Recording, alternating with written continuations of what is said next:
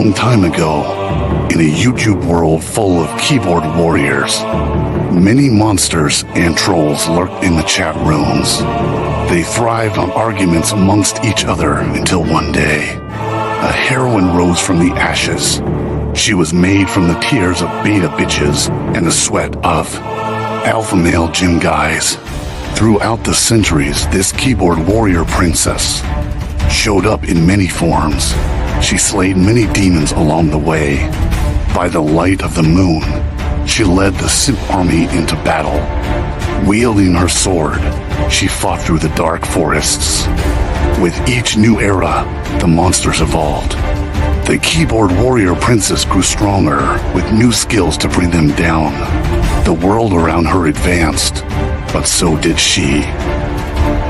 Her heroism became known to society as technology advanced, and with each new generation, she had to learn how to blend in to keep her identity hidden. Now known as the Raging Tomato, this keyboard warrior princess fights for justice in every debate. She fights for freedom, for moderator bias, and she fights for your ability to battle on an open panel for your beliefs.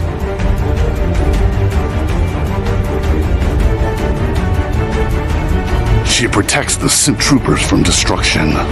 She fights to create peace among troll wars.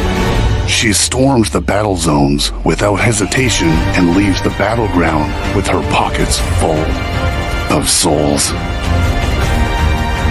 Are you ready to battle your fellow trolls? Are you ready for a moderator to give you time to talk? Are you ready for justice, peace, and a fair fight? Tune in every Monday night to watch your friends duke out their issues, or join the open panel so that you can fight the good fight and find resolution with your peers.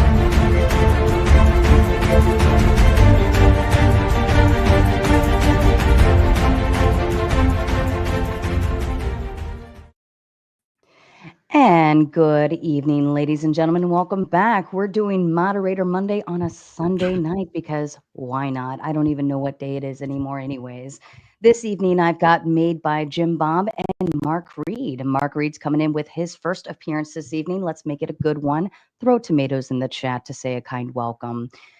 This evening's topic is God a rational belief? I'll be very interested to hear this. And of course, we're going to go ahead and kick off with Jim Bob on the affirmative side. Can you give your opening statements, please? All right. Thank you so much.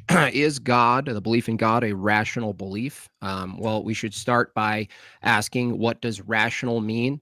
Let's just go with the basic definition. Rational is based on or in accordance with reason or logic. So how do we know a belief is in accordance with reason or logic? We can use different types of reasoning in investigation. We can use empiricism and the scientific method. We can present formal arguments.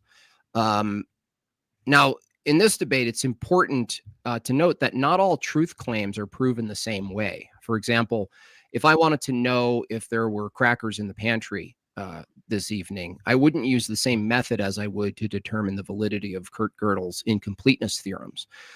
With that said, the question of whether one thing is rational as a position and another thing, you have to examine what category it's in.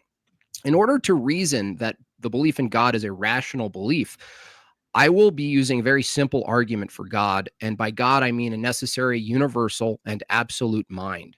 But before I present that argument, it's important that we lay out a whole plethora of other things we need to assume before we can even make arguments or inquire about whether or not a belief is rational. Now, we have to assume a plethora of things, as I said, right? So let's look at those things. We have to assume minds exist, minds which are capable of evaluating and appraising propositions. We have to assume that there's an external world and its regularity, which we couldn't do induction otherwise. We have to assume knowledge and truth exist. We have to assume information and meaning exists. We have to assume universals in order to speak of the world in any intelligible way. The reason I bring these items up is because we don't determine these things are rational. We use these things to determine whether some subsequent claims are rational. In other words, you have to first believe in these things on the screen. before you can investigate. Now, keep in mind, all of the items listed are not found as matter. They are not determined using measurements or empiricism or science. They are assumed at the base level, right? There's no, otherwise, we're asking, how are those things justified? Well, we're certainly not justifying those things by the subsequent methods. Being that logic itself is listed in the definition of rational as the arbiter for determining whether something is rational or not, it follows that we are holding logic to be universal.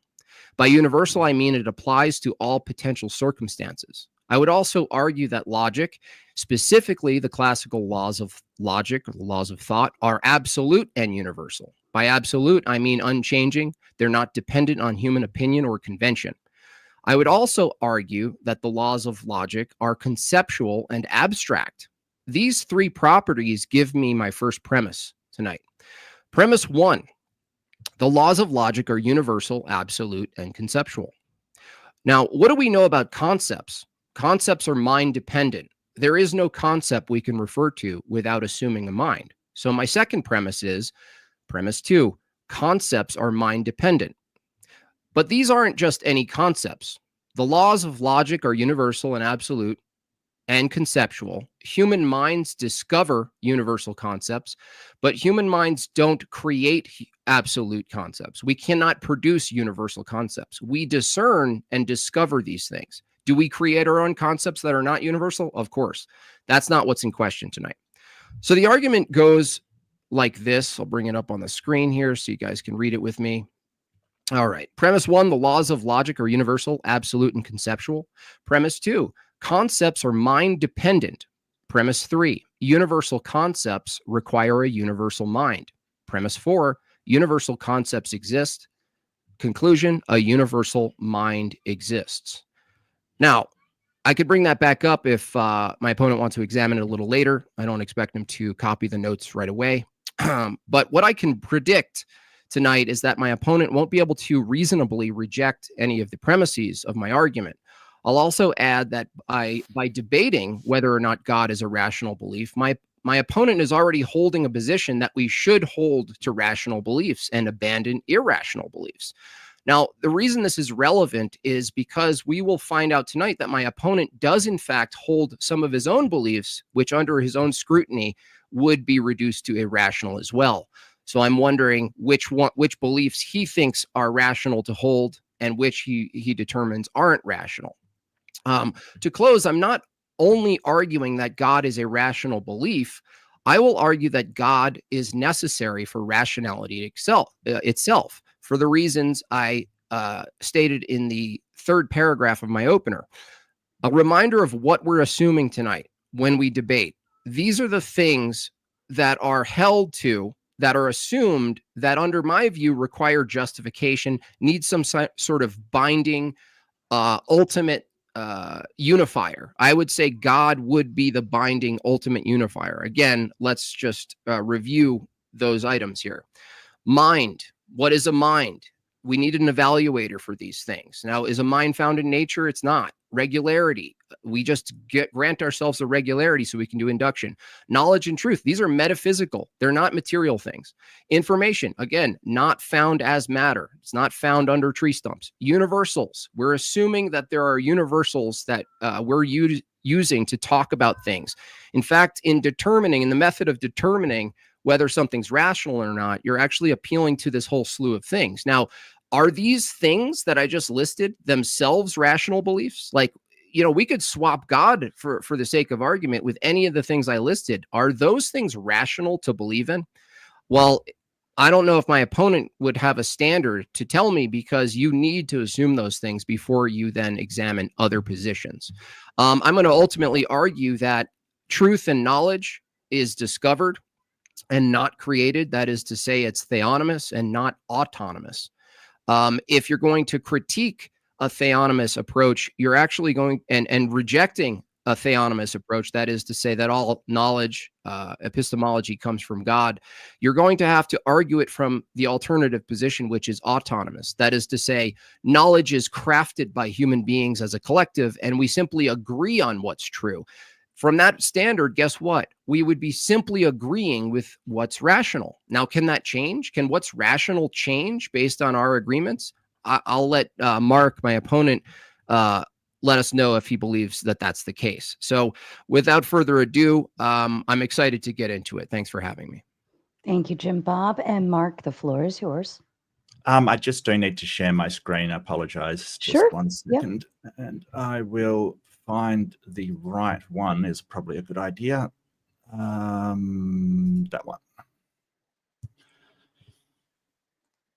Just let me know when it is on the screen. You're there. Hello, I'm Mark Reid. I want to say thanks to Raging Tomato for hosting the debate and my opponent, JimBob, for opposing me. Also, thank you to the audience for tuning in, and thank you for giving time to me. So my position as a God belief is just like any other supernatural belief. There really is no sound evidentiary standard to warrant this belief. So what's rationality? It has a few different meanings, how it's applied. It can be applied to actions such as moral actions, where the one's acting rationally. But in this case, it's applied to belief because the debate is whether a belief in God is rational. Now, I do want to say up front that just because somebody is being irrational, it does not necessarily mean they're wrong. Someone may have an irrational fear of dogs, for instance, and it's correct that one dog on the street is in fact dangerous, even though their belief is based on an irrational justification. So rationality applies to the justification for the belief and how it is justified. This is part of something called epistemology, which in philosophy is the study of belief and knowledge. How do we know what we know and the reasons for believing what we believe? I also want to note, just because one has an irrational belief does not make them a rational person. That's more a shorthand for someone with a predilection for irrational thinking. A person can be irrational about one thing and think rationally in most or all other areas of life. So a few examples of irrational thought. Phobias are interesting, that these are usually born out of some sort of trauma or instilled as a child. A particular one of these we see in religious people is phasmophobia, or a fear of spirits or supernatural presence like demons or ghosts. The last one I want to talk briefly about, wishful thinking. In philosophy, this is appeal to consequence. When one says, well, if the thing I believe is not true, then it means a negative outcome, or if true, then a positive outcome. For instance, if heaven is not real, then people just die. Whether this is true or not has nothing to do with the consequence, and therefore is irrational thinking. So validity and soundness are need for rational thought. Soundness is related to how evident something is, or the arguments and evidence that you're providing can be demonstrated that the thing is true. I want to get across that something can be logical, but not true. For instance, it may be perfectly logical that my brother could be in the next room without him actually being there. Logical possibility does not speak to the actuality of a statement, and that is and only that it is not impossible. Much more is required to support a belief that it not being impossible. Hence why it needs some sort of evidence to support this belief. There are two reasons why God is irrational, both related, lack of evidence and evidence to the contrary. I'll go over in a little bit why this is so in the next slides, in both lack of evidence and why the God my opponent posits is contrary not only to evidence but also to logic. There are many God claims with the same amount of evidence for them, but my opponent does not believe these claims are rational. Well, why not? If you can provide no more evidence for anyone else and their beliefs are irrational, then what makes yours rational? So if a belief is God is irrational, why do so many people believe it? This is where faith comes in. Now, I want you to pay a lot of attention to the definition of faith in the Bible. What do you notice about this? Substance of things hoped for. This is things hoped for do not have substance, nor any material structure at all. Evidence of things unseen. Things not seen and not observed and not evident. So this is a paradox or a contradiction in terms here. Essentially, it is saying faith is believing without evidence, without any good reason to justify the belief. Faith shores up where a lack of evidence fails, and for this reason alone, a God belief is irrational. Some theists I met would agree and reject that rationality is required for their belief and accept that faith is a decision to believe without justification because it is required by a God. My opponent, I assume, disagrees. Now, I want to get into a logical problem, the Trinity. This has violated the law of non-contradiction, which basically states something cannot be both true and false at the same time. So something cannot be a cat and not a cat at once. The assertion that God is both one entity and three persons is a problem, as a person is an entity. So they are saying that God is both one and three. Three is not one. So they are saying that God is both one and not one at the same time. This makes the God posited logically impossible. my last one is the problem of evil. This is where the theist claims that a God is all-knowing, all-benevolent, and all-powerful. However, we see evil in the world, and a God that is described would know how to stop it, have the power to stop it, and would want to stop it. However, this God does not, showing that God cannot have one of the aforementioned attributes. If God is evil, this would solve the problem, but this is not the claim. If the God has no power to stop it, again, it solves the problem, but this is not the claim. If a God does not know that suffering is happening, it solves the problem, but this is not the claim. The suffering can be claimed to be a good thing, but it solves the problem, but it creates more, which we can discuss. But I think I might be getting short on time, so I'll wrap it up there. Thank you. Yep, no problem.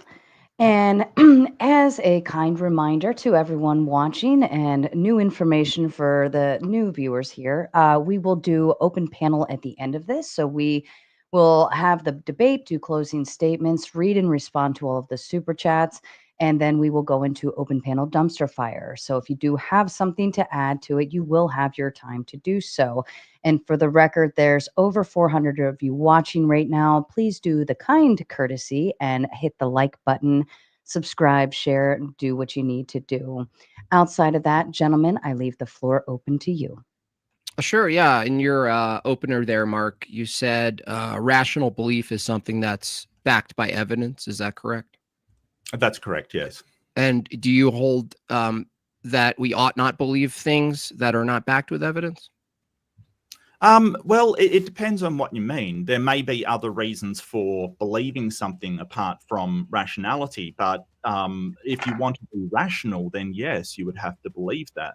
For instance, you could believe something on necessity, for instance, like it's necessary in order to live my life that I do believe something, but it certainly wouldn't be a rational belief. Okay. However, having a non-rational belief in one area doesn't mean you're irrational everywhere. I was just wondering because I was wondering if you, if there was an example of something that you believed in that was under your own standard irrational, or no, you think?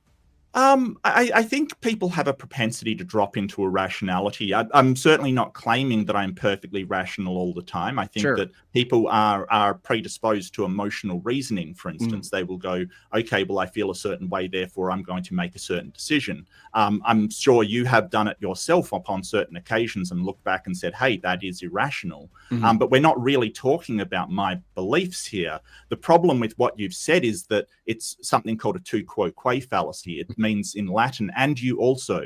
Even if I was irrational, it doesn't show that you are as well. No, I understand. Like the whole proposition that you're rational or irrational about your God belief is completely independent of what I understand. Well, I understand that position, but if your standard for determining what's rational, if you don't have one that you use, then that's why I ask, like, for instance, do you believe in human rights exist? Well, it's not about my beliefs. It's no, about it is whether because the God belief is rational. Because basically, if we're looking at where we are rational, dude, let me just say one thing. You asked a question. You asked a question, so I'm answering it. I'm saying that my beliefs have nothing to do with the debate. All you are trying to do... Go ahead and let him land the plane, all you're trying to do is poison the well by basically saying, hey, you've got this problem, and I think all my beliefs are rational, or at least I try to make them as rational as possible. And when I look back and see something that is rational, I try to correct it and say, hey, that was an irrational thought.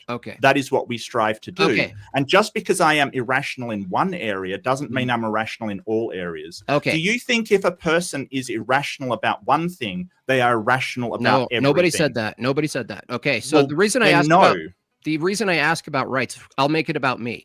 I don't believe human rights exist. Is that an irrational position from your point of view? What do you mean by they don't exist? They don't exist. I think the belief in human rights is an irrational belief. Why? Because based on your standard, it's not supported. There's no evidence for rights existing. So it's a fantasy.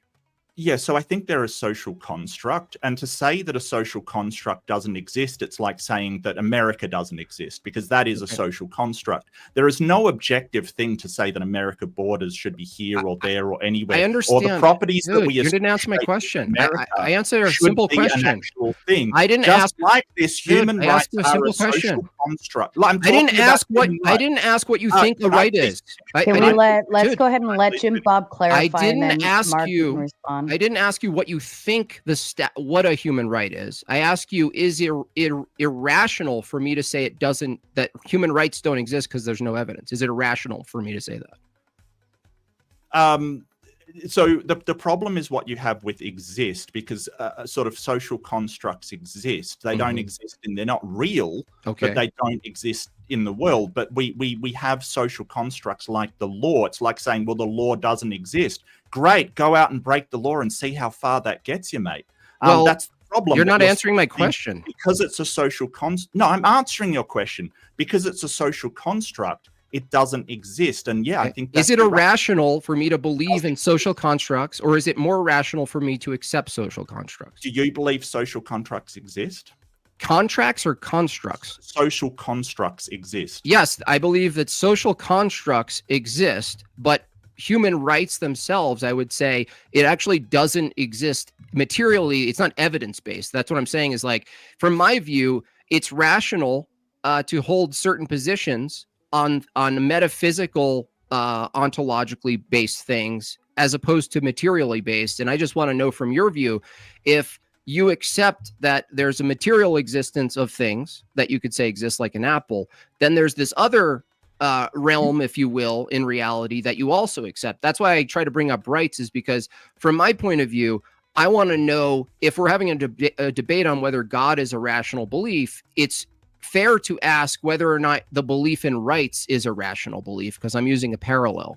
Now, I still don't have an answer. Is it rational to believe in the social construct human rights? Is it rational? Well, I can answer that now that I've got clarification. Okay. If you think that social constructs exist and human rights is a social construct, but you don't believe that human rights exist, even though you believe that social constructs exist, yeah, that's irrational. Yes. Okay, so I don't believe actually that human rights exist as an item, but I believe the construct that's backed with force exists, that the agreement to say, well, we'll just say human rights exist and we'll back it with a gun. I see that exists. So yeah, if you agree, okay, great. Exactly the same as America. It doesn't actually exist. They back it with a gun. What's the difference? If you agree that human rights don't actually exist, but the social construct does exist, would you agree that the belief in God is a social construct?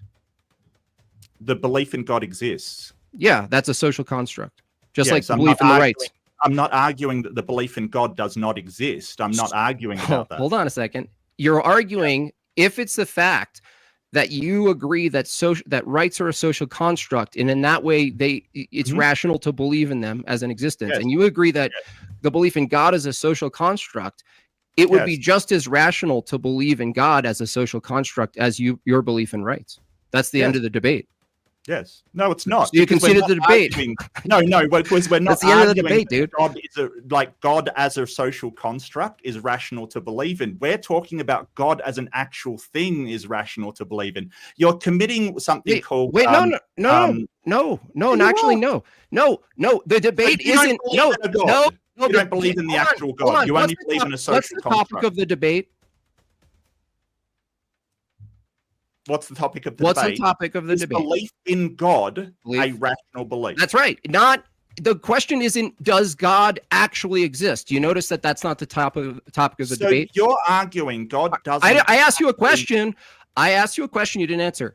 Mark, please clarify for the audience that's watching. Is the topic of the debate whether or not the belief in God, regardless of whether God exists or not, the belief in God is rational?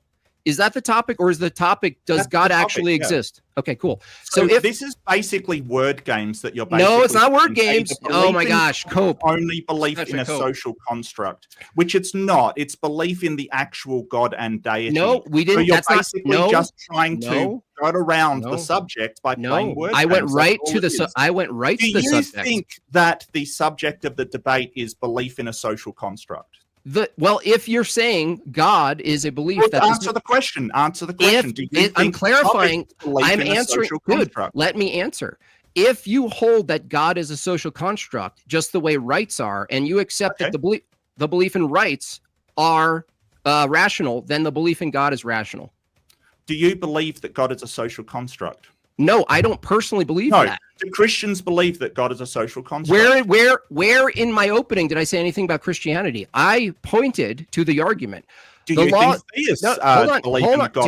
Dude, you're not engaging with my arguments. You're right. You prepared for the wrong debate, by the way. Semantics. No, it's not semantics. Look, I'll give you my argument. Let's see if you can hang with my argument. Where nothing about Christianity, nothing about the triune Godhead, by the way, in my opener. Premise 1, the laws of logic are universal, absolute, and conceptual. Do you agree with premise 1?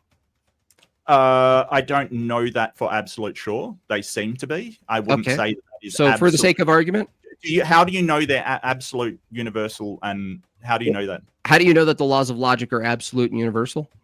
Yeah. Because I would know that by any attempt to argue otherwise would assume those laws.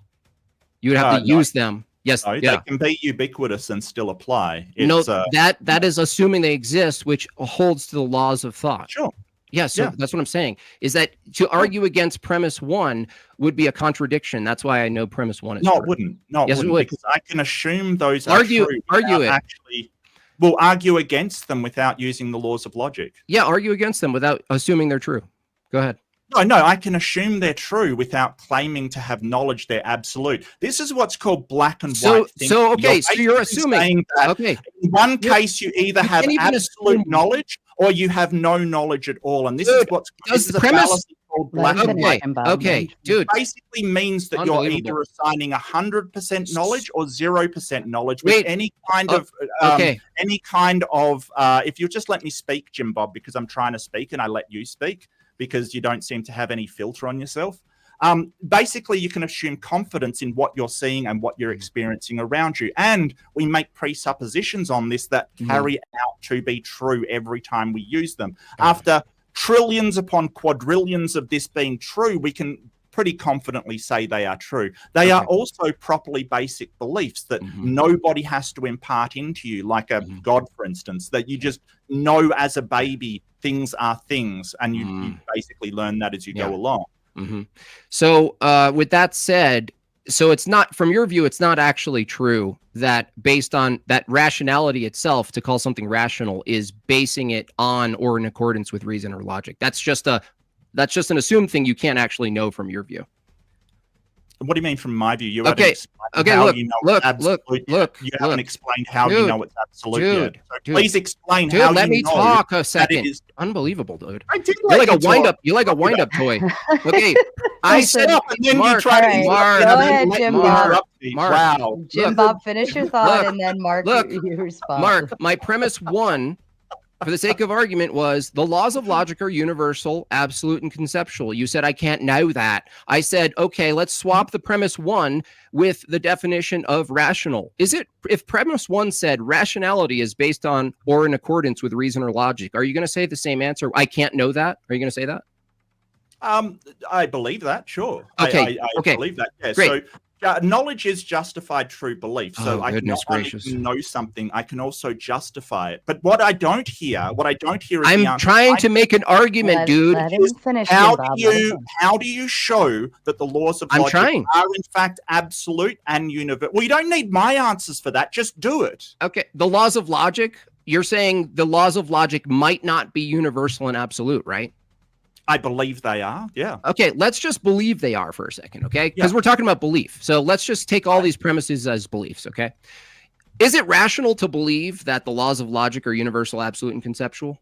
Well, what I'll go back to is unfucking believable. Which is basically, can you show that they are absolute and universal, which you haven't done. done is ask me Mark, questions which isn't showing Mark. it. What I'm saying I'm here trying is to run an able argument. You to won't show even it. do the argument with me. No, I Look, won't. You're not look, answering my question. Is Why it don't you reason? answer the question? The title of the debate is it rational? Is it rational to believe in God? So I'm going to stop for a second. As I said, which you ignored, there are properly basic beliefs. I There are don't beliefs care. that I'm asking don't- about a premise. Well, what are you talking I'm about? asking That's you the to answer. engage with my Oh, you premise. don't like the answer, so you're I going to want ask you the to question engage with my over and premise one, Mark. Gentlemen, Is it rational to believe premise one? Okay, the laws of logic are universal, absolute, and conceptual. I didn't ask whether or not you absolutely know that. I said, is it right? Is it rational to believe premise one? The laws of logic are universal, absolute, and conceptual. Sure. Great. Premise two, is it rational to believe that concepts are mind dependent or mind associative? Sure. Yeah, absolutely. They are. Okay. Is it reasonable to say that humans can't generate universal concepts, things that are absolutely true? Given that you rejected the absoluteness of premise one, you should probably agree with premise three that say universal concepts require or universal concepts can't be created by humans. As far as I know, they can't generate universals. Correct. Okay, great. So if premise two is concepts are mind dependent, is it, and we know that humans are finite and we're not absolute and we don't have full knowledge, is it fair to say if they're mind dependent, if the laws of logic are mind dependent and conceptual, and humans can't generate these absolute concepts, these you're believing that okay, that we're not proving it, we're believing that these premises are true. No, is it fair? Hold on. Is it fair to say that universal concepts would be tied to a universal mind? No, this is a reification fallacy. What you're doing is saying, hey, the laws of logic are basically, well, the laws of logic are a description of the properties of our reality. Are they? A description of how it works. Yeah, it's a descriptive thing. It's like saying, okay, we've got, well, do you think that the laws of logic, like A equals A, is actually out there floating somewhere? No, I believe that the laws of thought being conceptual and abstract don't exist as matter. So we agree there. So, this is the reification fallacy. I just said they don't agree. They don't exist as matter, bro. So that's the opposite of a reification. The laws of logic. The place is basically the universe. Like we're creating these laws as an explanation. Mark, what's the misplaced concreteness fallacy, please, for the audience? What's the misplaced concreteness? Yeah, reification. What's the reification fallacy? Yeah, it's assigning to a abstraction properties of the thing that it is describing. Oh, okay. So where in the rock preceding all human minds is the law of identity located? Where in the rock of mind? No, where in the rock? You got to listen to me. Where in a rock before all human minds existed? You believe there's a time before all human minds, right? Sure. Oh, yeah, okay. Sure. Great. So that's a past, right? So you believe in a past that included material things, right? Yeah. Rocks, planets, these things, and they operated a certain way. Okay. I'm saying that in that way it operated, we describe with the laws of logic. You weren't there to watch this, okay? I'm saying in the past, dude, in the past, there's this reality of that's a hard reality, right? It's concrete. I'm asking you, does that reality abide by the law of identity? It does, yeah, but the law of identity is a description that we've given to How is it? No, hold on. Properties. It just has the properties Bro, you of just being something. Let him finish, Jim Bob. Let him something finish. is not something else. That's the property. We have codified that into the laws of logic. We say I understand that, but I understand what you're saying. But I don't know why he just keeps interrupting. It's absolutely Jim Bob. Is that a urine At jar? least. And Jim Bob, you know my rule. Even if you want to respond with "that's fucking stupid," I apologize. At least let him I'll finish. let him finish. Thank you. But what I'm not hearing here is any kind of justification for your God. It's just a big, the point is that these laws of logic, these things that we say, hey, it's inherent to the universe. You're saying, hey, a God is responsible for creating them somehow. I say, hey, they're just describing an inherent property of the universe. If you want to go, oh, well, the laws of logic I mean the properties of the universe that have an identity, etc. Okay, all right, I get what you're saying, okay? But I don't think they're conceptual. I think they are just a fundamental property of the universe. I know that dude, you can't just you can't filibuster me, bro. Stop filibustering. I am not hearing. I'm on the positive. You're supposed to be critiquing my statement. No, that's not how debate. I'm on the positive. I'm the affirmative. I'm the affirmative. You're not critiquing me. You're not critiquing me. So what I want to know is you're claiming these aren't inherent to the universe and they're coming from a God. I get that. They're coming from the mind of a God. How can you show that is in fact coming from the mind of a God? Okay, cool. The irony here is that you just reified the laws of logic as some inherent properties of nature, okay? I asked you a simple question. Before all human minds could describe the world, there was a world that existed with objects that held their identity. I asked you, do those objects abide by the laws of logic? And you said they do. I said, where in that universe, given that you said they're properties of nature, where is the law of identity a property of an object? Well, then I misspoke because I meant that they abide by the properties of the universe and the laws of. Do you think the laws of logic? You're asking me a question. As a conceptual thing before humans came along? I think the laws of logic apply to nature itself. The nature itself follows those rules. It doesn't. A rock stays a rock. Hold on. Doesn't turn into something else. So it's abiding by these laws, right? It's abiding by these laws. It doesn't violate the laws of identity. Right? I see the problem here. You're saying the laws are prescriptive, right? No. They are No, I'm saying they're descriptive. But what I asked you, if they're descriptive, laws of logic exist before there were human minds to come up with them. Yes, because if you're saying they're descriptive, do you know what has to exist for you to describe something? A referent. A referent, yeah. Referent. So what's the referent of the law of identity in nature? Properties of the universe. No, that's vague. I'm asking where did you find the law of identity in the universe as a property? It's descriptive. We said, hey, that is like a law of nature, like any law of nature. Dude. Like Boyle's. You think Boyle's law was something before it came along? It describes a property of nature, JimBob. This is the thing. If you want to go to the properties, sure. Okay, I get what you're saying. That you're saying. What does a property of nature mean? It's describing. What does a property of nature mean, please? Clarify.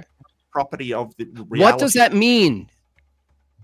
What does a property point to? No, give me an example of a property of. Ask me like what the nature of reality is. No, good dude. Tell me an example of a property of nature, so I understand what you mean by a property of nature. Water at 100 degrees Celsius boils. That's an effect we can observe. Now, please tell me where the law of identity is a property of nature. Let me finish my question. Oh my God, the two of you are. Please tell me where the law of identity you're claiming is a property of nature in the same category as water boiling, which I say is an observable effect. Where, if those two are in the same category, where did you observe the law of identity in the same way you observed water boiling? Because I'm a human and not a human. Is that, you really think that answers my question? I'm a human and not a human. Really? No. What did I ask you? What did I ask you? Can you show me the property of the nature that shows the law of identity? That's in the same category as the property of nature called water boiling. I just did. You said I'm a human being and not an alien? That's your answer? Yes. We have discrete things that are something and not something else. That's it. That's all that the law of identity explains. That's an evaluation, bro. What? That's a description. You know I really think you are just avoiding talking about evidence for a God. Evidence. Okay, let's talk about evidence. You think? Do you disagree that the laws, the fundamental laws of logic are conceptual? Are they abstract? No, are a thing. Do you disagree? What does a thing mean? What does a thing mean? They are a way to examine reality. No. They are present in reality. Bob, let him finish his sentence. Where are they present in reality? Because you said evidence, right? I believe the laws of logic do govern reality. Great. Are they abstract or actual? The laws that we create, that we describe the universe with, are abstract, like any mathematical Okay. law, like anything we Okay. make up. Maths is an Oh, abstract. here he goes. But Here he goes the again. properties of the universe, basically, they're describing those Okay, properties. let me give you back. Something can be one thing, but it can't be. Let me give you back what you said. Let me give you what. That is Oh what my gosh, I think dude. is happening. But You believe these things are the same things as well. So I don't know what we're arguing about. You said so much, dude. Just stop. Why a belief in God is right. to do to have you was sign up for tier 2 of your Patreon. 'Cause you're my Patreon girl, and your love for me depends on how much money that I pledge to you monthly. Okay, shut the fuck up for a minute. You're both starting to get on my nerves. If we keep interrupting each other when we're trying to finish off a sentence, then it's only going to make it worse. You're not going to hear the full statement. You're not going to hear the full question, so on and so forth. So the both of you need to take a step back from the conversation, take a fucking breath in, and stop interrupting each other, because it's doing is making the conversation harder. I get it, JimBob, you're trying to say something that Mark is not hearing, and Mark, you're trying to say something that JimBob is not hearing, and I'm too dumb to translate on this one, okay? This is nothing in my alley of expertise. But what I will say is stop interrupting. It makes it hard. Okay, Mark, you said something, and I wanted you to clarify something. You said you believe the laws of logic do govern the universe. I'm going to ask you a question. Did they govern the universe before human minds described the 3 classical laws? So by govern, I mean that it's like if a law of physics governs how the universe operates, it is just shorthand for describing how the universe works. Like, for instance, the theory of gravity, that it's conceptual, but it does describe something real. This is the problem. You're not answering my question. Oh, well, I am. No, what did I ask you? Well, it's like saying that, hey, you've got a map there of the landscape. Is the map conceptual? Well, yeah, the map's conceptual, but that doesn't mean that the real place does not exist. Well, I'm explaining this to you, Jim. What did I ask you? Do you think they're conceptual? No, I didn't ask you that. You're not listening to me. You said the laws of logic govern the universe. I know what you mean by govern, that the laws, the universe is set up in a way where a rock can't suddenly be a tree out of nowhere and go in and out of identities, okay? I'm saying I agree with you that nature itself abides by the laws of logic, the classical laws. I'm saying, I asked you a simple question. Before humans came along and used language to describe what they see are those laws, law of identity, non-contradiction, excluded middle. I'm asking you a simple question. Given that you said the laws seem to govern how material operates, sure. I asked you a simple question. Before human minds came on the scene, were those laws still governing the universe? Yeah. Yep. Okay. So I'm asking you, from my positive view, Mark, I'm saying the laws you admit are abstract and conceptual. That's their ontology. No, because you're what are they then? Again, you're reifying it. You're basically I saying am the opposite of reifying it. No, because these are just the properties of the universe, right? So the properties of the universe are not conceptual. The laws of logic describe the properties that we see in front of us. Now, you can argue that the properties don't exist or that the properties come from a God, but if we agree that the universe behaves in such a way, like you're trying to make it like, well, the laws of logic are conceptual. They basically mean that there's got to be some kind of mind to create them. And what I'm saying is I don't see any reason that's the case. I see them as an attempt to understand the world around us. Is that conceptual? Is that conceptual? What do you mean? Dude, by the way, I don't know if you know what reify means. When someone hold on, I'm talking right now. When someone says reify, what they're doing is taking something abstract and trying to make it into a material thing. No. They're assigning properties to the abstraction that physical the properties. Abstraction represents. Yes. That's or what the I other said. way round. Or the other way round. They're trying to take the conceptual idea and impart it upon something real that it is only meant to represent and is not the actual thing. Okay, but Mark, I did ask a question: is a map conceptual? A map is conceptual and actual.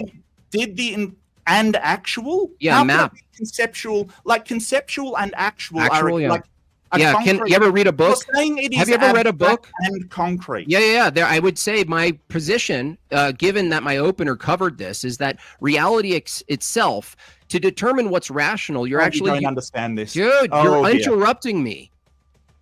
I just told you Sorry. a book or a map. How is it you're going to argue a book isn't actual and conceptual?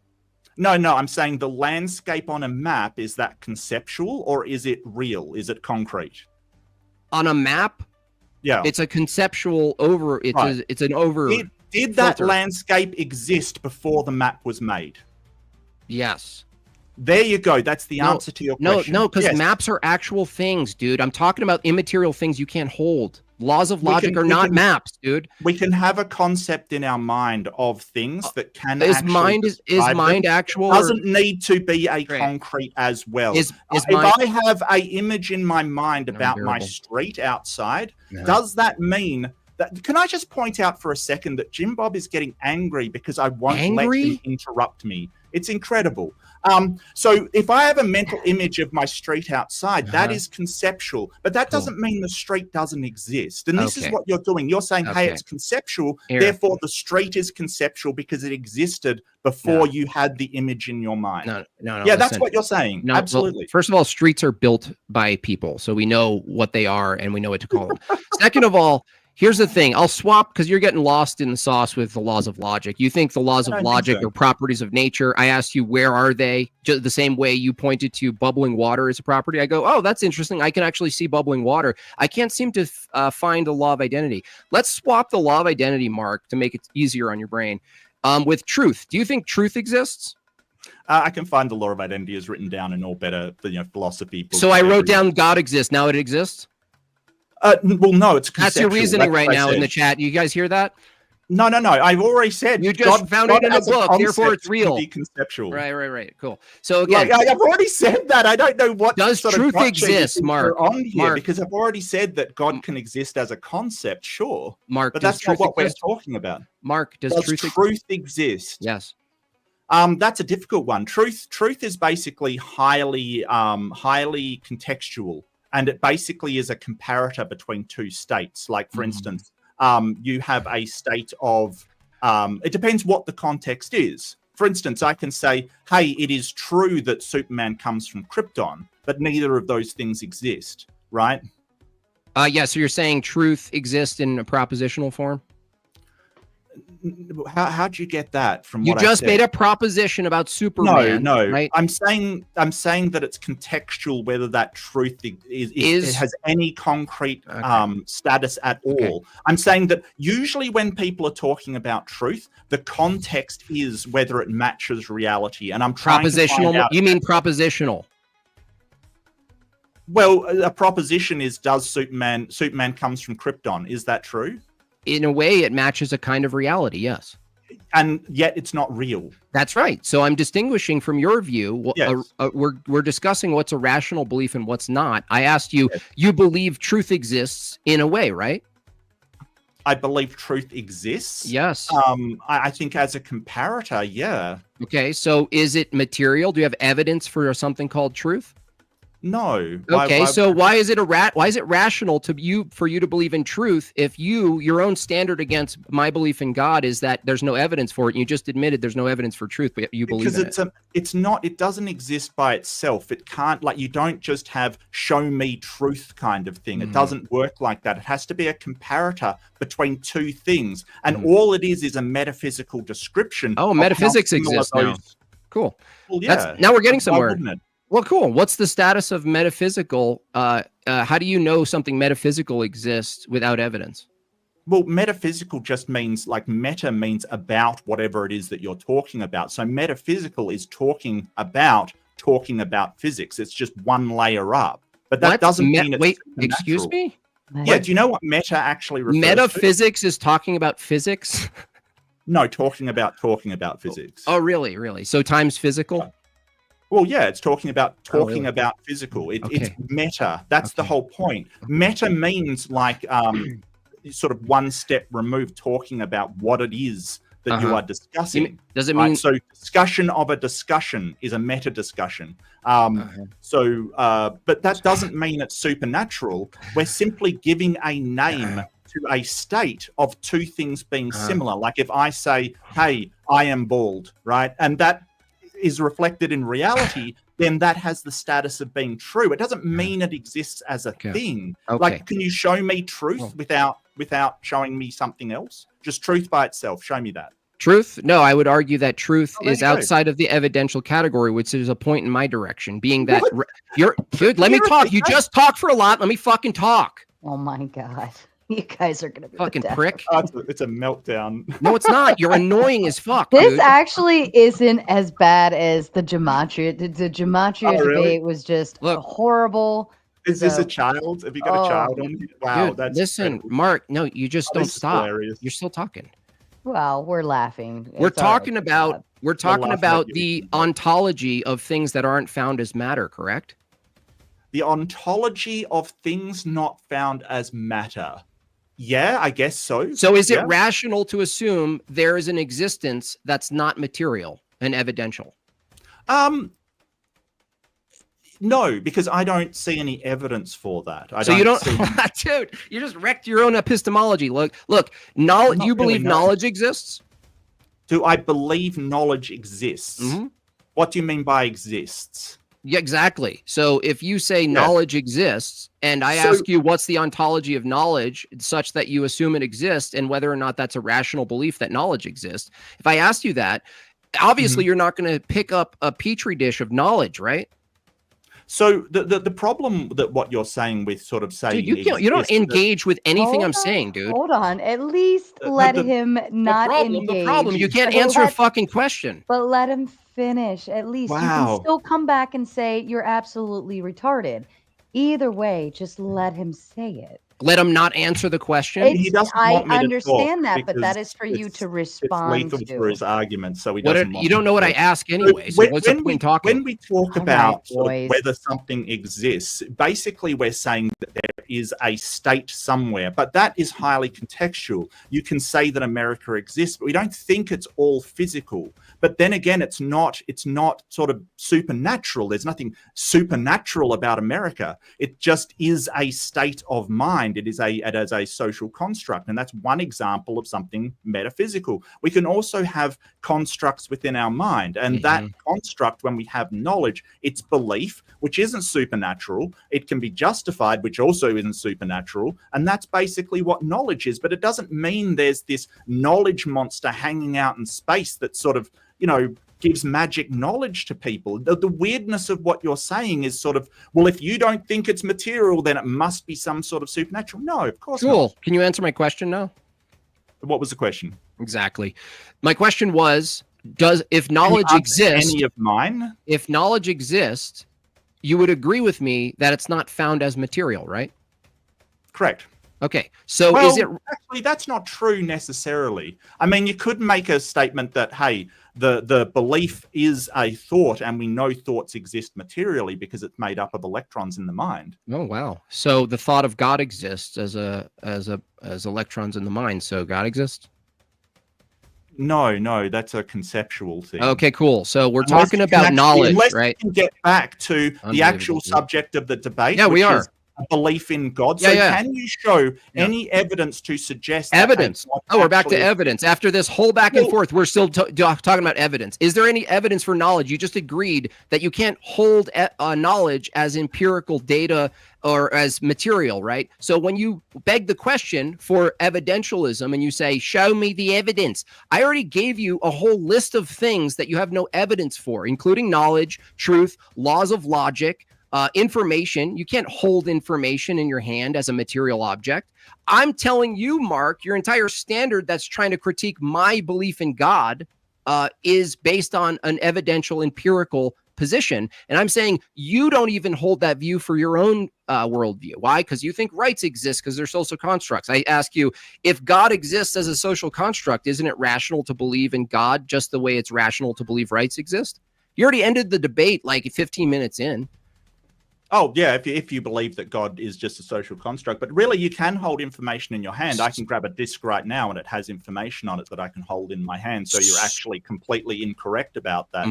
You also mentioned that... Wait. Say that again. No, say that again. I'm going to address all of your filibuster. points. You're a filibuster. You don't get to gish gallop. Filibuster fool. I need a beer, I think, what's already. What's happening is he's gish galloping. What's happening is I'm going to talk about the debate instead of anything in the debate. So basically, the idea that you know, oh, you have no idea what knowledge is. All it is just muddying the waters. We agree that the laws of logic are a thing that we can follow and get to truth. But he basically says, well, it comes from a God or it's a God's mind, but won't actually justify it in any way. I kept asking, can you justify that this comes from a God's mind? And I got no answer. I can. Go for it.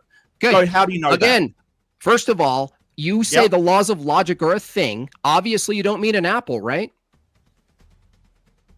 What do you mean?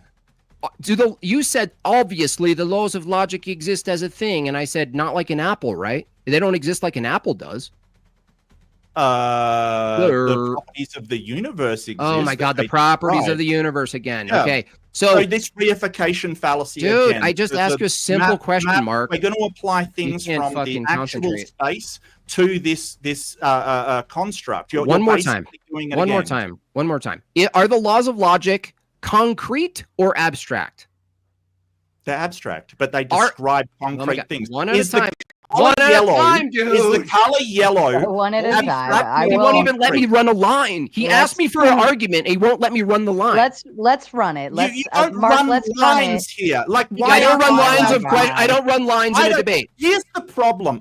Here's the problem. Let's do a Yelp review again. All he does is still just ask questions. Dude, I'm running an argument on you. Oh, gentlemen. Okay, let's run. I do like it when people run the lines of logic, and it's kind of like an equation, and I like to see it build up. So let's run it, answer for question, and let's see what happens with that, because maybe we'll get somewhere a little further. Please let me run the argument. So I asked you a question. Are the laws of logic concrete or abstract? You said abstract. Okay, I don't need a story about it. Abstract. Thank you. Are abstract habitually tied to a mind? Abstractions. Yes. Okay. So abstractions are mind dependent. Therefore, logic is mind dependent because it's abstract. Okay. We're getting somewhere. The fact that the laws of logic, being that you agreed they're abstract and mind dependent, still had a type of existence before any human mind, means that there's a necessary mind now before all human minds. Why? Because in the before any mind exists, you just bit the bullet and you said the laws of logic are abstract and they are mind dependent, and yet you agree that the laws governing the reality we're in governed the reality before humans described the laws of logic. Dude, you're totally cooked. No, because it's the same argument as saying that the mental image that I have in my head of a hill over there is just an abstraction, and yes, it is just an abstraction. But that's him saying, well, the hill was there before you had a mind, so therefore there must have been a God mind to have. The argument's not about a hill, dude. He is mistaking the thing. But what I want to know from you, and I want to get onto some of my points here. Yeah, do you think that the God that you believe in, that you believe is rational to believe in, do you think it is the triune God? Yeah, but that's irrelevant to the topic of the debate. It's very relevant. No, it's not. What's the topic of the debate? Is God one entity or is it three entities? What's the topic of the debate is you have to lay out. No, you have to argue with my affirmative, not your affirmative. Okay. It says in my opening. Listen to me. No, you can't argue. Have that belief. Look, I'm going to your beliefs. How come? You can go to what I believe and say, is that belief rational? But when I go to your beliefs, you say you're not allowed to ask my beliefs because they're too cool and they're too amazing to be subject to logic. So will you answer the question? No. Is your God one entity or three entities, JimBob? That's a malformed question, and it's irrelevant to the topic. Is your God one entity or three entities? I said it's malformed. It's malformed. Because it's malformed, dipshit. Clear it up then. Clear it up. All right. No, it's irrelevant to the topic. No. Yes, it is. It's not relevant. Where in my opener?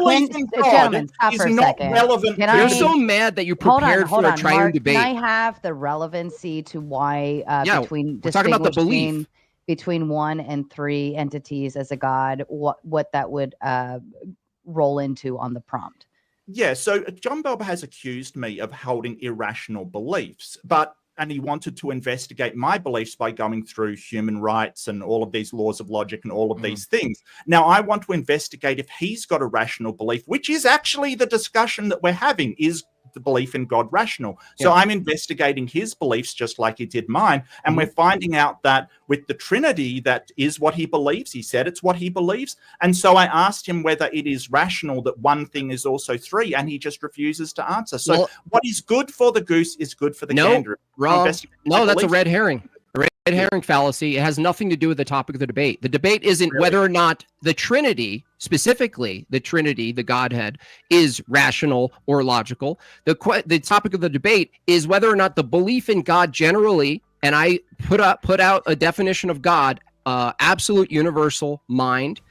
This actually doesn't exclude any other God beliefs. Why? Because I think that the belief in God generally, from even a theist view as a starting position, still is rational. It's just not whittling it down to who. The question tonight, Mark, isn't who is God. Nice fucking try. Now let's go with my argument. Human rights either, but you got to investigate. That's valid.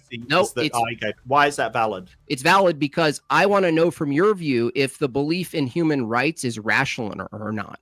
Yeah, and I want to know if your God belief is rational or not. My God belief is rational, but the truth of the matter to the Trinity, won't answer whether it is because rational. It's irrelevant. I'm asking, generally speaking, is it rational Moderator, to believe in rights? Can we please have a ruling on this?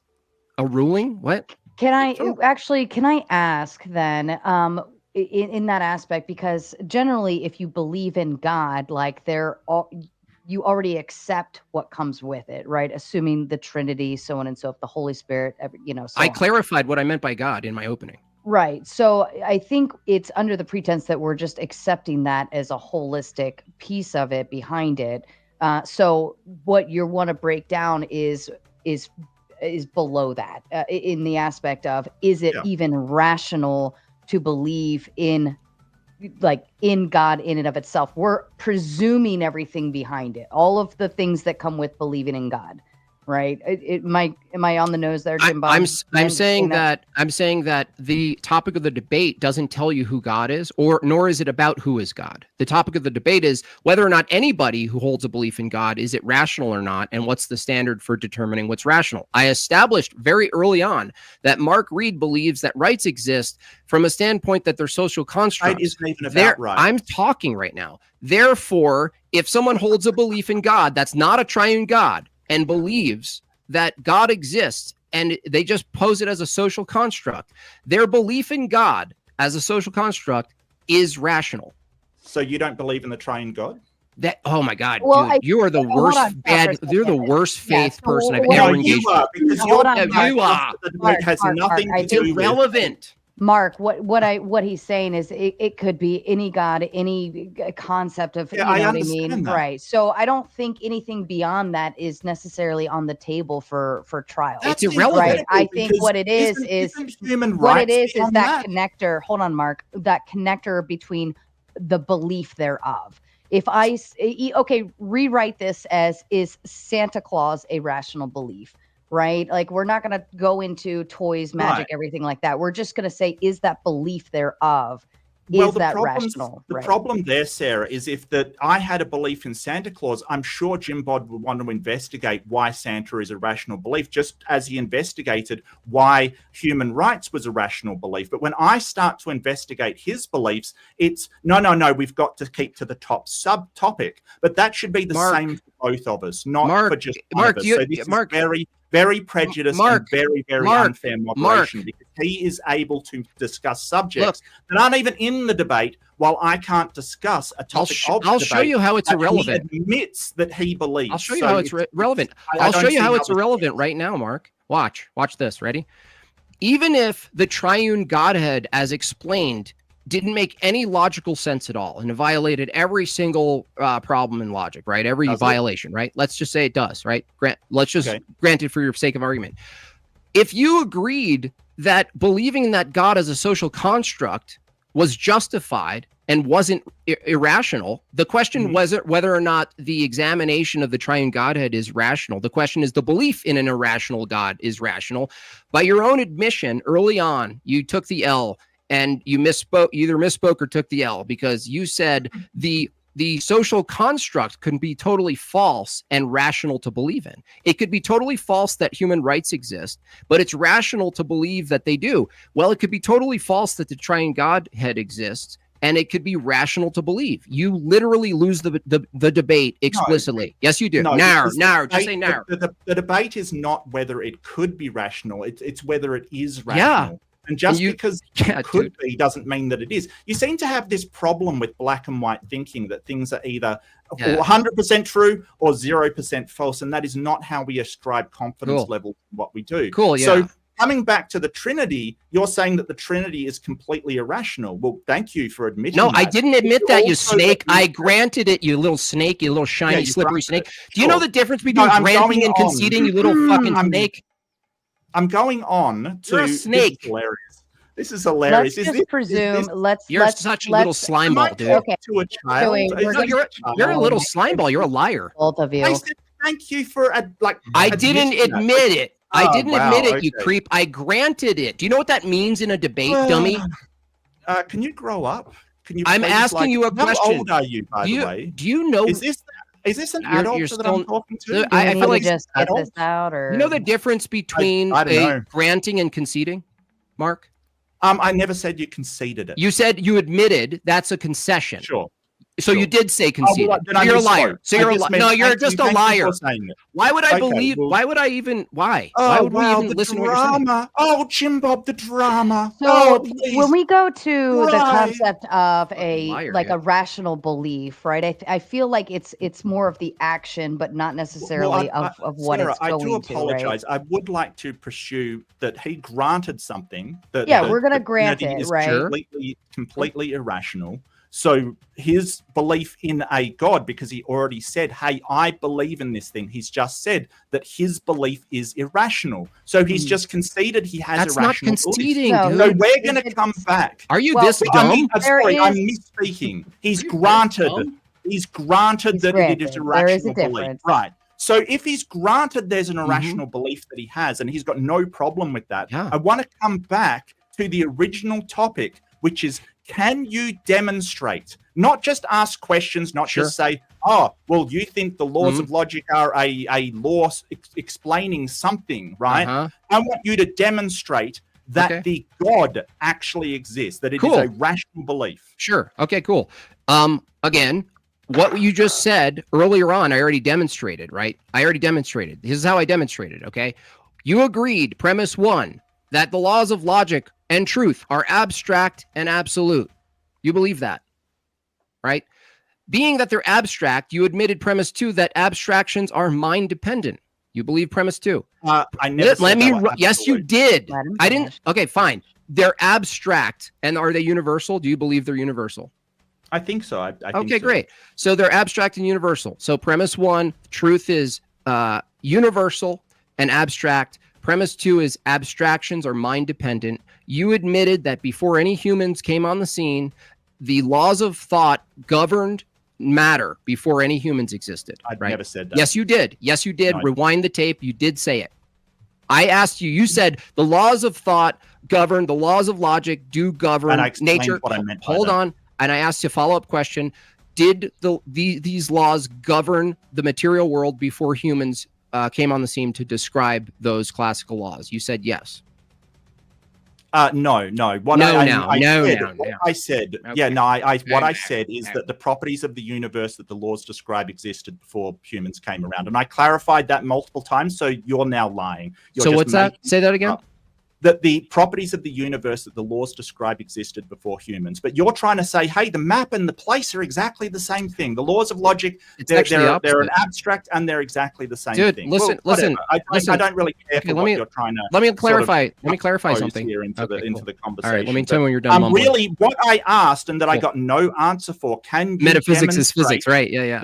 Hold on, can you demonstrate that that God is a rational belief, and all we hear is this semantic. I already demonstrated games. I already demonstrated it. Oh, but if you get this and do this, then no, you demonstrate it again. I'll demonstrate it again. Yeah. Ready?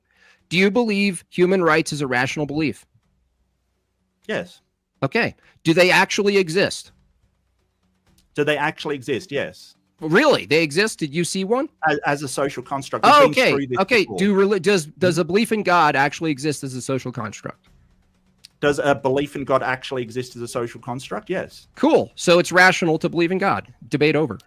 No. I don't know the entailments of my own fucking view. What you're saying, you're sort of saying W's in the chat. This is over. If this social construct does exist, is idiot. it rational to believe in it? Just because a social construct exists doesn't mean it's rational to believe in it. How do you not know you lost? A social construct of, Jabal Jaya, the country that no man can enter. You're confusing. And it wouldn't be rational to believe in that, even though it is a social construct.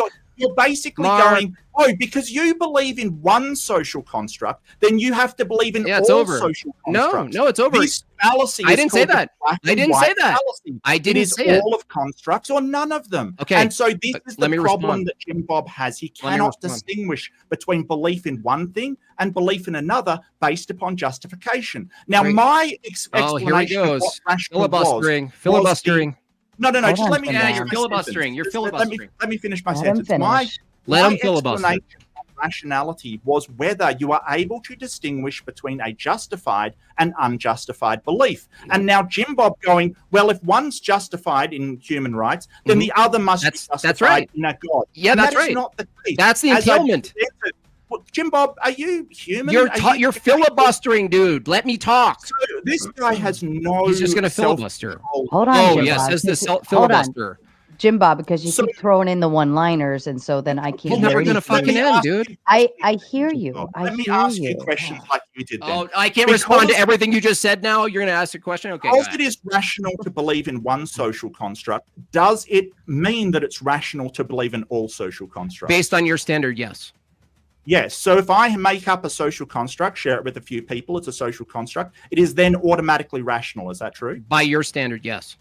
By my standard, I wouldn't think so. So that's not my standard. No, you just admitted it was your standard. By the way, you just filibustered. Let me talk for a second. You just filibustered. You haven't answered the question. You just said by my standard, and you're wrong. Yeah, by your standard. That's not my standard. Okay, let me talk. You just talked for a lot. Okay, you're confusing two things. The question of whether or not the thing that you believe in is true and evidentially true is a different question of whether or not the belief in that thing is rational.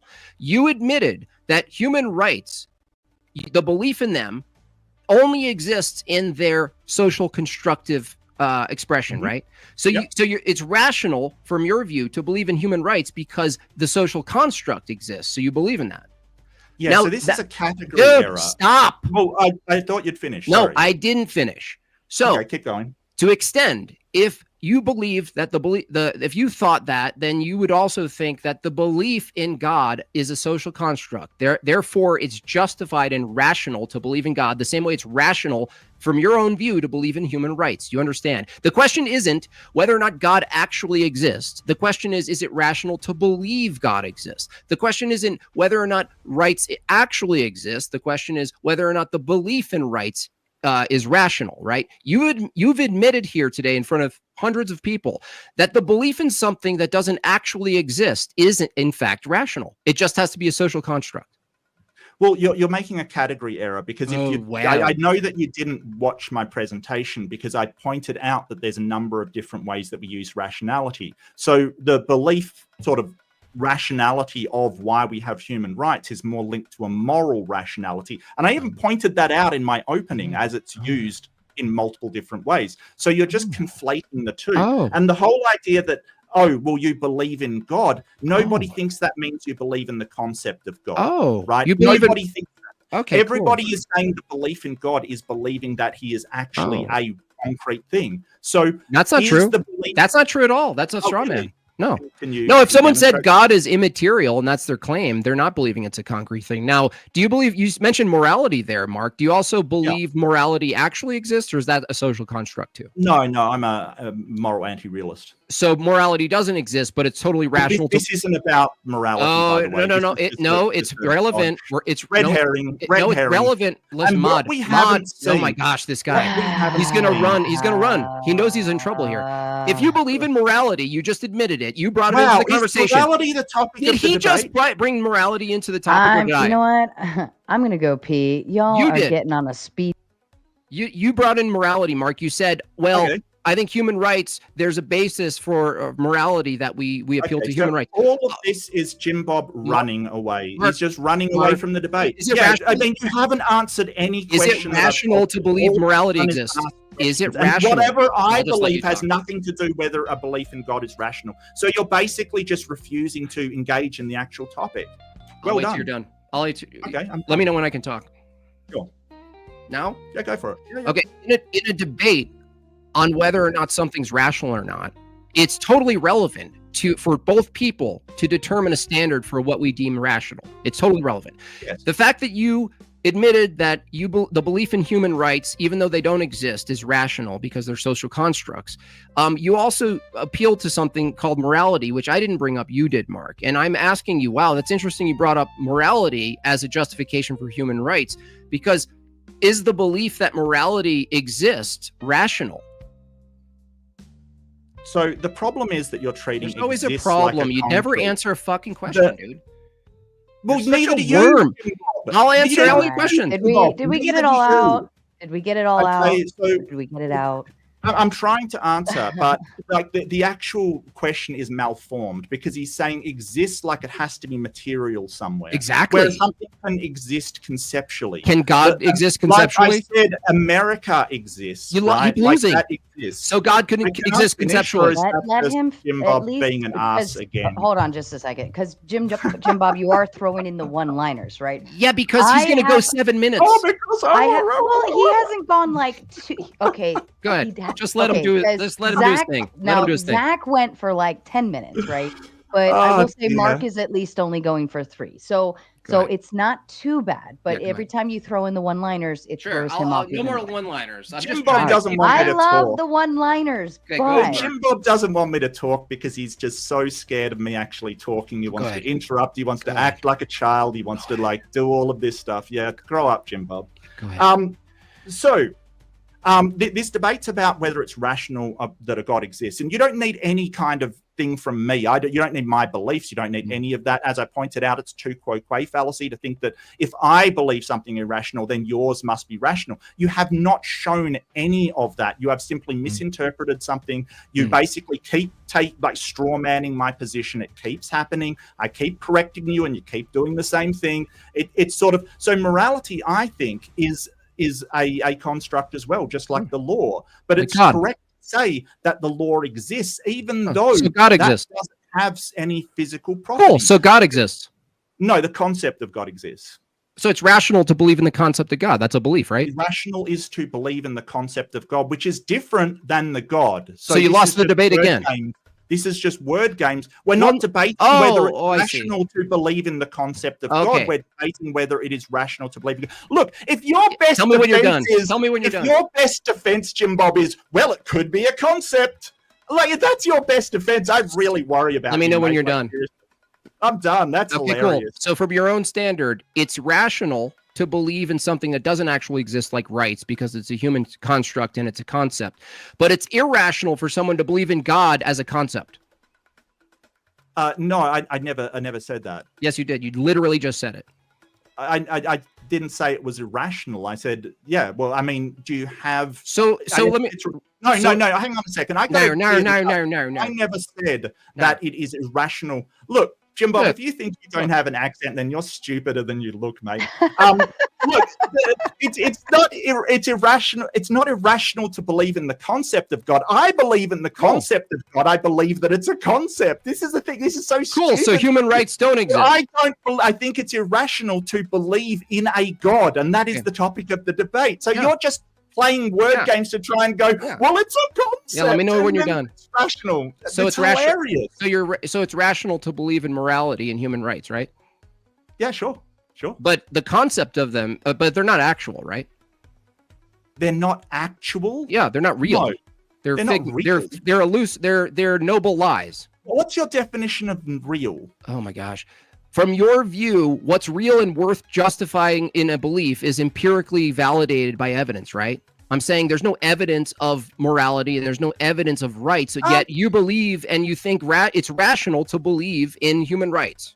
I think most things require evidence. There are some a priori truths that we may be able to get to. Sure, I don't think it's entirely necessary, but I think that, like, sort of without some a priori, deductive argument, I think that you're not going to get to something without evidence. And when I ask for evidence, you haven't provided anything. So do you have any evidence to justify your belief in a God? No, I don't hold that it's an evidential view. No evidence whatsoever. No, because it's not an evidential view the same way you have no evidence for truth existing and you admitted it exists. Do you have any evidence against any other God posited out there? Evidence against? Yeah. Or I mean, if you took logical evidences, you could, but the debate isn't whether other gods are more true or less true than any specific God. The topic of the debate is, generally speaking, if people believed, and I put it in my opener, if you believe God is a necessary, absolute, universal mind from which all truth, knowledge, logic, math, reasoning, all of it comes from that God, is it reasonable to believe in that God?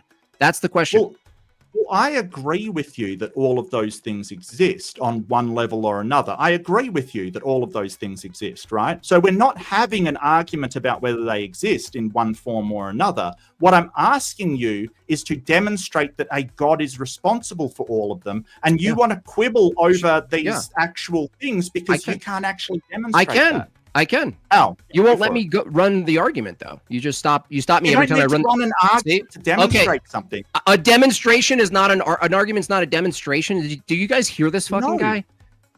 How else would I demonstrate it? How in a debate? In a debate, Mark. How else would I demonstrate it? You can just explain how you know it. You mean explain it in a logical way that's in the form of a fucking argument? Well, your argument's failed so far. I don't see where the only way your argument is. You won't even let me run my argument. Run your argument? You blocked it every single time, dude. A script? No, an argument is written down. If you want to call it a script, is that some sort of dig, dummy?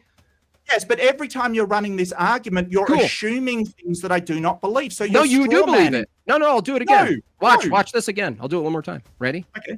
Ready? Are the laws of logic universal and abstract? Never said they were universal. Are they universal? You said you believe premise one. I never said they were universal. Oh, you are such a liar, dude. I believe they are, but you're basically asking for some sort of knowledge. Okay, great. Do you have a belief, like a belief in God or rights? Do you believe that the laws of logic are universal and conceptual? They seem to be, yeah. Okay. Does it seem to be the case that concepts are habitually tied to a mind? Yes, but you've got to switch between the concept of the laws. Dude, just answer the fucking question and let me run my argument, prick. Premise 3. Wow. Is this guy serious? Yes, I am serious. Let me run the argument. JimBob, let me run the argument, dude. You're such a weakling. You're so weak. Dude, no, the weak person is the one. Let me run the argument, dude. That's the weak person. You're stopping me from running the argument. It's clear to the chat. You're just stopping. No, because arguments aren't yes/no's. They're not. Yes, they are. Premises are yes/no. Yes, they're literally yes/no questions. Premises. No, this is sort of black and white thinking. Oh, okay. So arguments aren't yes or no to the premises. Is that what you're saying? Go for it. Go for it. Ask the question. No. Now we have to figure out what an argument is. Yes and no is. No. We should probably figure out what an argument is. Is an argument a set of? This is a pre-sup thing where they basically have a script they go down with only yes or no. No way to clarify what your actual answer is. It's dishonest, is what it is. But that's JimBob. Dishonest. Oh no. So again, what we're talking about here are premises right? You just said premises aren't yes or no, right? How old is this? Where'd she find this You're guy? still giggling. How old is he? You're still not. Yeah, it's hilarious. You're still not Jim Bob. engaging with It's the hilarious. argument. You're still not Yeah, go engaging for with it. the argument. Sorry. Go All right, I'll for it. start Go for again. it, Jim Cool. Bob. I'll start again. No. Why don't you call me another name, Jim Bob? That was fun. No. Let's start again. See if you can No. I want to see your childishness come out. Come on. Premise Call one- another name. That's going to make you right. Yeah, Okay. go for it. So premise Go for it. one, Yeah. the laws of logic are Yeah. universal. You believe that the laws of logic I are didn't say I know them to you. I just said believe. You believe the laws of logic are universal and conceptual. Yes. You believe concepts are habitually tied to a mind. Yes. Human beings don't create universal concepts, we discover them.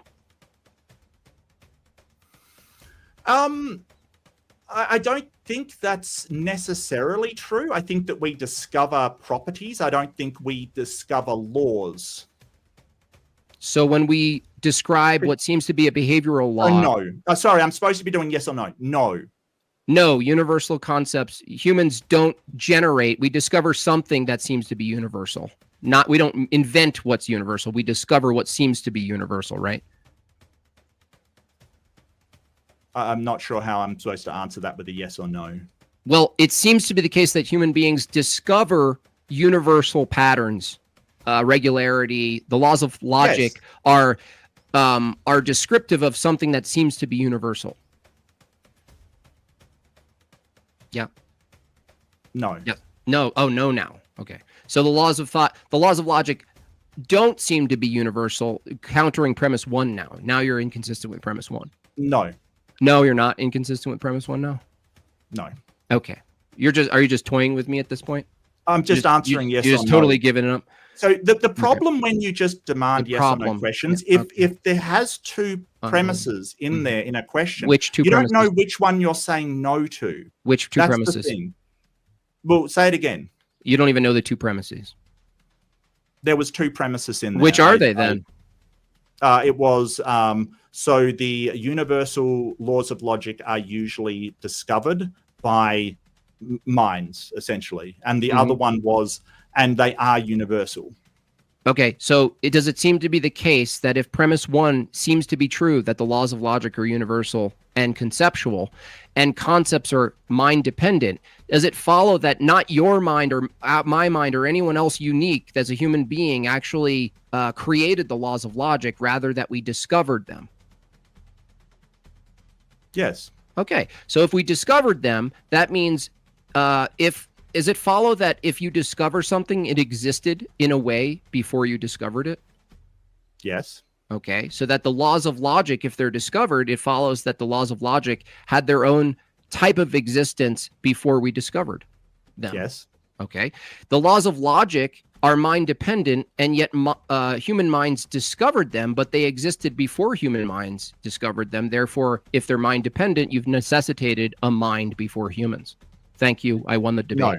Yes. No, okay. it's Tell me how it because doesn't not follow. allowing me to clarify is that because you're making conditions like they exist in a type of way. This is conflation. You're No, you saying accepted that. No, excuse me. I let you go for ages, and I even answered yes or no. Go ahead. So Go ahead, Mark. Accepted it. in a type of way. You mean abstract? Doesn't make them exist as some sort of concrete. That's the thing. What I'm saying is that the laws of logic are an abstraction. That abstraction describes the base properties of the universe. If you want to basically go to the properties of the universe and say, hey, they are the laws of logic, sure, I don't have a problem with that. But there are other laws of logic that other cultures have used to get to logical conclusions as well. And it doesn't sort of explain them either. Cool. But the whole point is that what I'm saying is that it's simply describing them. And because Jim Bob's conflating to say, oh, it exists in some sort of way, i.e. they're the properties of the universe, agreed. then I'm forced to say yes. No, so this Mark, is just semantics again. Mark,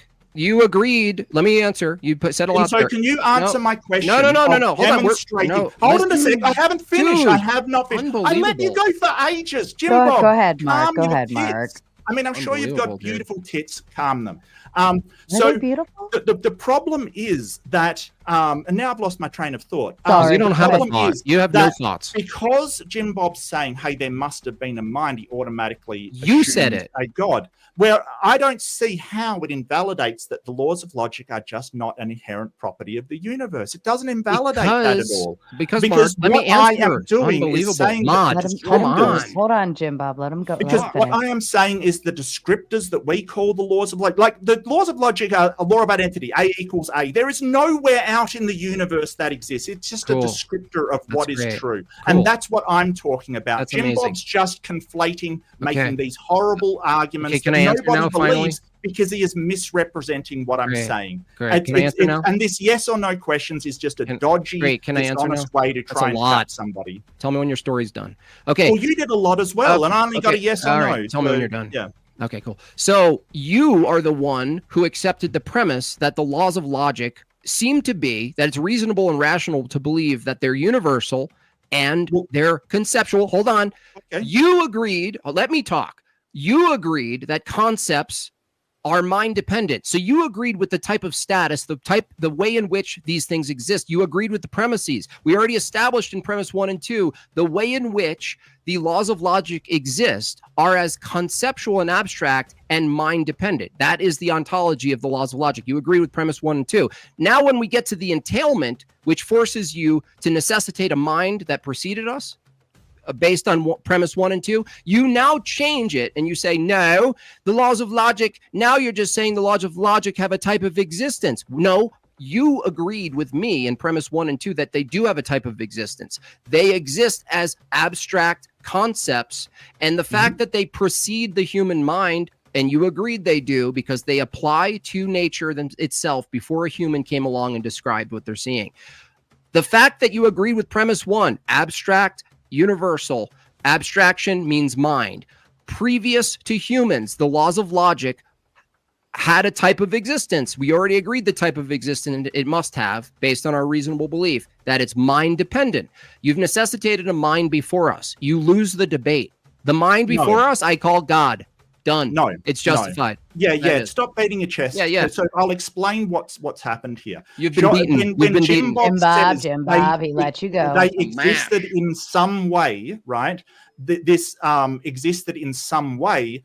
I would have said, hey, yeah, the things they describe existed before humans. And that is where Jim Bob's making the conflation. He's basically saying they existed in some way. Oh, I'm going to conflate that to mean the actual abstractions, but I'm not talking about the abstractions. I'm talking about what they describe. So this is a reification fallacy. Okay. Now, I want to ask Jim Bob some questions. Are the laws of logic an inherent property of the universe, or did they come from a mind?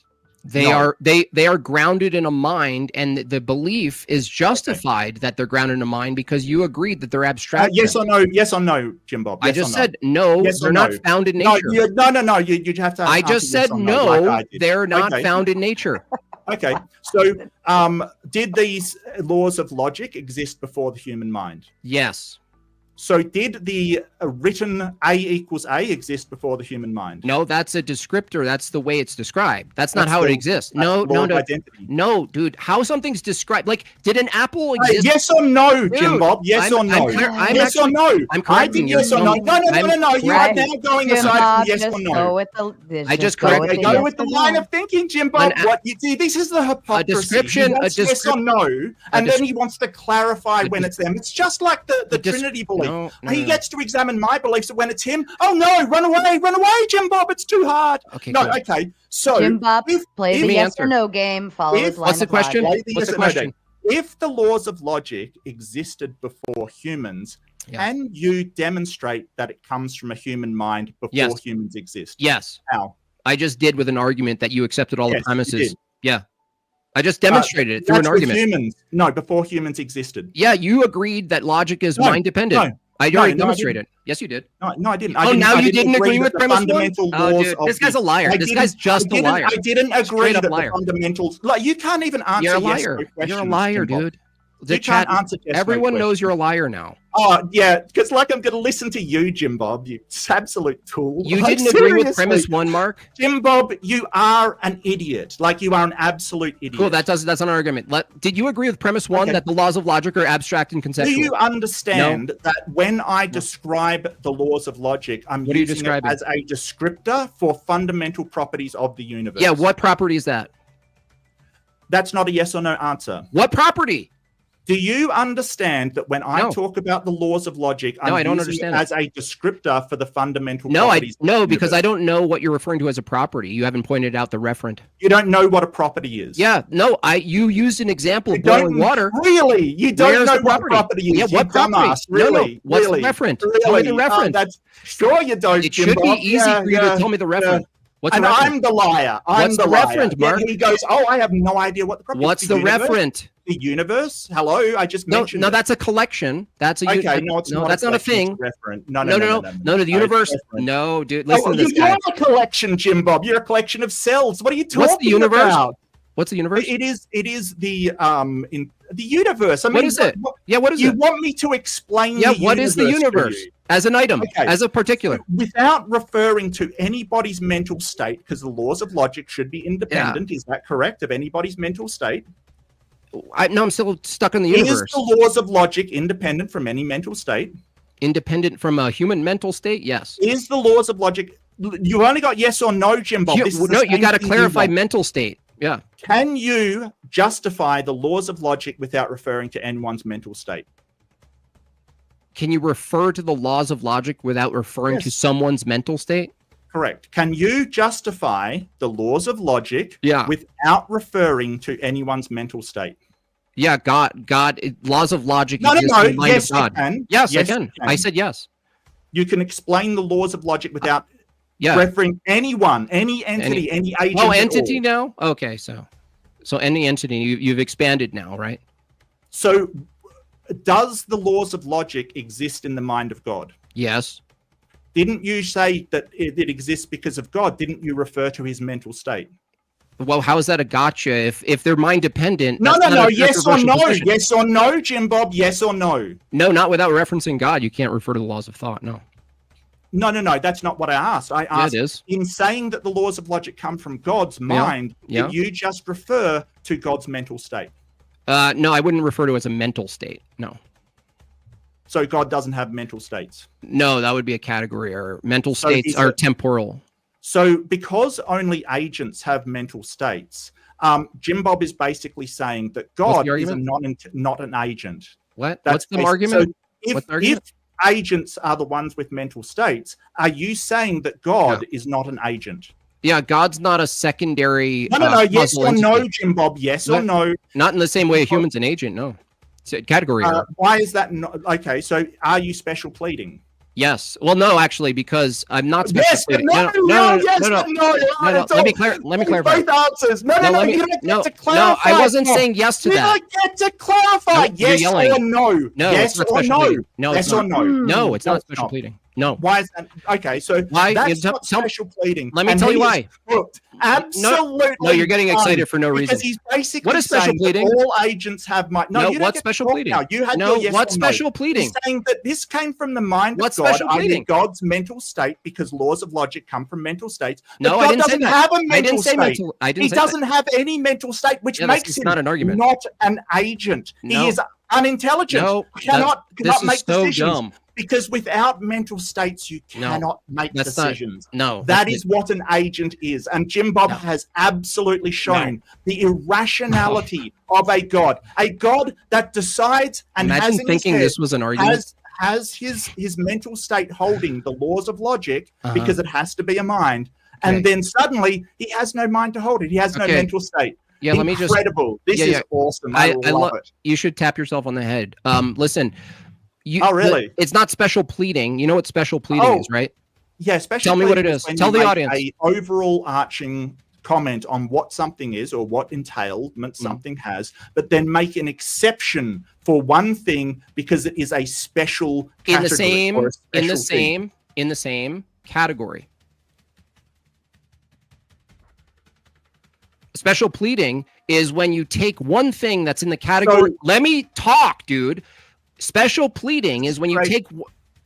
Special pleading is when you take one thing that's in the category of many other things and you give it a special vantage point or special place that's inconsistent with the rest of the things in the category. Now, listen, Mark, from my view, an agent. Listen, from my shut the fuck up. I can't. It's fair. You did it to him.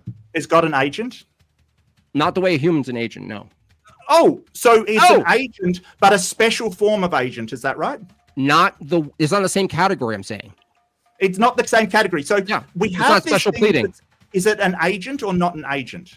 Not the same way a human is an agent. So that's not an answer. Yeah, that's not an answer. That is. No, what's wrong with the answer? That is a no, that's not the answer you want, right? God is either an agent or not an agent. That is a true dichotomy. No, it's not. That is, what's the other answer? Because these are different types of agent. So you think that in a true dichotomy, and you say it's not a true dichotomy, God is either an agent or not an agent, and you're saying there is a third category that it is in. Is it possible, Mark, can I ask you, is it possible that there are two types of agents? Sure, but they're both agents. No, is it possible that the two types of agents are not in the same category? No, because they're both agents. It's not. Oh, okay, so you just won't let it to be in a different category. Yeah, great. No, it's your special pleading. It's saying, hey, let's get back to the topic. Agent. Let's get back to special. Oh, now you want back to the topic. Oh, this is great. This is off the topic. I love this. No, because I love this. This okay. Is let me know. Let me know when we.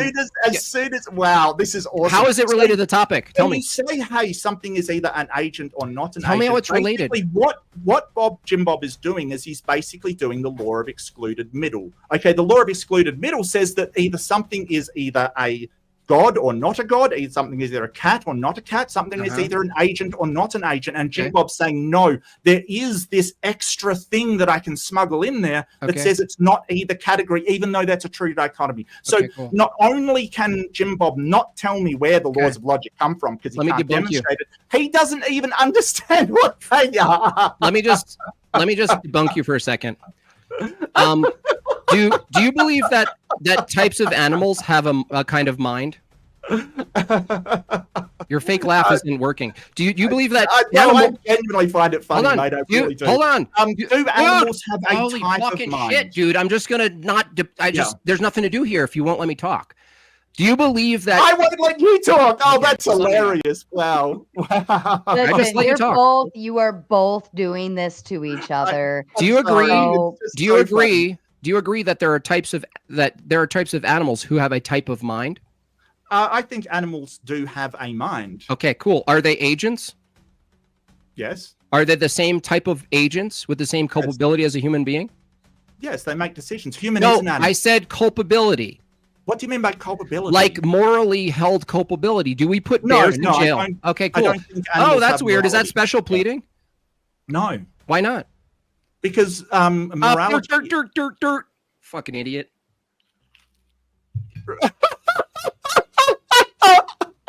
No, please tell me. Tell me. Explain. Because morality is the code of conduct accepted by all reasonable people, i.e. humans. That's what morality is. I mean, I can get. It's special for humans. Special. Oh, no, special for humans. No. Special pleading. But special pleading. No, because I don't think that morality is a real thing. I think it's a mental construct. Is it justified? Is it? Oh, cool. So again, we're back to. Is it rational to believe in morality, even though you don't believe it exists? It's morally rational, sure. Cool. Is it morally rational to believe that God exists? What do you mean, a God or a concept of a God? Well, is it a concept of morality that you're believing in? Well, I think that the concept of a God is rational to believe in, like the concept of a Super Mario brother is rational to believe in. But I don't think the actual Super Mario brother is rational to believe in. Like it's rational to believe in the concept of a Bigfoot, but it's not rational to believe in the Bigfoot itself. Okay, cool. But why, if you believe that it's, hold on, shoot, let me talk for a second. If you believe that it's rational to believe in the concept of human rights, but it's not rational to believe that human rights actually exist, why is it that we use force to literally use guns to make it exist? That should be irrational from your view. Why do we use guns to make America exist? No, that's a question that doesn't answer mine. Well, why do we use guns to make America exist? What do you mean, like borders? Yeah. So yeah, They're so not you're saying real. you're saying Are they're you saying irrational. that borders are objectively Another real? dodge. So It's not dodging. It's not dodging. It's providing an analogy. Are borders objectively real? Are they rational to participate as if they're real? No, to pretend. Are you in agreement? Who's immature now? It's unbelievable. Hey, I'm just doing what you do. Is it rational? Is it rational it's good for you, not for me, right? Dude. Is it rational for us to set up a country with actual guns and set up a border where we actually use force based on something that doesn't actually exist? Is that rational? Are borders rational? Actively. That doesn't. Is it rational? No. Is it rational? Unbelievable. Border objectively fucking real. Guy.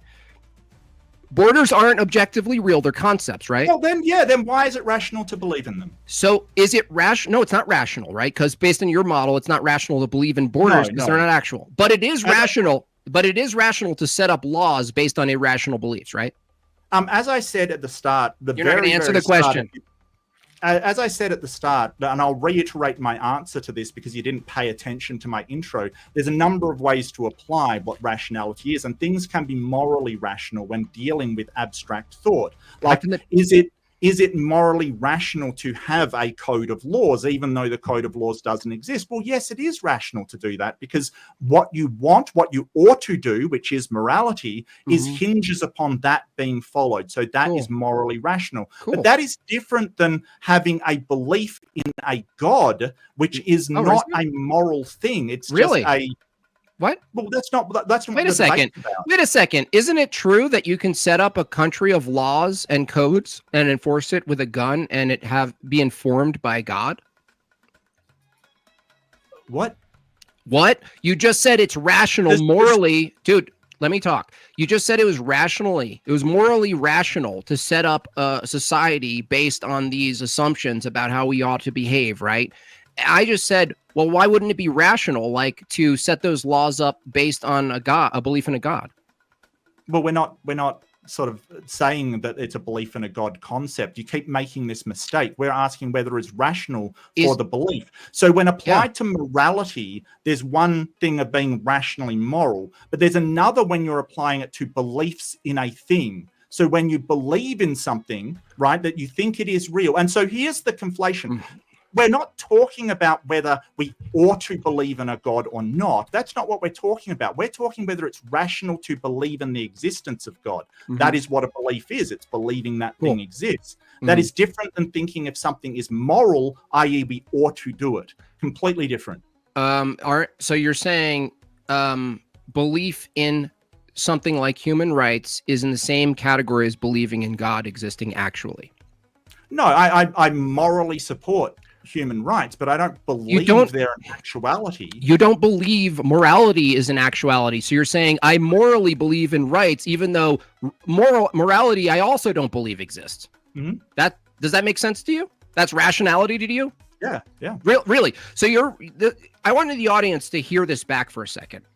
He just said that the belief in rights, even though they don't exist, is morally justified, even though his belief in morality is non-existent. There is no morality from his own view that exists the same way rights exist. So he's justifying a false belief in rights he admits doesn't exist. And he says, I'm morally justified to believe in rights, even though when I ask him, does morality exist? He says no. So what do you know about my morality? What do I know about it? You don't believe in it. Yeah. That's what I know. You don't believe it exists. You just said you're an anti. So where does it exist? Realist. So this is the problem. Where is it? Every time he goes meta. What he basically does is go, okay, if it doesn't exist, then it doesn't exist anywhere, even as a social construct, even as a mental thought. So a moral anti-realist doesn't think that morals are real, i.e. they have no objectivity in the real world. It doesn't mean that they don't think morality exists, and it doesn't mean that they don't think morality is incredibly useful and necessary for human flourishing. It doesn't mean that. But JimBob doesn't understand any of that because he's too busy straw-manning to actually listen to anybody. So I'm a meta-ethical relativist. I basically think that if we can find That's if we can find that's deep, and I'm something 14. to work towards, we can actually sort of have a moral system to work us towards that goal. That's all. I never said that it doesn't exist. I never said any of that stuff. But if we're bringing up morality, then can you rationally justify morality? Sure. For me? Sure. Yeah. If morality exists, it would be the ultimate standard for morality, given that morality refers to how we ought to act in the world, how we ought to be, how we ought to think, even to some extent. If that is true, then it follows that the standard for morality would actually be a being, not a set of propositions. I think it's rational to believe that a being, an ultimate being, would be the ultimate standard for the ultimate good. Now, the only alternative is morality just doesn't exist at all, and what you call preferences that are collectivized through force is just the moral standard, in which case you couldn't argue against, let's say in this case, Christianity taking over the West by force, because it's just a set of preferences that are informed by a belief that's justified. Okay, so you said if it is true that ultimate sort of morality exists, that doesn't actually tell me how you know it exists. You're just saying if it is true that it exists. We're not talking about how I know. We're talking about belief. No, I asked you to justify it. We're talking about belief. Justify how you believe. Well, you didn't even say you believe. I just told you. You just gave me a condition. No, I literally just said I believe. If this is true, then these entailments. Yeah, I believe that. Yeah, I believe that. Tell me what's wrong with the belief. Can you justify that there is an ultimate reality? Please? Look, I justified my belief. How? I just told you. I believe that morality is assigning prescriptive claims to how we ought to act in the world. And I believe that because it's referencing how humans should be, that the embodiment of the standard would also be a being. Now, if morality is ultimate, which I also believe is absolute and objective, that I would have to then bite the bullet and say, well, the being that I'm assigning has the ultimate standard that is literally the ultimate standard of good, would be a god and not just another person. So totally rational belief. Ultimate and absolute there, but you haven't actually explained how you know that this I didn't argue that I know it. Why you believe that this is a ultimate What is the topic of the debate, dude? Well, you got into the morality. Tell me the topic of the debate. I didn't bring up. Tell me the topic of the debate, you snake. Wow. Well, say it. Say the topic of the debate. So, how do you know that it's ultimate and absolute? The debate isn't knowledge. The debate isn't about knowledge. It's about a justified belief in something, dude. Not ultimate knowledge. You haven't justified that morality is ultimate, or as you added, I don't need to. Absolute. I believe it. I don't need to. You believe it. You don't need to justify it. No, just like you don't need to justify rights. You just believe it. Do you need to justify any belief at all? No, according to your standard, no. As long as it's a social construct, according to your standard, it's justified. But it's not social construct according to yours. No. I could just believe that it is, and now it's justified. So audience, just listen to this guy's standard. It's only unjustified to believe in God only if you actually believe God exists, but it's totally justified to believe in God only if it's a social construct. Well, no one's arguing that the concept of God doesn't exist. Is that your entire argument, that the concept exists? No, your entire argument is that a belief is justified as long as it fits the standard of a social construct. What I'm not hearing is any justification for this belief that I just gave you one. Is ultimate. I just gave you one. Absolute. He just basically says, well, if it is ultimate and absolute, it's got to be prescriptive, and then that prescription comes from a mind. Well, that doesn't explain. And then when asked, hang on a second, this is my time, shut up. When asked how he justifies that belief, he says, I doesn't have to and he doesn't have to justify it. Yeah, according to your standard. Yeah, according to your standard. So therefore, he is, his beliefs are irrational. He just doesn't want to admit it. Well, no, they're rational according to your standard, which is the topic of the debate. That's not my standard. Yeah, it is. You just said that the belief that rights exist, if you said they actually exist, that would be irrational. But the belief that they do exist, that you really thought they exist, is rational so long as it was a social construct. Yeah. So what is it? Yeah. So long as it was a lie. That makes sense to you, audience? As long as it's a lie, it's justified in believing. Yeah, Jimbob just doesn't want me to talk. Unbelievable. So under my morality, we're working towards human well-being. Like You don't human have flourishing, morality. well-being. What basically the oughts are entailed in that is that to work towards that, you do need human rights. And that's why morally it is a belief that can be justified, because in order to get to that goal, it is a justified belief that we do need those, because I have evidence that we do need human rights in order to make society flourish. You sound like Mao Zedong. If anybody, excuse me, Jimbob, can you please just shut the beard? Yeah, hole, give a mate? timer or something. Jeez. If you can go out and do anything and there is no oughts in a society, you will not get to human flourishing. And I mean, Jimbob knows that. He just loves the, well, you don't believe they're objectively real, so they're not real. Yeah, okay, they exist. I never said that. But of course, you know, Jimbob has gotten so many things wrong about what I've said. Okay. I mean, it's incredible. Okay, cool. So I have a belief that I have a goal that's totally arbitrary, just like yours, that goes against human flourishing, Mark. And in order, morally, hold on, let me talk. In order for me to fulfill the decreasing of human flourishing, Mark, I have to take away human rights. So it's justified under your view. No, how does that contribute to their well-being? It's literally your system that you just said. You have an arbitrary position. The taking away of human rights does not contribute to people's well-being, and I want you to show that is the case. Wait, why should I follow your standard of well-being though? It's arbitrary. It's not arbitrary. Why should I follow yours? Well, are you after human well-being? No. Why should I follow your pursuit? Well-being. No. So go off into your own society where you want to collapse everything. I think that following my God actually produces more well-being than following your godless view. Okay. Yeah. I believe that. I believe that. I believe that a collection of people who hold to a standard that they have duties. You demonstrate that? I'm demonstrating it. No, you're saying you believe that. Dude, let me talk. Let me talk, dude. Let me talk. So, would you agree that human flourishing would require procreation? Just a yes or no. You're muted. Hello? Yeah, you're muted for a second. You're back. I'm back. Okay. No, what I said was human well-being. Okay. I just asked you a question, dude. Do you think that pursuing human well-being and human flourishing requires procreation? Yes or no? Yes. Okay, cool. All right. So it does require it. So if there were two groups of people, one that was religious and held to a collective, cohesive view that they had a duty to reproduce, and another group said, no, we don't have a duty to reproduce. We could actually off our offspring anytime we want based on convenience. Now, isn't my view that's holding to a deontological standard for procreation and reproducing already better than the one that doesn't hold to a duty to reproduce?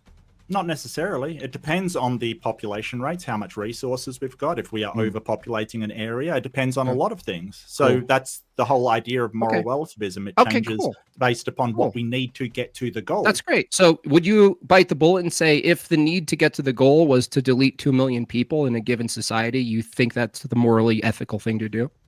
No. What do you mean? If it demonstrated empirically that it would increase the well-being and the standard for the remainder, why would you say no?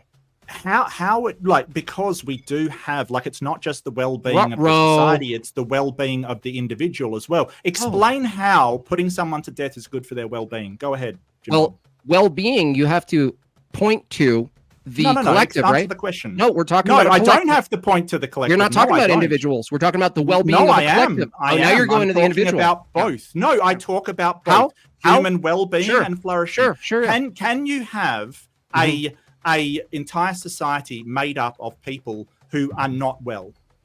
Can you have a healthy society of people that are not well? Can you have a healthy society of people who are unhealthy? What kind of fucking question is that? An honest one. What? Can you have a bunch of tall people who are short? Is that your question? Well, society is made up of the members. So if you start doing that, it's going to be an incredibly unhealthy society. Wait, how do you determine health? What are you talking about? Well, we can take a lot of things with health. Usually it's medical and psychological health, basically. That's essentially what it is. Okay, cool. So if it was the case that the amount of people that existed in your society outmatched the resources, Isn't it true that you would have to come to a decision based on the scarcity, that the best ethical choice, you could come to a decision that the best ethical choice was to off 1/3 of them? Couldn't that be ethical under your view? I fail to see how you'd just stop procreating before then. Could it be ethical if you were under circumstances where you had... It could never be ethical. No, because it's not good for the human's well-being. Like, okay, this great. is the thing. Well, no. Look. No. This isn't you telling me what my standard of morality is. Yeah, it is. Dude, you're totally cooked no, on it this. isn't. It's not even the topic of the debate. I'm literally beating you on 2 debates now. Look, if your God told you to slaughter 2 million people, would you do it? If the outcome, if your God told you to slaughter 2 million people, would you do it? No, that's like... so you'd disobey the God. That's not moral? I would disobey the God. Yeah, I would risk being immoral for that example. Now let's move to your example. If it were the case, shouldn't you ought to do? Why ought you disobey God? Dude. Why ought you disobey God? We're not talking about oughts. No. Why ought we are? Oughts and morals. What are you talking about? How is it relevant to whether or not the belief in God is you said rational? Morals were absolute, correct? How is this relevant to the? You said morals were absolute, correct? Yeah. How is it relevant in the to the Bible? belief? Absolutes are unchanging. Is that correct? Yeah. Well, he's a being. Yes. Absolute means unchanging. It doesn't change. Yeah, ever. the being is unchanging. So, if God slaughtered people back in the Old Testament, wouldn't that be still moral? No. If it's absolute, it does not change, JimBob. It can't be absolute. You're confused here. You're confused. You don't understand what absolute means. Let me correct you. If God himself is the being is the absolute standard. The prescriptions are not the absolute standard. If the being is the absolute standard, the prescriptions are not. So is that morality only exists in God's mind? It's a product of God's mind? No, his very nature. His very nature, the morality comes from nature. So if God slaughters a whole bunch of people, how is that not in his nature? What do you mean? Why would it be inconsistent with his nature? Well, I'm saying it's not. Now, how is it inconsistent? Well, I'm saying it's not. Okay, so what's the problem? Well, the problem is that if God said that it is, or if God relayed to you it is moral to slaughter 2 million people, then that would be moral under your worldview, correct? Well, if he said that, but the question is whether or not my view holds that he would say that. No, that's not the question, JimBob.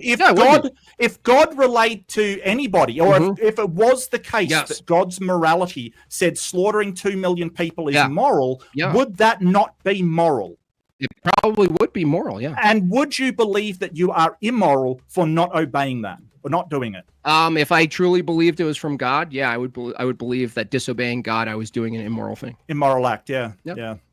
So it's immoral under how is that a worldview. Got you? No, you literally didn't provide an argument. No, it's moral under your worldview. I got it. So all someone has to do is believe how is that relevant? They've been commanded to do something. How is it relevant? And it becomes moral. How is it relevant to the topic, dude?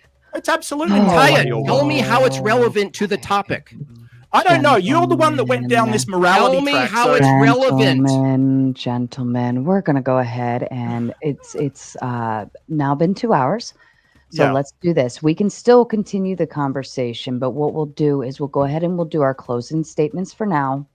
Please be quiet when the other person is doing their closing statements. Then we'll go through the super chats, respond to those, and then we'll go into open panel dumpster fire, where I'm sure there will be a lot more turmoil that will come from that. Outside of that, anybody with a membership, I am going to be dropping the StreamYard link in a members only post on the community post.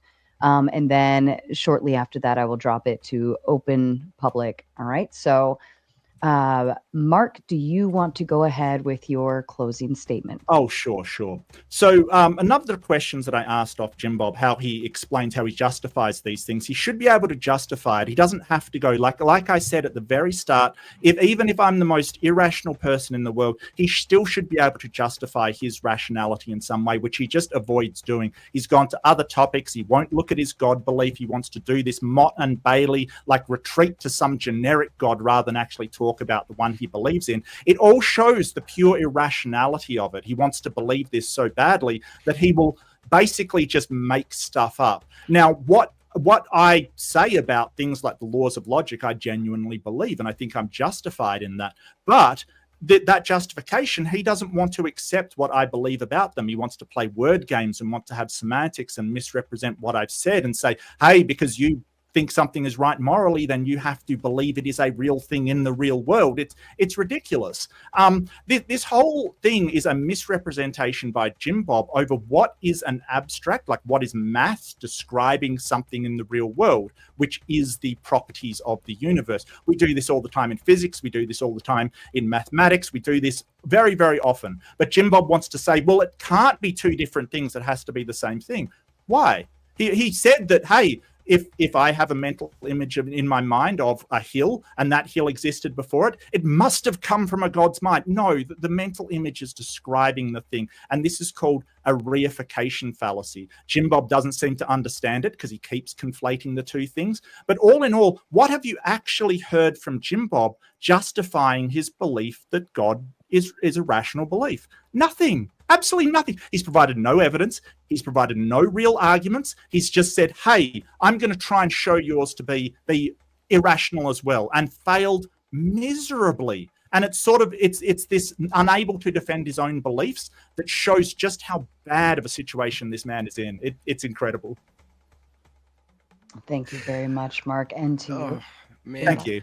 It's hilarious. I don't know how you can lose in your closing also, but I'll take it. So the topic of the debate is whether the belief in a God is rational or not whether or not God exists, not whether or not it's absolutely true that God exists. The question is it rational to believe in God? Now, I want to just point out one more time that Mark's own argument was that he believes in the construct of human rights, but he doesn't believe they actually exist. So believing they actually exist is irrational, but setting up your entire country with guns and putting people in jail and literally potentially killing them with capital punishment is totally justified because it's a construct. So all I had to do is say, well, if the belief in God is a construct, is still a belief in God. He said, yes, that's rational. But if you believe that God actually exists, then it's irrational. By the way, we could just as well set up our nation based on the construct that God exists, use guns to inform policy and jail people for indecency, and it would be totally rational under his view, so long as we agreed that God was just a social construct. This is his reasoning. Further, he says, well, no, the belief in rights and the use of force for rights is justified from my moral standing, which is relativism. I then ask him, what's the status of morality then? If it's based on your morality, that makes it rational. He says, no, morality doesn't exist also. So he believes in two things that don't exist. He believes that it's rational to believe and enact the law and policy and the use of guns in jail. He believes that it's rational to have a false belief inform those actions. But it's irrational for someone to believe in God, right? The creator of all things, the binding being for all mind-dependent, absolute, transcendental things in the world, which I listed a bunch of, right? Just to remind you, if you guys missed it, some of those things were as follows. I asked him to essentially give me the ontology of mind. He refused. I asked him to give me the ontology and the status of the regularity nature. He just says it exists. Logic actually is embedded in nature. I asked him the ontology of knowledge and truth. These are all mind-dependent things. I asked him the ontology of information. It's not found in a tree. Where is it? I asked him about universals. We didn't even get to that. The point is, I made a very clear argument that I almost called you Craig because you guys are so similar. That this guy actually bit the bullet on both premises, and then he didn't like the conclusion, so he absolutely spurged out. It went as follows. Is it rational to believe that the laws of logic are abstract and universal? He says, check. Yes. Abstract. Okay. What is the status of abstract? He agrees. Premise 2, abstract refers to mind dependent. That means a mind is necessary. That's what mind dependent means. He said, yes. Check mark. Premise 2. I said, isn't it the case that the laws of thought still govern the universe before humans describe the laws, the three laws? He said, yes, the laws of logic govern the universe.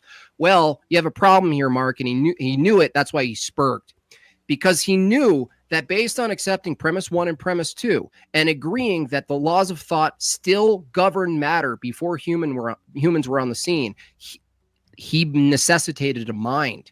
The question is, what kind of mind is this? I argue that the laws of thought are universal. I would argue that they are absolute, that you can't actually change them based on human convention or anything. You can't challenge them without using them, by the way. If I argue that these mind-dependent things are absolute and universal and precede humans, that it necessitates, because they're mind-dependent and abstract, that they're encased in an absolute mind. There is nothing he said today that even came close to engaging with my argument. He said I didn't bring an argument. I literally brought premises, in your face premises, dude. You said I didn't bring an argument. I brought an argument. It's right on the screen. I've demonstrated that this guy is not only a bad faith interlocutor, he lies about what he says, and he lies. He doesn't care about lying. He just lied the whole entire thing, right? He lost like 5 different times, honestly. This guy doesn't even deserve to be on any of the debate stages. He's too stupid. That's my time. Thank you so much. And thank you to both of you, gentlemen. You know, this is a very hands-off style modding platform. And I always feel like everybody has a win at the end of the day if they don't rage quit and bitch out. So in my book, you are both winners. Thank you so much kindly. Let's run through the super chats. If you have a response, please feel free to go ahead and... Thank you so much. I had a blast. Thank you. What's that? I didn't hear you. Oh, thank you. I just thanking you for your moderation. I had a blast. It was great. Thank you. Oh, see, it's not so bad. Grown-ass men being able to have the argument and not, you know, puss out and all that fun stuff. Like, you like the space. All right. Fun. Totally fine. So what I'm going to do is I'm going to read the super chats. If you have a response, please feel free to chime in. I'll put a mild pause after each super chat. If nobody says anything, I'll just keep moving on, okay? Rude Mudcrab comes in with a big 5, says rational belief is an oxymoron. Belief requires a lack of evidence and is therefore illogical and irrational. I'd like Mark's take on that one. It's an interesting I would disagree. I disagree with it too. But. I would disagree. I think that the beliefs can be based upon all kinds of things, and whether they're rational is whether they're properly justified or not. I think that faith requires a lack of evidence and is therefore illogical and irrational. But I wouldn't say the same of just any belief kind of thing. Yeah, I would agree that when we talk about evidence, most of the time you're talking about physical evidence, the way we are habitually and colloquially think of evidence. Well, that's not how we come to all knowledge claims. There's ways of coming to knowledge claims in our head about math. We wouldn't deny that 2 + 2 = 4, that we're doing that in our head, that's false merely because we can't hold a physical apple to embody the numbers. We wouldn't reject these things. So my position tonight was trying to extrapolate, well, what's justified in believing something if it's not bound just to materiality? I argue that our existence isn't strictly materiality. We assume a bunch of things, as I listed in my opener, that aren't material. Okay. Thank you, gentlemen. Well, I think I would agree with you. Not all evidence has to be material. I think I would agree with that, actually. But I think there's very few things that we can work out a priori, which means just in your head without engaging with your senses. Extenglia comes in with the big 10, says JimBob is on fire. Thank you. Even Lord with the big 5 says, I'm getting mental whiplash hearing JimBob arguing in a through and sophisticated manner when I remember the gematria debate. Well done, JimBob. ALC comes in with the big 5. Remember, I got this dude to admit that Sorry to interrupt. I'm just getting a bit of lag. Is that my side or your side? You know, I feel like I'm getting a bit of lag. Is that my side or your side? Do you see? Yeah, I'm wondering if it is. I think it's yours. I'm not I'll getting just boot and go back into the studio. Give me 1 second.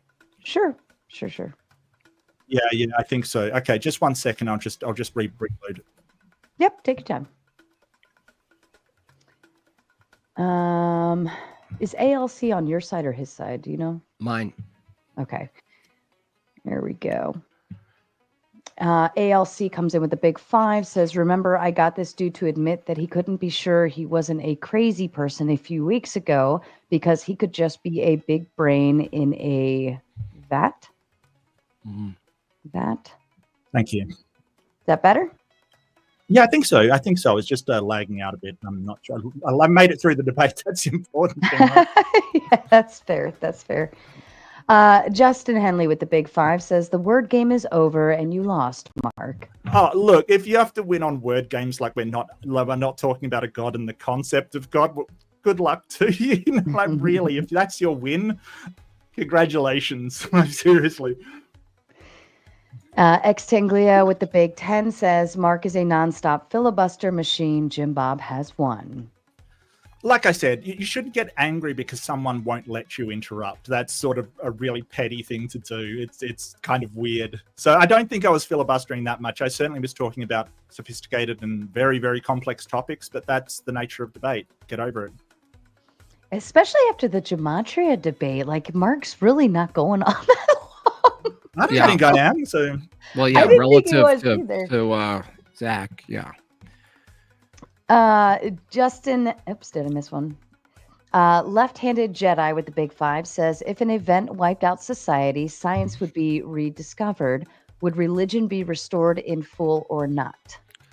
I think religions would emerge, even ones that I would think are false. I think the nature of humanity, it's embedded in us to seek not only noble lies, but seek something that's transcendental. And so even if you're creating religions and gods in your own head, I think that's inevitable with human beings. I think the entire process would start again. Animism would come, then pantheism, then polytheism, then sort of, it would follow the same thing, but the religions would be nothing like what we see in the world today. But science would be exactly the same. So I agree with Left-Handed Jedi. Okay, that's fair. Justin Henley with the big 5 says left-handed Jedi, category error, science is discovered, religion describes a reality. All Bibles disappearing wouldn't mean God's not real. Yeah, either way, that wouldn't be an argument. I don't know if the guy before was trying to make that the argument, but if he was, I would agree, Justin, that even if you kind of wiped out everything and you were left with 10,000 people again, would humans discover the truth? I would say yes. And I argue that truth is discovered from a source, not created bottom up, like most atheists take a autonomous epistemology approach. That's fair. And thank you, Flow State, for the raid. And for the record, there's about 800 of you out there watching. Please be sure to do your job on your end. Touch the like button, rub the like button, do something to it, but give everybody a like all the way around. Thank you. Godzilla 37 with the big 5 says, Mark, that was a whole heck of a mess of words where a simple I lost badly would do. Sure. I mean, everyone's entitled to their opinion. It's totally fine. You can think I lost. Sure. I'm not stopping you. Opinions, everybody's got them. Alter Sure Void with the big 10 says, I wish Guga would just admit he lost and move into making more stakes. What is Guga? I don't know. I have no idea. But thank you. Thank you. It's Guga? I don't know. I'm guessing that's a Hey, person. Maybe. Is it a chef, maybe, since he's saying move into more steaks? And then No idea. follows up to say, is Guga saying that recipes are matter just because someone writes it down on paper? It's actually kind of funny. Yeah, I remember that reference. Yeah, I'm not sure who that. I think that's directed to you, Jimbo. No. You said it was referencing. You said I asked if some XYZ existed, and you said, yeah, you could write it down on paper and it exists. And that's this what was like your the map? Yeah. Is this Well, referring I to think the map? recipe exists even if you've just got it memorized in your head. That's the difference. That's fair. Mike Ball with the big 5 says, I'm too retarded for this convo. Showing up for Sara, stay for the chat. Yes, I am too. You guys went all over the Oh, place. sorry. I want to say so. I tried to keep it as sort of less technical as possible. I probably failed at that. So it's I feel like it was pretty layman's terms as possible. Like even I could get the grasp of where you guys were going with it, but in terms of like breaking down the logical, like the rules of logic and so on and so forth, or whatever, you either know it or you don't know it. Yeah. DeFree coming in with the big 5 says, believer here, but Mark deserves the highest respect. For your own good, he brings a lot to the table and much to offer. Hashtag Oh, thank Jim you, DeFree. Reid. Hashtag Mark Bob. I love that. That's good. Alter Void with the big 5. Mike Ball talking about retarded multiplied by retarded. Now we are in the next level retarded. So meta retarded. Maybe. I'm not sure about the medical. Sure. Exponentially, maybe. Even Lord with the big 5 says this debate is like Mike Tyson fighting Muhammad Ali. Mark Reid goes into smaller points, so Jim Bob's arguments don't land, but Jim has stronger arguments. Well, I would caution against overly simplistic arguments, things that, sort of assume a whole lot and you can only answer yes and no. I kind of veer away from them because you can, as Jim Bob found out, if you can't clarify, it becomes incredibly frustrating. And he found out himself when he's forced to do yes or no. I would probably veer away from that kind of engagement because these are complicated subjects. They deserve complicated answers. Mm-hmm. That's fair. Rude Mudcrab with the big 5. Observations and discoveries required mind. Existence doesn't. I'm not sure who's that to, but it sounds like an assumption that needs a secondary argument. That's fair. And he follows up and says, how is it relevant to investigate an off-topic belief and irrelevant to investigate the on-topic belief? Yep. You got to be more specific. What is this cryptic language? He's talking about going into the Trinity. Oh, well, even if you, Yep. that's rude mudcrab because you missed the distinction. The belief, whether or not the Trinity itself, as it's explained, is rational is irrelevant to the topic because the topic is it rational to believe XYZ? Like that would include, is it rational to believe in something that can't be fully expressed with language?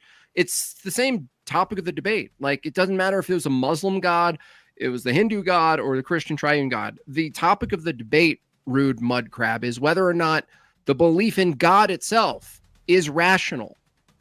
And if it's a case that as long as it's seen as a construct, what if the construct was just an irrational Trinity God? What if that was the case? That would just be a construct. My opponent tonight, rude mud crab, said as long as it was a construct you believed in and it wasn't actual, then it would be rational to believe in it. Yeah, so it doesn't matter anyway. It doesn't matter anyway.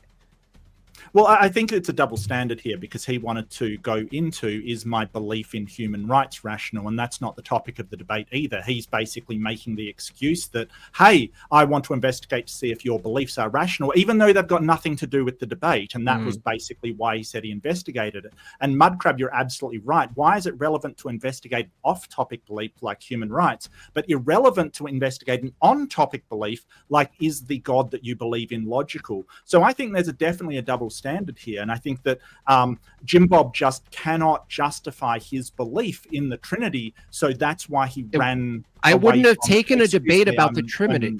This is not a debate on the Trinity, dude. The Trinity? What's the Trinity? It's not a debate on the Trinity, right? Is it or not? Is it or not? Is it a debate on human rights? No, but the debate is whether or not. There you go. No, the debate is whether or not it's rational to believe in human rights, even if human rights didn't make any fucking sense at all and were totally immaterial and non-existent and you couldn't put them on a table. I don't care how mangled you think the Trinity is. I would just put it on the table with human rights anyway. And I've already demonstrated you basically admitted defeat when you said, well, as long as it's a human construct, it's rational.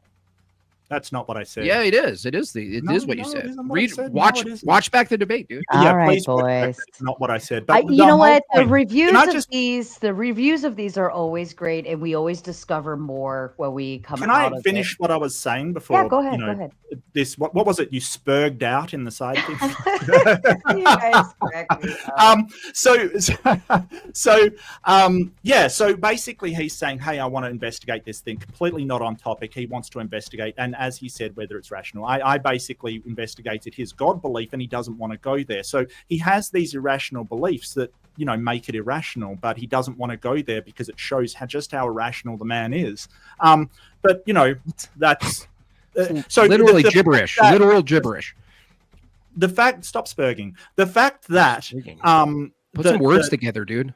The fact you can do it. Stop spurging. You can do it. Do we need to help you? Maybe slower the speed.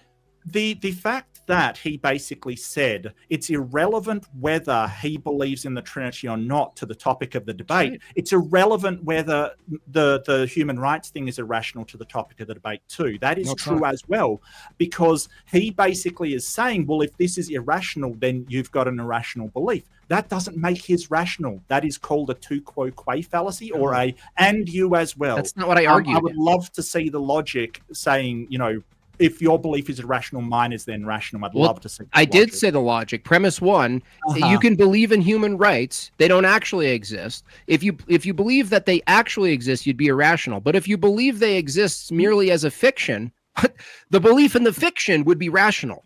That's your fucking mind, dude. That's your brain. That you did that. All right, let's save it for open panel, and we'll let everybody else come here and tell you both. A fiction. So rational fiction. All right, both of you shut up. America is a fiction. Hank America's a fiction. It's a useful rational fiction according to you. Okay. All right. No, according to you, I never said that. Both of you shut the fuck up and let me finish. Okay, sorry, Sarah. Hank coming in with the big five. Jim Bob, did you know you have a hard time keeping track of scope? Oops, I'm trying to type. I would help you by defining universal and particular explicitly for you. And I believe Hank is backstage, so he'll be able I'm sure we'll hear him. Yeah. Dustin with the big five says, ask him if evolution was 100% proven. Okay, I assume this is for me. Nothing in science is ever 100% proven. We have levels of confidence, and this is what Jim Bob has a problem with. We assign levels of confidence to the evidence and the reasons and the justification we have for things. I mean, there is 100% proofs in maths, but maths, as I said, is an abstraction that describes things, just like the laws of logic are an abstraction that describes things. We don't ever 100% prove things. We just have them as theories until they are disproven. That's basically how science works. Daniel Zan with his 11-month membership, that's impressive, says game blouses, obscure Dave Chappelle reference. I don't know what that means. No, I don't either. Alter Void with the Big 10. Sarah, it is time for just closing. This is already done. Maybe they can move on to if Guga Prattle is rational. And this was at 10:30, so it wasn't even like barely over an hour in. Soul with the Big 10. To throw Mark a bone, Jim Bob, is it rational to believe in generic theism? If it is, then you can't run tag. If it is not, then you can run your arguments from tonight. Defend the Trinity, nothing else. That's a good question, actually. Thank you for that. Is it rational to believe in generic theism? Yeah, from certain arguments, you can argue that you can get to a generic theism and it would be rational. The problem is once you move past that and try to make an account of all of the categories I listed and how to participate in that theism, I think that's where the metaphysics soul would come into play and Christianity would win out. But that's not to say you can't grant people a bridge where they can start with general theism. I just don't think it's a worldview level soul. It's not a particular claim. It's a worldview. They have to tie everything together. I don't think anything ties everything together the way Christianity does. Well, I think if you do go for a generic God like that, you're really talking about a deist kind of God, one that doesn't really, it transcends reality, but it doesn't really change anything in reality. So that's got its own series of problems, like how you know it exists at all if it never actually does anything in reality. So, yeah, I mean, I agree with you. Yeah, it's a non-starter for me because, yeah.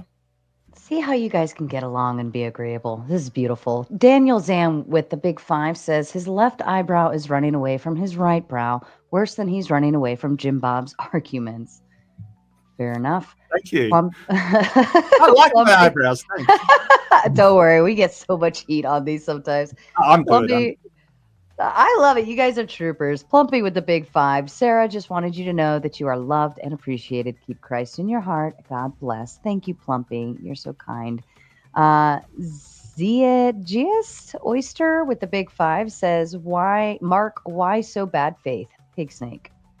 That's a bit weird. Okay, I don't even know what that's supposed to mean.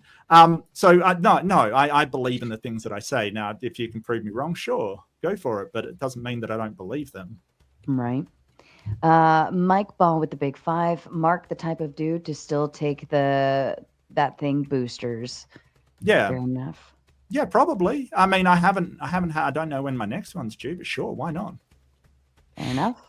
Silent Zero with the big 5. Mark, do you understand that all Jim Bob has to do to win the debate is to demonstrate that you believe in something that is not tangible based on... The prompt, yeah. Oh, prompt, sorry. Mm-hmm.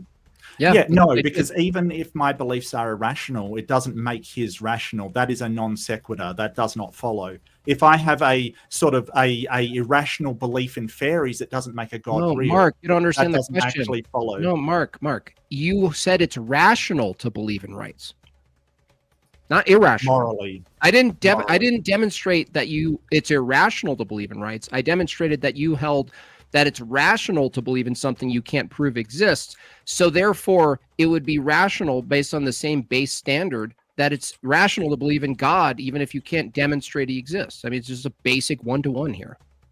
Do you understand that rational is used in various different contexts? Oh, wow. Well, that's a good thing so for yourself. You understand I'm looking for a different definition of rational so that I get out of this pickle I'm in? Okay, well... Yeah, Google it. Yeah, Google your pickle. Go ahead. I love pickles. Alter Void with the big 5. I'll call you a name. Pig Snake. Sincere Hypocrite with the big 5 says, as an Aussie, I'm sorry this bald cunt has to represent us. That's something a bogan would say. Obvious bogan. Bogan alert. What's a bogan? We like you don't slang. want to know. You don't want to know. You don't want to know. No. Come on. I always want to learn Aussie slang. We got to ask Jake. Come on. Don't be a poofta. Tell us. Oh, yeah. I remember poofta. Anson knows with the big 5. Jim Bob's getting pushback for his ad hom attacks and generally bad faith debating. This is a treat. Thanks for hosting, Sarah. No, ad homs. I insult. I think the thing about that is don't complain if you're doing the same thing. Look, that was to me. Insults are not ad hom. Do we agree, Mark? No, insults are a form of ad hominem. No, not all insults are ad hom. Do we no, agree? they are. Because oh my God, this guy doesn't fucking know shit. Are we going to debate about ad hominem? You guys crack me up. Left-handed Jedi comes in with a big 5. The existence of a concept doesn't make them rational. Anson with the big 5. The infinite regress of the tag is why it fails, and this is a masterclass in why that argument fails as a simple logic test. I didn't run any tag. I literally made an argument with premises about the status, the ontological status of logic as abstract and conceptual and universal. And then I drew that to a place in time where humans didn't exist. And once my opponent bit the bullet, Anson, on that the laws of thought are abstract, universal, and mind-dependent, the fact that they have some type of existence for ordinary matter without human beings around, they still apply to matter. That's where you actually can argue the necessary mind. Now, who the mind is irrelevant to the topic. That's a bridge argument for Christianity or any other God that tries to do it. Tonight, I've established pretty clearly multiple times that the status of logic being absolute or being universal, I won't use absolute for Mark's sake, believing that logic is universal and conceptual and is mind dependent, the fact that that logic still applies to matter, pure matter before humans, necessitates a mind. That's just the entailment of the argument. That's just, it's not a gotcha. It's literally the entailment of the argument. Okay. Oh shit, I lost my place. And Justin yelling at Anson says, Anson, you're a nonsense machine. Save your cope, cash, and call in Monday.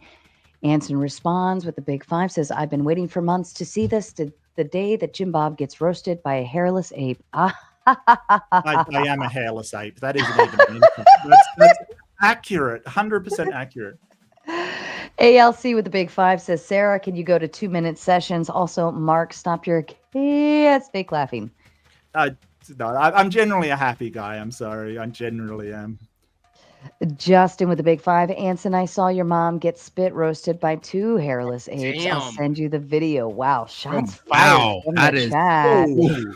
Justin must be drinking tonight. Technically, humans are apes, so it may have happened. And Rachel gifting 5 Jim Bob memberships. FB with the big 5. Mark Reid asserts that morality is non-existent. He essentially equates the act of stealing a penny with the grave act of stoning someone to death. Yeah, no, that's a misrepresentation. I never said that morality is non-existent. I said it's not real. We've got to understand the difference between real and exists. Like things can exist, like a character like Donkey Kong can exist. It doesn't mean it's real. So Okay, God could not exist, but what? I don't even know what you're talking about, Jim Bob. So I never said it. Morality is non-existence. I'm a moral anti-realist. I don't think there is any objective thing in the universe that gives us morality. It'd be nice if there was. I just don't think. Including genociding 2 million people? Not immoral, right? From your view? We went through this. Yeah, not immoral. Just no, it is immoral. Yeah. Oh, it's actually immoral. Morality according to me, but not you. Oh, gotcha. Yeah. So, I mean, you don't think it's immoral. So you're God. So you're the absolute standard. Oh, no. I never said I was an absolute standard. Oh, okay. So it's not absolutely immoral then. Yeah, and this is the straw manning we got throughout the debate. I'll say one thing and then is it always immoral? Straw man my position. Is it always immoral? Well, according to me, yeah. According to you, no. Why? Why is it always immoral if you're a moral relativist? How is that even possible? Killing people is bad for their well-being. And you're not a moral relativist then?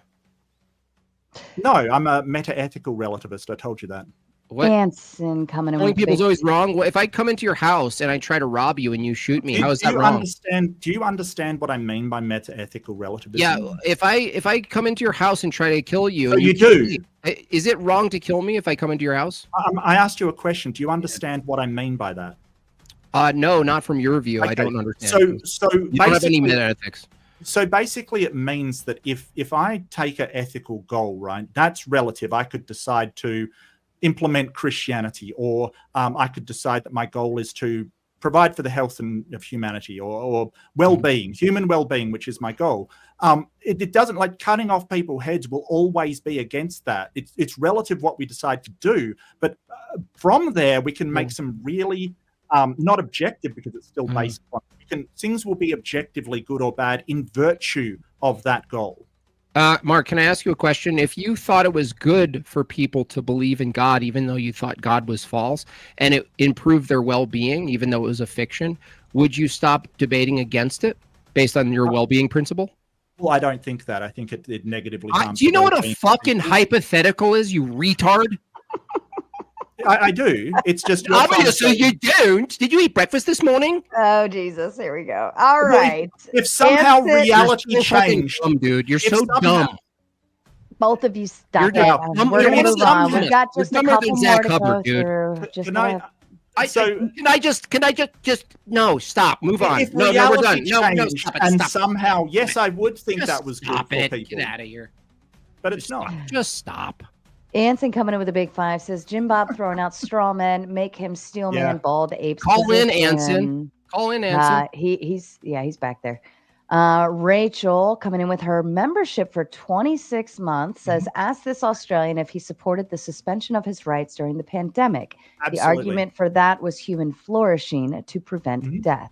Correct, yes, and I absolutely supported it, as did most Australians. The stuff that you got on the news was a tiny fraction of the population. You also might want to look at the death rates, like the ratio. You mean myocarditis? You mean that? Excuse me. The death ratio between people in the United States and Australia, like 2 million people. Really? Cool story, bro. Yeah. All right, one more, and then we're going into open panel, and I'll get to the rest.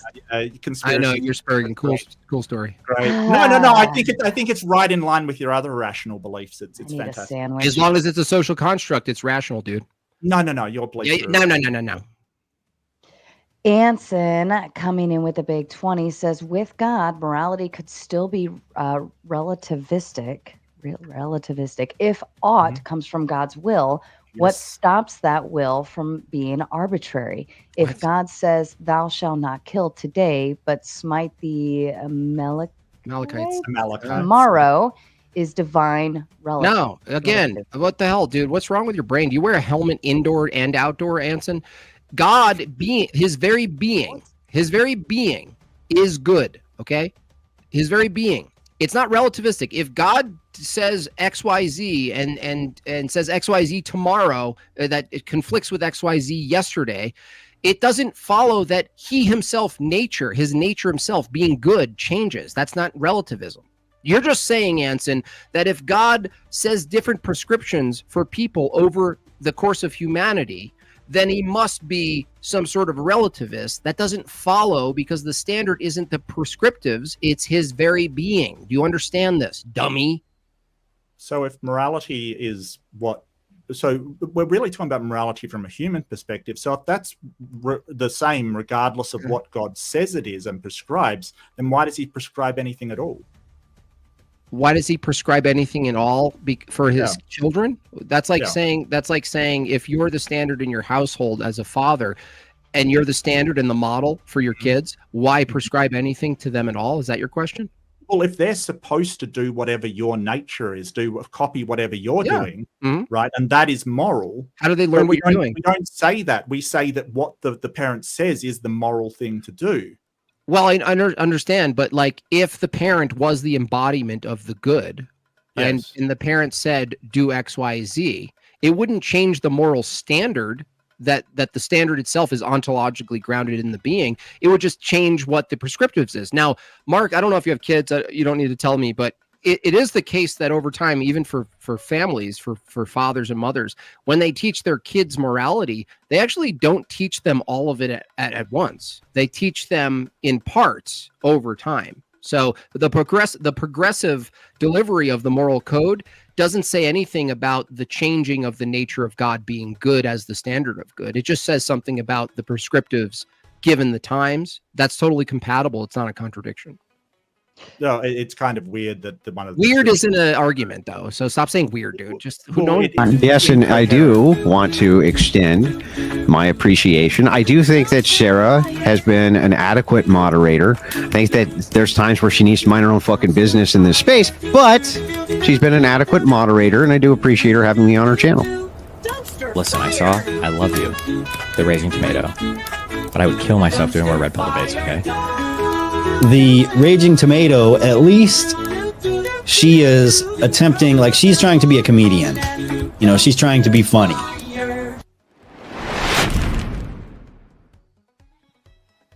All right, gentlemen, we're going to go ahead and go into open panel. I do have two more waiting backstage. You'll have to wait until somebody drops off. To the two debaters, they are protected for the evening. Otherwise, everyone else can be booted off with super chats, $1 a minute. You can send them backstage all you want. You can also revive them. It doesn't matter if it comes in on my channel, on Jimbob's channel, or on Mark's channel. I don't care, or anybody else who ends up dual streaming from here. The rules of the game are the rules of the game. If you get sent backstage, you just got to go back there and pout out. My one biggest rule is if I start talking, everyone else shuts the fuck up. Outside of that, don't interrupt each other too much. If you start going over each other's voices, it gets really, really annoying. And Mark, I'm going to kick it back to you since I rudely interrupted you with a movie. Yeah, I don't even remember what I was saying, to be honest with you. Okay, fair enough. That was a cool movie, though. That was like, I love people that post like hate stuff about themselves. It's awesome. Fair enough. All right. Well, panel's open. Go ahead. Real quick, Mark. Earlier you said that you could believe something based on the idea that it's necessary for you to believe in order to live your life, but it wouldn't be a rational belief. Would the reliability of your senses and reasoning be considered beliefs that fall in that category? Well, I think your senses are sort of properly basic. They will come to you whether you believe them or not. I think they just are there. Like you can't, whether you don't believe in your senses or not doesn't mean they're not there.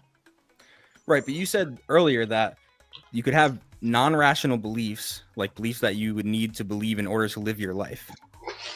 And in previous conversations, you said you wouldn't be able to justify the reliability of your senses and reasoning, that you just need them in order to live. Are you saying that people shouldn't believe that? Are you gaslighting people's entire source of knowledge? So when we're talking about justification, we're talking about evidence to support at least a reasonable amount of confidence in that belief. So if you're sort of saying, hey, you don't have any evidence of your senses being correct, I would disagree with you wholeheartedly. I think there's a lot of evidence. Does that mean I can absolutely prove it? No, but again, you're making the same mistake as JimBob. You're an all or nothing, black or white.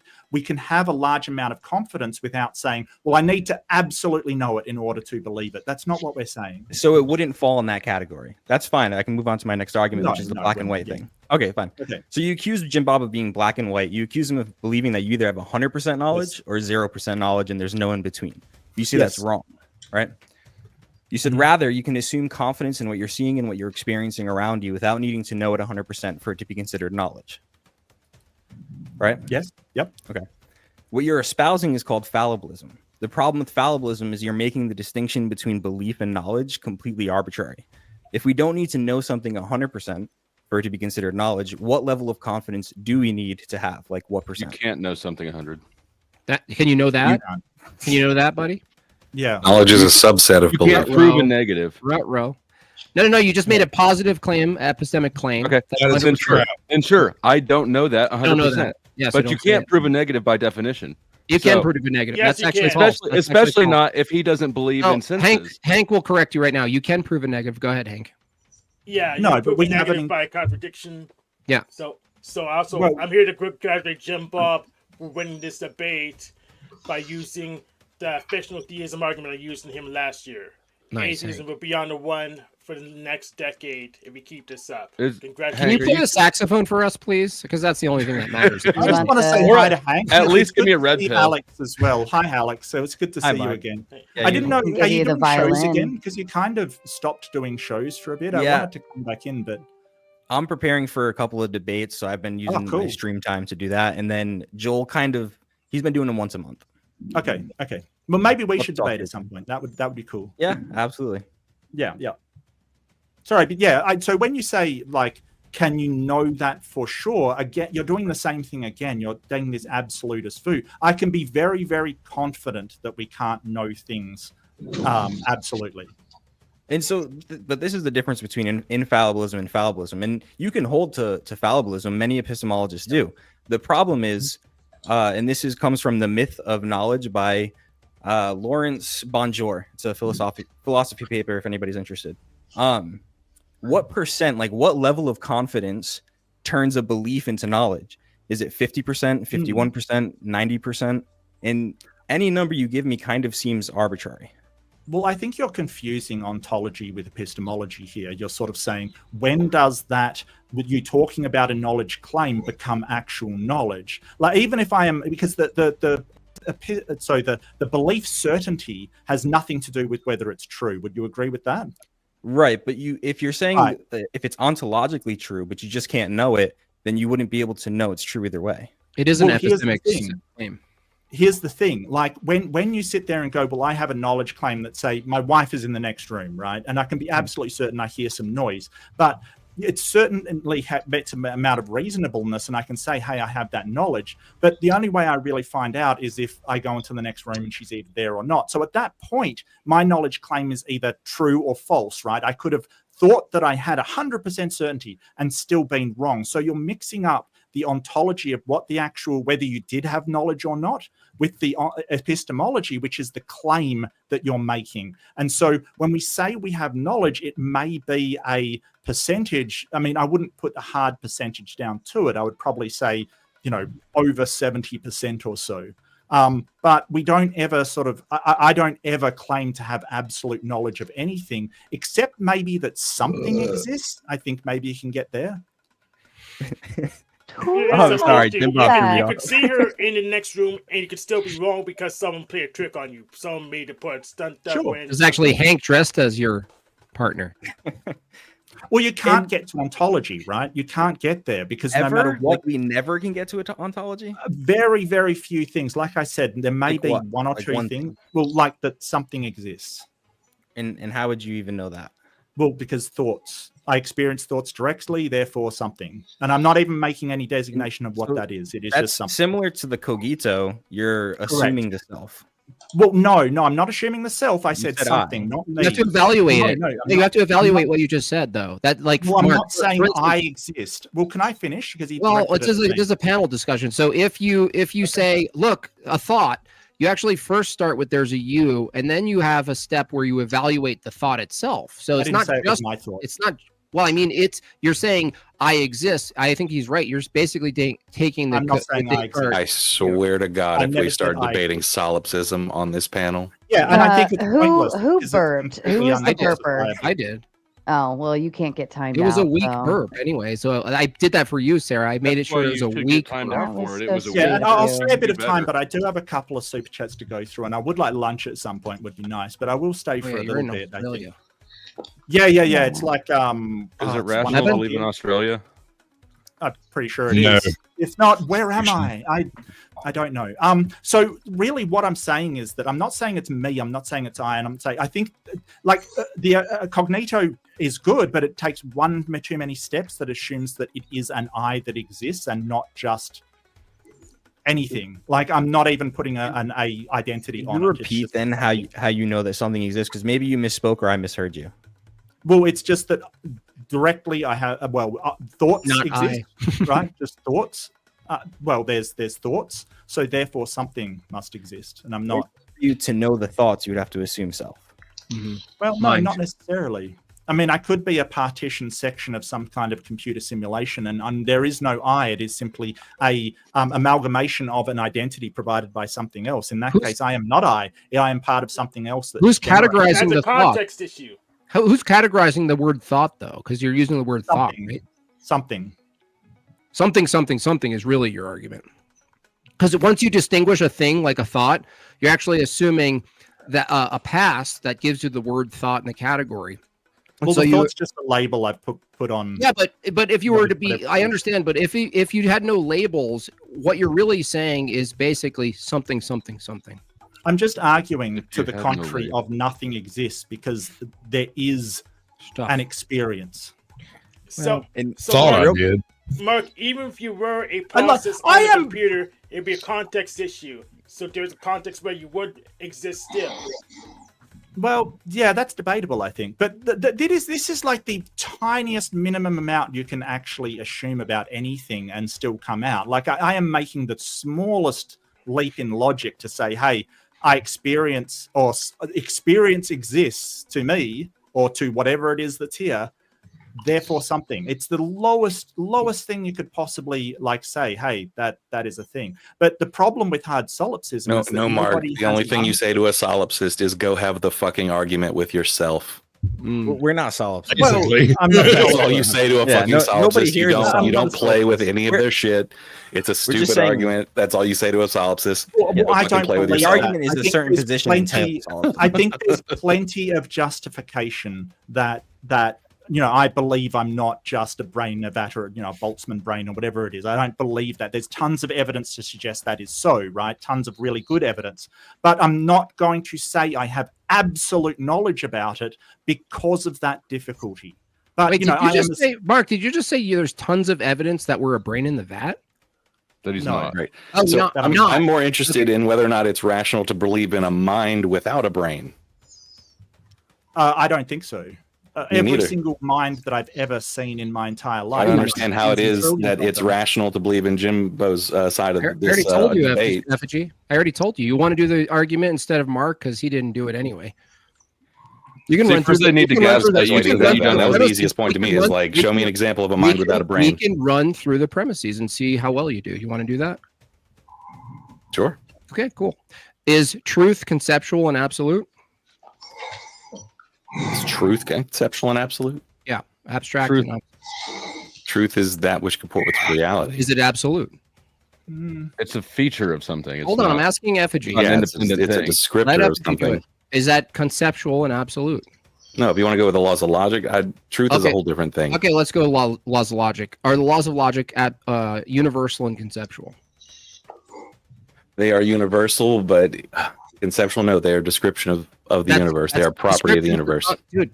Dude, description is a concept, right? Well, the concept is contingent on the description of the physical thing existing. Okay, cool. So when you describe the laws of So logic, you're trying to say that this concept is being imposed on reality Hold rather on. than the laws of logic being part of reality itself. hold on a second. When you say the laws of thought are merely descriptors, what is it you're describing? Where's the law of identity you're describing?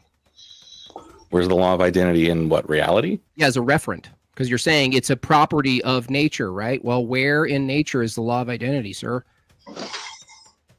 Everywhere. I mean, is water still? I mean, yeah. I mean, Water, the real answer is all of physical reality, but like, is water still water when it changes The form? guy who says I don't want to talk solipsism just went everything is everything monism. Cool. So again, if the laws of thought are conceptual, Well, no, you said it earlier, right? We couldn't have this conversation unless we were constantly demonstrating. The question was, where is a mind without a brain? I'm trying. I'll get there. Isn't out of I the will question, get there. to be honest with you. How are you getting there by asking him an questions example instead of answering the question? he asked? Dusty, do you know what a fucking argument is? I have to present premises to get to the conclusion. That's how an argument works. Now, Yeah, and I agree with your You first can't just premise. answer the question. he asked me, how do you get to a mind without a brain? I'm getting there through an argument. That's called an I don't think A. that's what he asked. He asked, can you give an example of one? I'm doing it right now. Where is it? The laws of logic are absolute and universal and conceptual, right? So if it's the case that before human minds existed, No, I don't agree with that. So okay, so what is the status of the laws of thought then? If you don't agree that they're it's abstract? like saying like Planck's constant is just conceptual. What? Right? I just asked you, Effigy. If It's a property of the universe. Oh, dude, the Well, it universe. describes the property The of the universe is a metaphysical claim. The universe. That's mind dependent. Still mind dependent, bro. Why is that mind dependent? Why is the universe mind dependent? Because he's stuck on this concept thing. no, It's his when only you way say- around everything in this fucking When you say debate. reality, when you say reality, are you not making a metaphysical claim? No, I'm making a physical claim, right? You- Ontological claim, right? Like what's Okay. here, what Okay, exists. Language is okay, metaphysical. okay, cool. So when you say the reality exists out there, you're making a material claim. Tell me, what's the ontology of a material claim? What's the ontology of Yeah, material? where's the claim? That it material? Where exists does a material claim exist, please? in reality. Claim. We can What? help Are you. you- What, Effigy? Effigy? See touch. In reality, right? Wait, no, where in reality does a physical claim exist? Are you talking In about a preposition? All of reality? Yeah, Well, proposition. I mean, what, Mark? Proposition, yeah. Yeah, where does that Okay, so- exist? Yo. Well, a proposition doesn't exist anywhere. It doesn't exist, so that doesn't exist. You just No. said something that non-existent. Good job. No, Effigy. no, he's saying where's the material thing that is Yeah. the mind. Are you saying or that? I'm saying the law of identity. Look. Before any humans on the scene, there's a world with objects and rocks and space and all this physical shit, right? properties, yeah. All these things. Okay.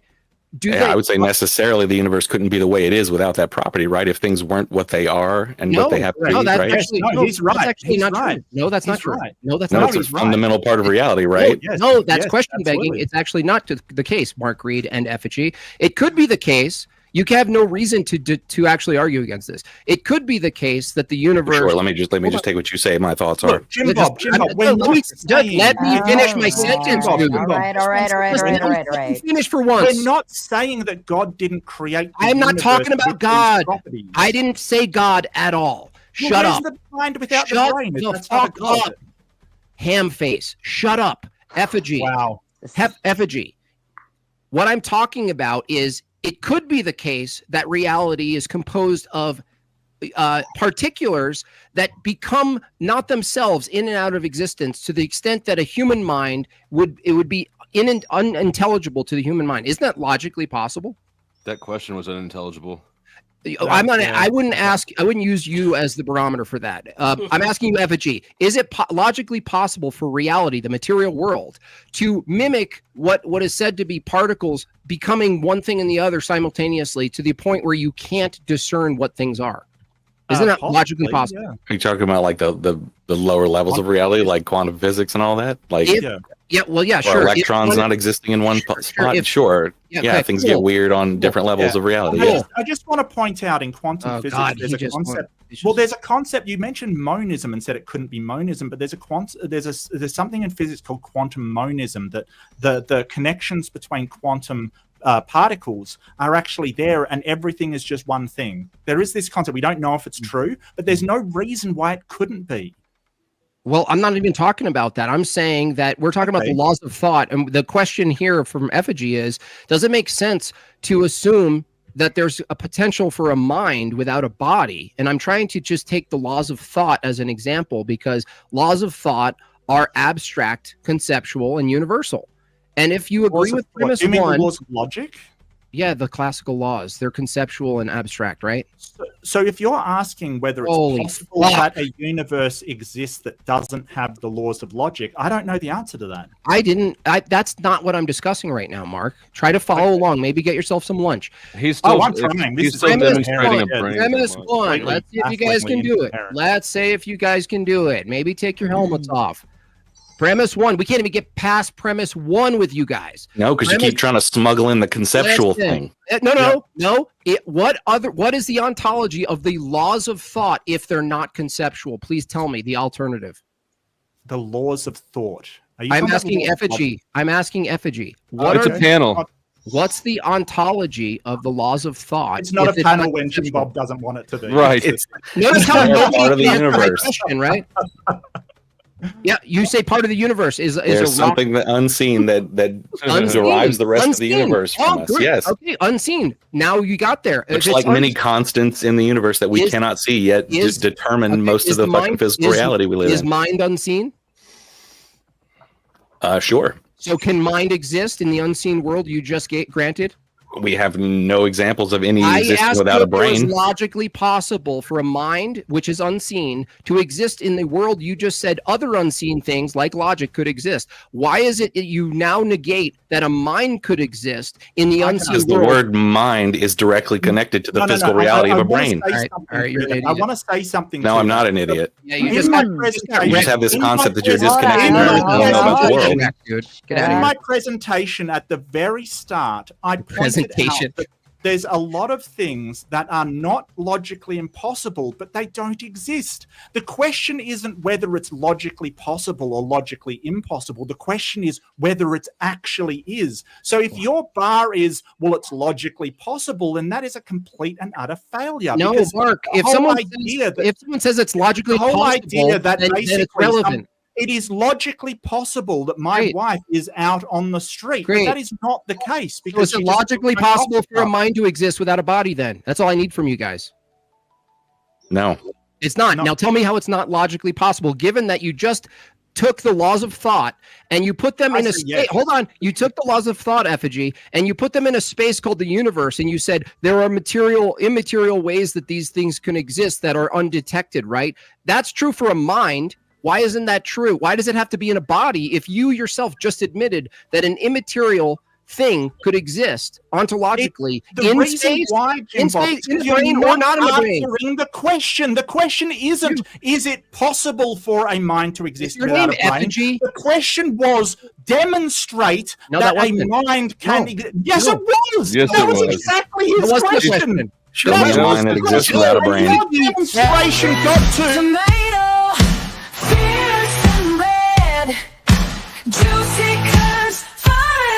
This message is sponsored in part by y'all getting gay.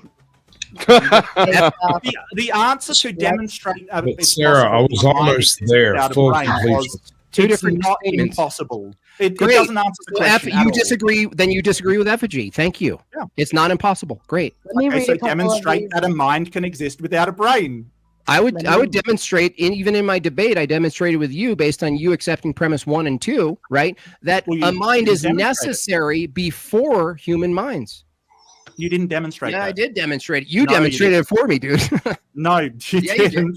No, that's not what happened yet. Does that even mean a mind is necessary before human minds? Doesn't demonstrate something. What does it mean? It means that was the laws of thought. Let me read a couple of these because we were a little behind on them, and I wanted to at least let it go, but you guys are still going. Anson coming with a big 10 says, language is a social construct and works for debating this very point. Morality can be a shared framework built from human experience and refined through reason without needing a cosmic referee. That doesn't say anything. All that says is we can change it to whatever we want, and there's nothing actually wrong with anything we're doing as long as we agree. Great fucking job, Anson. Hey, you're welcome, JimBob. And I got to point out that cosmic referee also makes it okay for JimBob to slaughter people in the millions as well. What's wrong with it, Mark? I have a lot of things wrong with it. I didn't ask you what's ultimately wrong with it. Nothing. Get out of here, Shine. That's exactly what JimBob just accused you of being guilty of. So anything can go in JimBob's world, right? If God says this is good, then anything's good. Yeah, and because God is the how's definition it of good. So you inconsistent? have actually no. That's just relativism, wild though. and fun, but I'm That's going not to relativism. Hold on. things to read Before you and, do, Rachel has know. a question about even your relativism. irrational Sarah, belief thank in you so morality. much. It was a pleasure to meet you. Shut up, you Absolutely idiots. pleasure to meet you. Yeah, I'm going to take off, but this has been a wild ride. Thanks everybody. It was. Oh, Mark, how- before you how take far off, we can I ask got you a quick question there, Mark? real quick. I really want to get to these. Is it super chats. rational to believe in things that are unperceptible? Unperceptible? Is it rational to believe in things that are imperceptible? I think you mean, yeah. Unperceptible. You can't perceive them. Is it rational? Unperceptible. Like you can. What? Like rights. No. Rights It's are not not rational. perceptible. Is it rational to Well, believe I in don't- eternality? Is it irrational to believe in eternality? Well, it depends on what you mean. Like, do you mean moral rationality, or do you mean you- rationality for believe things? Do you know what unperceptible means? Unperceptible? No, I You know mean what imperceptible means. You can't perceive. Do you know? You're having a hard time with that one? There's no word. That unperceptible isn't a word. Imperceptible is what he's looking for. It's imperceptible. whatever. I've been saying all this. Is it rational Dude, to believe in? Is it rational to believe in an imperceptible thing? Yes or no? I think I'm a empiricist, so I think that it's irrational to believe things are real that are imperceptible. Answer my question, bro. I just did. Yeah, it was a good answer too. So is it irrational to believe in things you can't observe? You believe in human rights, therefore you're irrational. Is it rational to believe in? But I don't believe they're a real eternality? thing, Jim Bob. This is where you're strong. So you don't believe they're a real thing, but you believe in using guns to put people in cages based on them being not real things? Great, that sounds rational I too. believe in putting. You don't using believe in guns to justice put people in system? cages. You don't believe in jailing someone who violates someone's rights? I do support the justice There you go. system, yes, There you but go. I don't So you- believe it's a real thing. Like So I you believe that believe- my coffee cup is a Yeah. real thing. So This you- is conflation No, and just using word games. That's Dude, all it is. Listen how This insane is you are. Precept This is 101. Just conflate. Look how this is Mark Reid's rationalization here. He doesn't believe rights exist, but he believes in a system that believes them the lie that they exist, such that it results in people who who violate the fiction that doesn't exist should be thrown in jail based on something that doesn't exist. Do you think social? Oh, good constructs answer. Good answer, Do dummy. you think social constructs exist? Social, not as actual items in the world. No, Do social constructs exist? not as matter. Do social constructs exist? Yes. I'm They clarifying. do exist. Okay, so you think they exist? So God is a social construct. It exists. It's You rational think to they believe in exist? God. We're back to square one again. How many times are you going to lose tonight, dude? Another win for fictional theism. And How just do to you say here- lose on purpose? Just to So clarify, you Mark, think they exist? Do Yeah. you believe in human rights?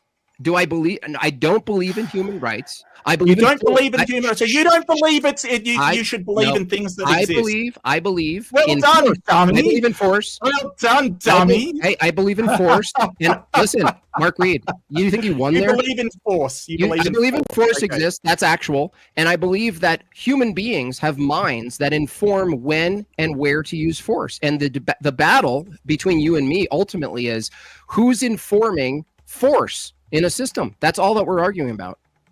That you think humans' right exists, but you don't believe them. Good one, dummy. No, Good I one. don't. No, I Good don't. Dummy. No, I don't. Dummy. Nice one, dummy. You just lost the debate again. I just wanted to point out, you don't Mark, believe in that things that actually exist. Congratulations. You think are- it's rational to believe in things that don't exist? I think that they exist as constructs. Yeah, you believe that God exists as a social contract, therefore it's rational to believe in God.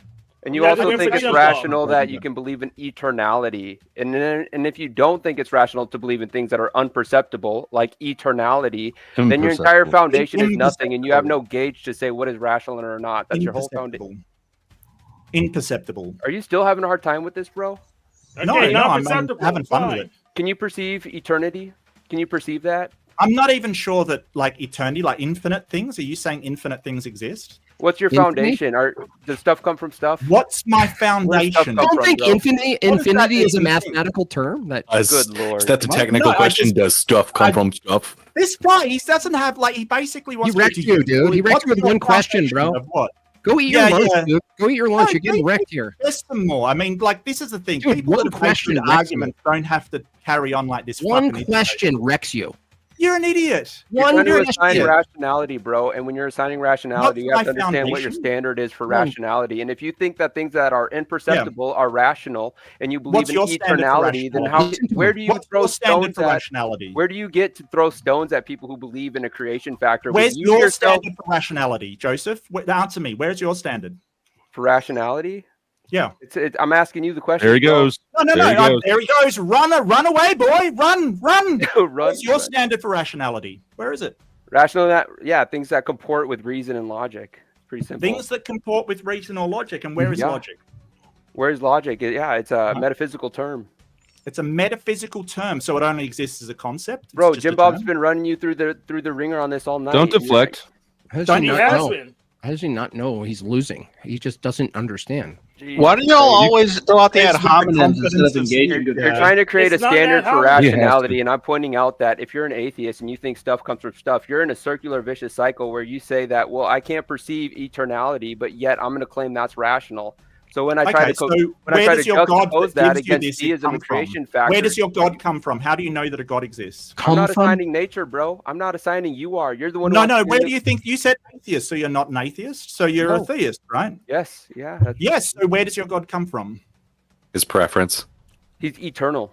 How do you know your God exists? He prefers that book over another book. Well, I don't know anything. You don't know. So you've got no basis for rationality because you don't know God is giving you So rationality. are you saying that you have no rationalization for your foundations, just like a theist? Or I don't know what you mean by that. I've got So no idea. the question isn't whether we know. The question isn't whether we know. The question is whether or not a belief is rational here. That's the topic. No. I'm asking him what he asked You're me. asking Like me how if I God's know real. that That's not logic the is a question. thing. The So question it's is no. it You're rational, just bro? dodging away from the question. I'm not That's okay. dodging. Dodge away, Joseph. Dodge away. You don't know that your God is real, so you just Let me ask you believe again: it. is it Why do you rational to believe believe it? in something that's unperceptible? Yes or no? Imperceptible. irrational? Imperceptible. Imperceptible. Like, learn the fucking English language and come back, Guys, please. just be please. charitable. You know what he means. Yeah, I you know what he means, means. but it's weird. Fucking losers. Oh, yeah, like that's any better, Jim. Teach a guy how to you speak. Are the worst with stuff. Dude, hey, Mark, is rationality itself imperceptible? Is rationality itself? Yeah. So. Oh, cool. social Great. Good job, construct buddy. You're are toast. not Go eat some fucking perceptual. tuna fish, dude. Get out of here. You're a clown.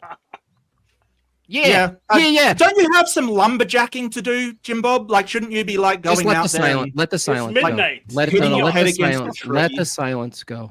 Let You- him you feel are the silence of such a- that. Let him feel the silence of that. Yeah, and you're just a fool, Jim Bob. You're Wow, an absolute top moron. tier rhetoric here. Rachel Wilson That's coming exactly in with a big what you funny. do, Jim Bob. You Oh, absolute Jesus. hypocrite. This is the thing. Is Every time is Jim Bob does rationality something, imperceivable? He thinks it's so clever, so amazing. It's all Sure. great. As soon as somebody Sure. else does something, he's like, "Oh, that's so fail." Like, yes, we saw you go off your nut in the debate, Jim What? Bob. You basically just cried. What are you talking about? Listen, cry more, listen, Jim Bob. Peppa Now, give Pig. me the Listen, tears. Peppa Give me Pig. the Calm down. tears, Jim Bob. Listen, give Papa. me the tears. Listen, you Papa fucking Pig. moron. Listen. You're a bogan. You're Listen. a bogan. Listen, Go Bluey. away, you bogan. Bluey, Go away. calm down. Go away, you bogan. Bluey, I You're have a question for you. Bluey, Like, I have seriously, Bluey. this is what you do to other people, you fucking idiot. That's what Bluey, you do. Bluey, and then as soon calm as down. it's done to you, oh no, poor Jim Bob. Bluey. He's got people calling Listen, him Peppa names Pig, chill. like Peppa Pig. Listen. You're a fucking Listen. bogan. You Listen. Bogan Bob over here. Listen. Jim Bogan. I got your name. It's Listen, Jim Dada- Bogan. Dada Jim Bluey. Bogan. Hey, no, I'm not listening to you anymore, Jim Bogan. Is You can go fuck rationality off. imperceivable? Is rationality Imperceivable. imperceivable? Why Is do you that believe in even it? A word? Why do you believe in it? Is that even a word? Yeah. Is it imperceptible? I don't Is think ration- so. No. So you can perceive rationality. Do you where? have evidence No, where? associated with rationality? No, not Yes, associated. you do. No. No, you have where evidence do you for what is observe rational. rationality? Where do you Where observe do you it? observe God? Observe it? I don't observe Yeah. God directly. Oh, so 'cause it's you've got not no matter. justification for God. Thanks. No, Cheers. no, Bam. that actually Bam. gives me a point, dummy. You accept that things. Oh, yeah. Yeah, you just gave me a fucking point, moron. dummy. Yeah. You just dummy. gave me a point. Like, this is the thing. You are such low You just fucking gave energy. me a point. Low energy bullshit from You you. just gave mate. me a point, Low dude. energy. Low energy. Can we get the panel back? Oh, This you're is- scared to I'm be not one even- on one. You're scared to be No, one on one. no, I just think you're a fucking idiot, that's all. Poor. Let's get some sad faces for Mark in the chat. let's get some sad faces for Jim. So Bob. what we Rest heard of here is that basically rationality itself, not actually represent anybody accurately. rationality in order to have itself his silly little script is that just he goes through. It's a script. What's wrong with pre-sub scripts? That's all it Yeah, is. yeah, it crushed you. It crushed you, though. That's Yeah. what's funny. A script Oh can crush yeah, you. yeah. Oh, I feel A crushed. I script feel can crush you. Yeah. I'll just keep believing that, Jim. So Bob. guys- I'm sure it'll filter down to that fucking Okay. meat thing in your brain someday. Yeah, keep thinking that. Meat thing. You believe.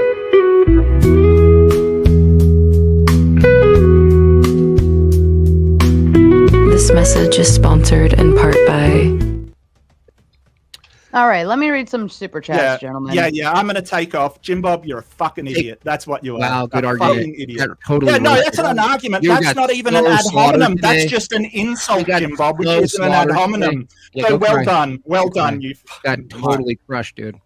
Mark, is that? Oh yeah, is that- sure. Go eat some tuna fish, boy. Does anybody have any real questions aside from this fucking hillbilly? I do. Go eat some tuna fish so you at least smell like how you look. Get out of here. Oh well, I mean, I do eat lunch. I don't know about you. What I are you eat lunch. not eating That's my lunch? big comeback. I eat lunch too. Get out of Mark, here, fucking Baba Mark, Booey. I'll Get out of I've here. got more, mate. Look at you. Mark, break I've got down. a question for you. Look Get at out of you here. break down. So No, shiny. look at you. You're so You're a shiny. child. You're a child. Mark. You are a child. Yeah, mate.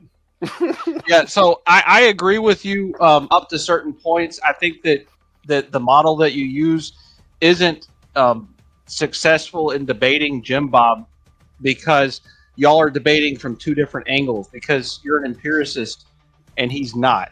And it makes it impossible to reconcile your 2 points of view because God can't be reconciled to the real world because it's imaginary. Well, So I we're think, right. So we're right, in though, God's right? image. Yeah, I'd like to respond to that if Jim Bob can stop spurging. Nah, for shut a the fuck second. up. Anson, rights are I'll also speak more, mate. immaterial. In God's image, basically, Bob. so That's the where he problem ended. that I have Anson with that agrees. is when the rubber meets the road, everybody's an empiricist. Like if you want to cross the street or do anything in your life, you're always an empiricist. You will always go to your senses. You don't go to cross the road and go, okay, well, what can I imagine about this? And, is it logically possible that I can cross the road? Everybody implements empiricism in their everyday life. It's just this one thing is like a special exception where we can't apply empiricism to that. But I don't see why that's the case. Oh, it's simple because your empiricism will betray you. You can watch Dark Matter 2525 and see God in there, so you still lose. The dark matter, I see 20. I Dark haven't matter, seen isn't that he an either. atheist? Yeah, you can see God in a cartoon, and your empiricism will betray you. That's why.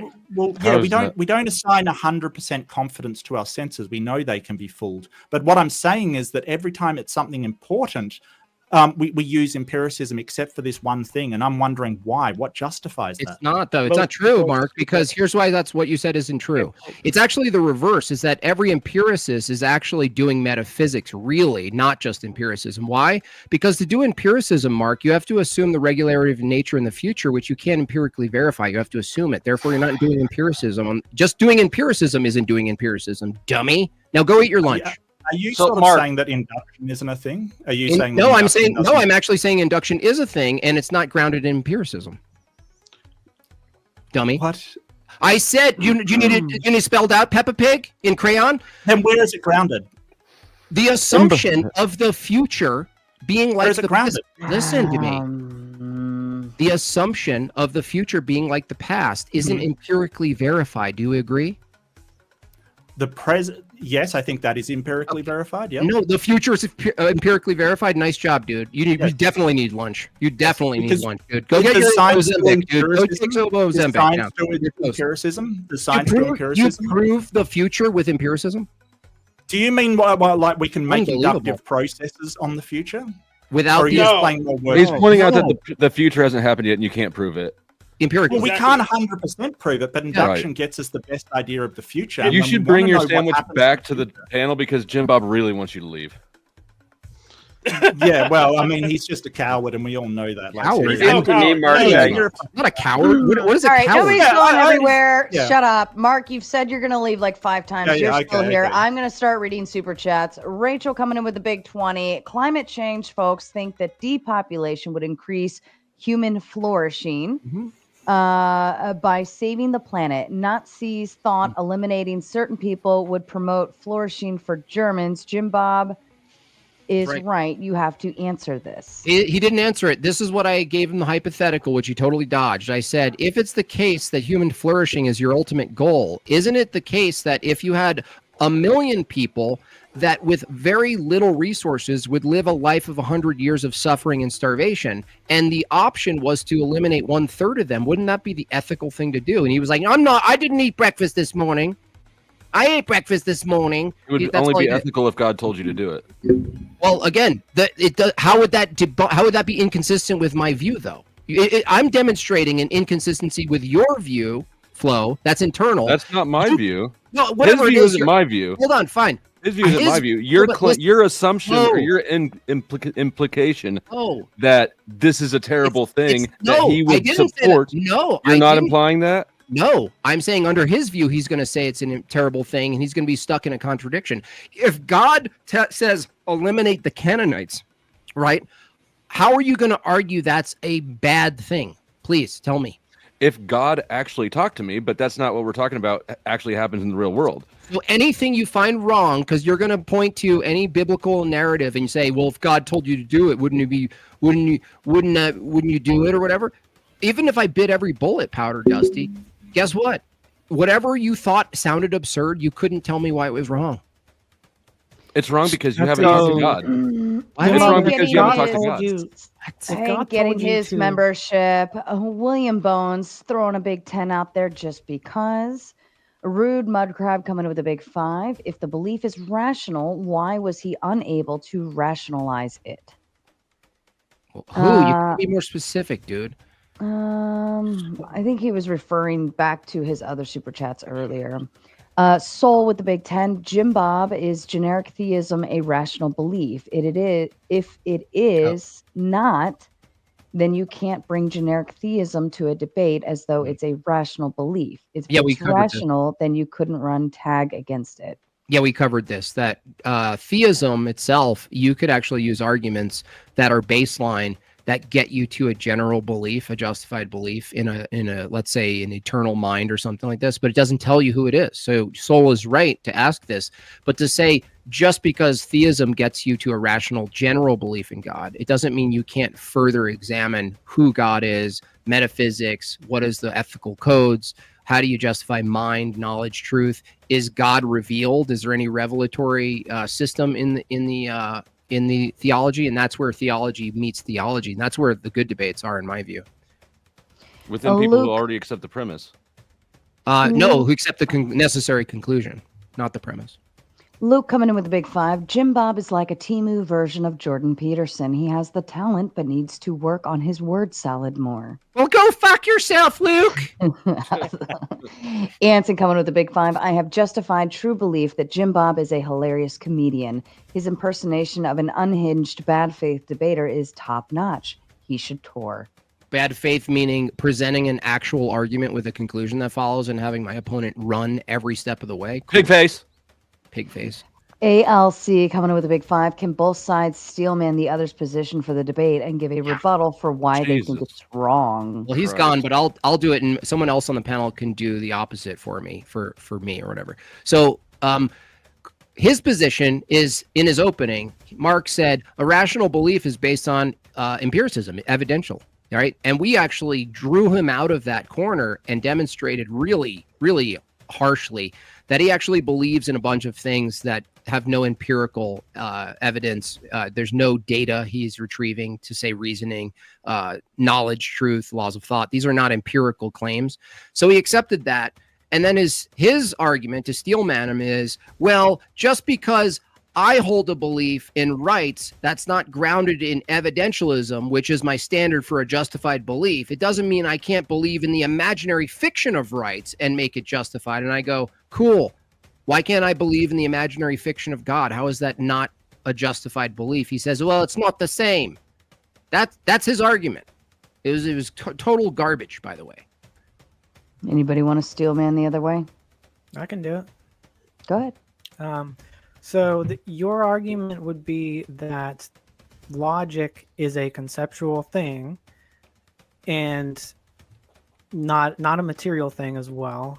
And therefore, these laws of thought actually are dependent upon a mind, which you're saying is God.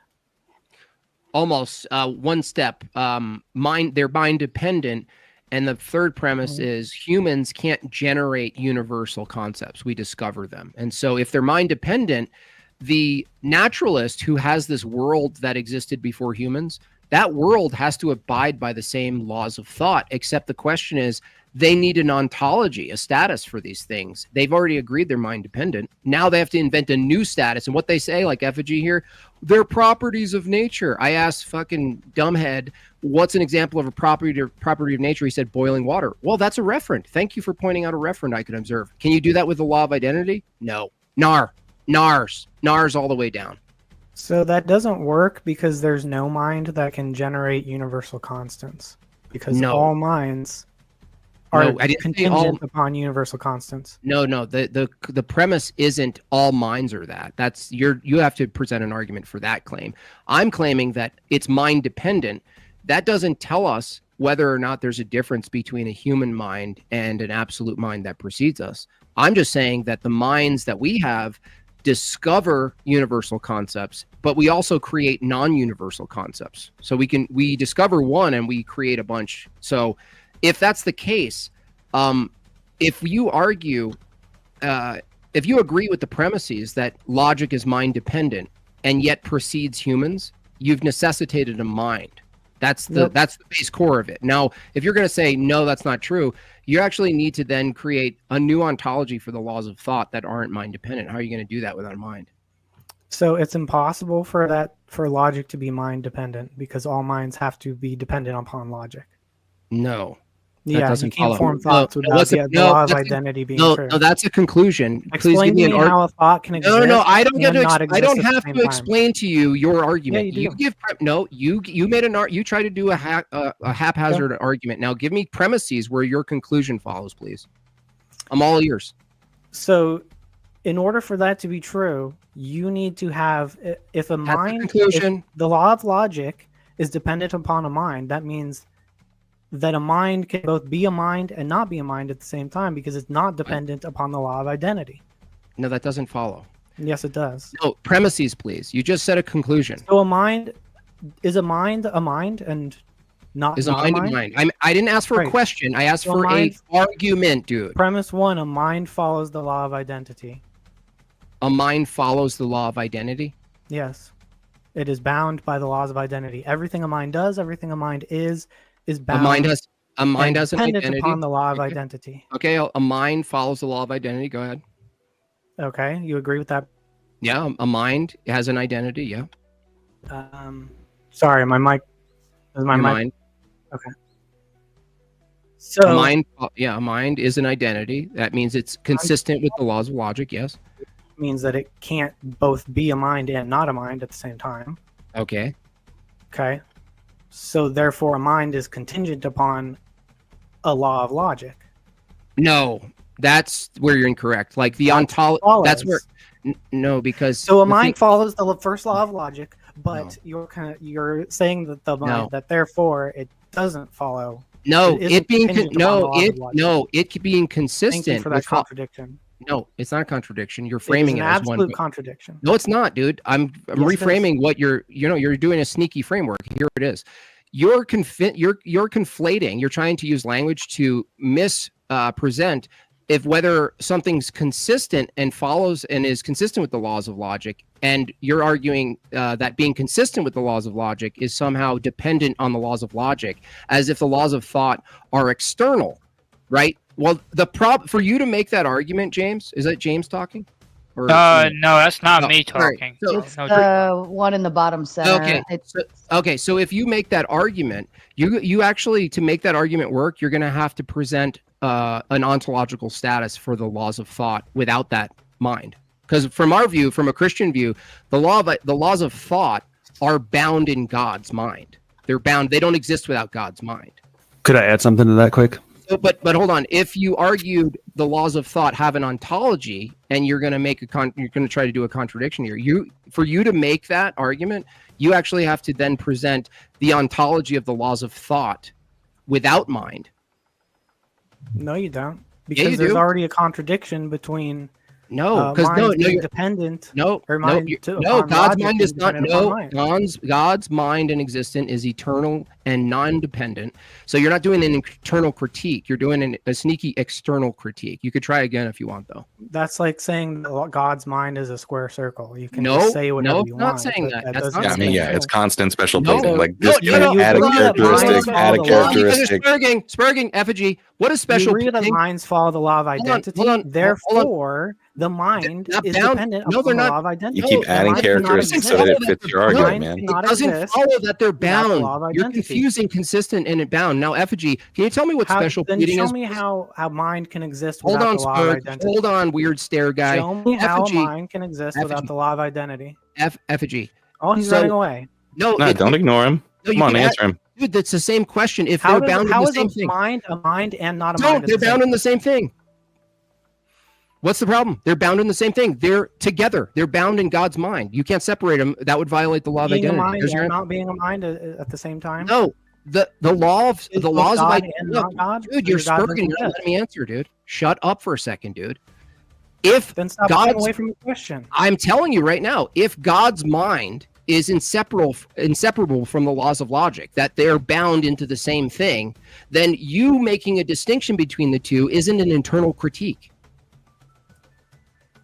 Yeah, it is because No, God it's is more not. complex than the law of identity. God is No, more than no, just the law complex. of identity. No, So they're not complex is bound in- just the no. That's a cope. And effigy, No, a it's not. special pleading. Hold on, let effigies talk for a second.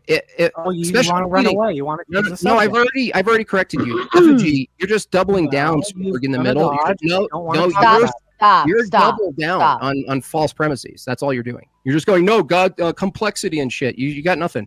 Effigy, special pleading is when you take something that's in the same category as everything else, and you give that one thing a special status that doesn't apply to everything else. Correct? Like a mind without a brain. Nope.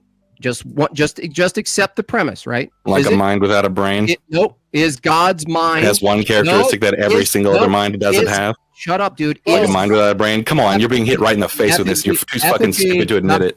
Stop Spurging. Watch. Watch this. Watch this correct. Like a mind without a Let me brain. correct him. He won't let me correct him. See this? He won't let me correct him.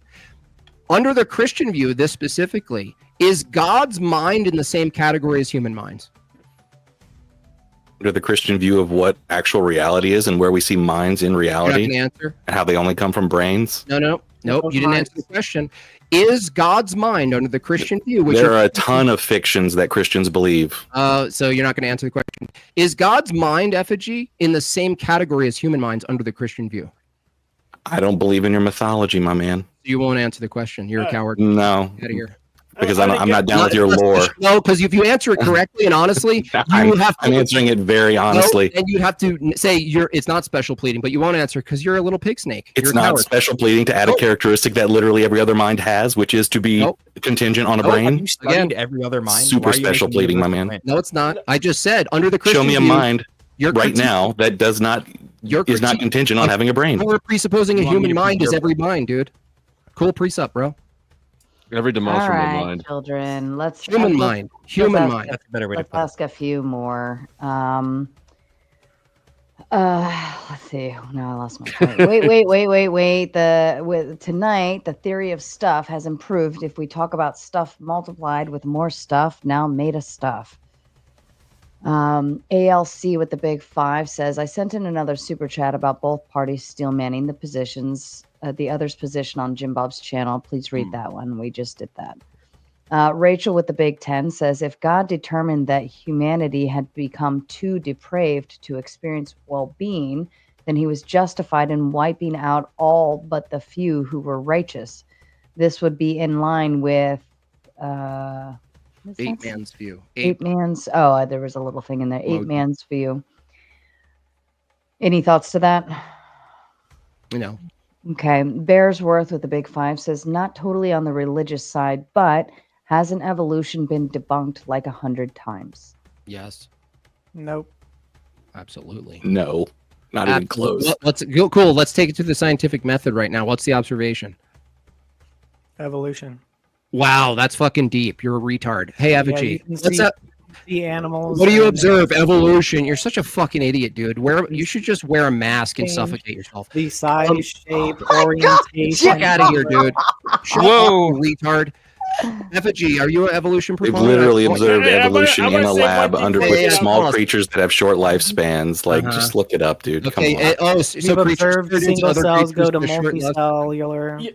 Right, So, all of the fucking medicine you have is based on all of his theory is pretty much set in stone. Like, it's so sick. Yeah, I want to say one more thing and get out of here before you go to evolution. Go ahead, Hank. And your Go ahead, gullibility Hank. like it's Shut fucking up. competence. Everybody shut up. Go ahead, Hank. Yes. So, you atheist, you need to read more Wolfram, Stephen Wolfram, or Roy Sorensen, or us theists like me, Jim Bob, or Little John will keep crushing you over and over again on this debate topic for the next decade. Thanks, See Hank. you guys Everyone's later. scared. That's why W, the Hank. entire scientific community is against you. Oh, the appeal to authority. Like, they're not completely Appeal to changing their views. expertise, Always. So I want to go back to the law of identity quick. I'm confused how that's not support for a divine mind, right? Yeah, me 'Cause either. wouldn't the law be the law of identity? So A is A, whatever you want, whatever, right? That's a precise, unambiguous thing. It's not vague. It's open. It's not open to different interpretations. But for a concept to be clear and precise, it has to be processed by a mind. So you have universal minds that are understanding this precise concept, which implies that the law of logic is embedded in a mind because it's precise, right? So if you look at like W.V.O. Quine and his famous Gavagai example, we know that physical systems don't give you precise, exact, determinate semantic content, but minds do. So it seems like the law of logic, the law of identity, is actually a really good argument for a higher mind. Well, it seems like you just demonstrated that the law of logic is not reflected in physical reality. What do you mean it's not reflected? If physical reality does reflect. He just said that nature does not give us exact. doesn't give us. No, I said it's not reflected in the semantic content. Yeah, that's not been embedded in the nature itself. The semantic content. How is it not? How is it not the law of identity that hydrogen doesn't magically just turn into helium over like That with required a nothing? mind, Like, dummy. Are you guys Platonists? God Do you think cannot the law of logic is a disobey. Platonic entity? I didn't hear that. Do you think the law of logic is a Platonic entity? I'm confused why you can't. Yeah, what's the ontology of the laws of thought? Where is it in nature if they're properties of nature? I've not heard a single claim to this. No, like, that's where what are he's saying. Thoughts. if physical are reality could patterns. be other things, then they wouldn't be what they are. They wouldn't. That's Nothing would have built themselves up the way it is. Describing. Like, we asked for the ontology of the law of identity, dude. It What's doesn't its matter. status? We know What's that the the status? ontology of God is that he Doesn't cannot disobey the matter. law of identity. Don't answer the question. No, Get- it's Can God the disobey ontology law of the of entire identity? universe. It just is the way it is because of that, is. right? Okay, Tom, It just Tom, is what it good job. is. It is what it Good job, is. dude. God exists. I mean, what do you want me to point to? It's the exact same thing when a What does it religious say? person says, "Look at the trees." It's like, well, things no, exist no, because they can now, because they can identify as one thing, right? If they could just pop into existence as Guys, other things, then guys, none of the it is- chemical it is processes what would it have is, guys. formed. Nothing would have Guys, it is what it progressed is. like in the way it just is. Arbitrary. Can God disobey the law of identity? Yes or no? That is his nature, so no. No. Can God disobey himself? No. No. Right, so That's he's can a- bound can a by the law of avocado identity. be a He's pig? dependent upon it. His nature is bound by his dependent nature, upon but the law No, of no, that identity. doesn't has a follow. He's problem with that. dependent, dude. What? That's No Christian has a splitting. problem. They're splitting. You're splitting the nature. Look, dude. Look. Let's make this really simple. Can an avocado be a not avocado? No. Okay, cool. Be guacamole. So if that's true, like if God himself has nature, let's say God's nature is encapsulates the law of identity is bound to his very nature. Do you notice that your answer with the avocado, if you were to apply the nature distinction to God in regards to logic, you wouldn't be able to, you'd answer the same question. You would answer the same question really quickly. No, God can't violate himself. It's his nature. That your question assumes the law of identity and the laws of logic are Platonic distinct envelopes that are floating in space somewhere. Okay. They have to No, be. the If you argument want assumes exact- that God is limited by the law of identity. No. What do you mean limited Yeah, by it's my argument, himself? so I know what it assumes. Not all limitations are I don't imperfections. know why you have to say, like, if so- I say so like they- Planck's constant, like So determines we- certain things in the universe, like is that? We agree that there is necessary preconditions for there to be a material world that we are existing in today, correct? Mm-hmm. And part of that necessary precondition would be the law of identity, the law of logic, things like that. Things have to have a system for matter, time, and space to be together and to function as a material world. You mean governed? Right. It has to be governed by that to have a material world. Yeah. Like and to have is governed. Yep. What? Like God's yes, nature is so governed by the law of and identity. what we're asking for is the justification for those things themselves before we have human minds to justify that. If we all agree that they are conceptual and they're mind dependent, and the world material itself requires this for there to be any sort of world that you can reference to say, well, if I look at nature, that's laws of logic. There has to be the laws of logic before there's actually any of those material things that you're pointing to. So we're asking for justification for that. God. The harder question, though, is the unambiguous nature of the semantic content of the law of identity. Why is it exact and every human mind knows it? That has not been answered by anyone. And Mark even gave up. How is it not by saying that it's an innate property of the universe, therefore an innate property in you? No, because property. Okay, look. If I say a certain temperature is a property of a certain thing, or boiling water is the property of the effect of water once it hits a certain temperature, these are reference, right? For you to say there's a property in nature, isn't it fair for me to ask what's the referent? The universe and its existence and how it came to be, right? Dude. Well, no, though, think about it for 5 seconds. If hydrogen could just magically become helium without anything happening, would the chemical chains that have led us to this point have been able to form? Dude, that's not what I'm asking. No, that's the identity of it, right?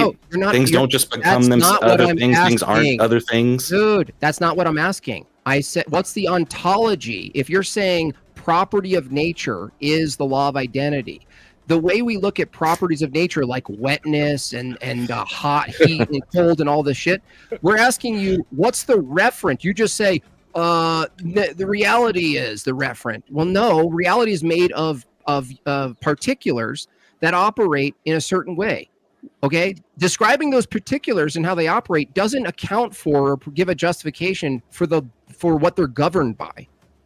You're saying they behave because they behave. That's all you're You literally said the same thing earlier. You said that without these, we wouldn't even be able to have this debate, right? So we're constantly those are preconditions. We're asking for the justification for the preconditions. We're not agreeing. We're not debating whether or not we agree on the preconditions that they exist. We're asking for the justification.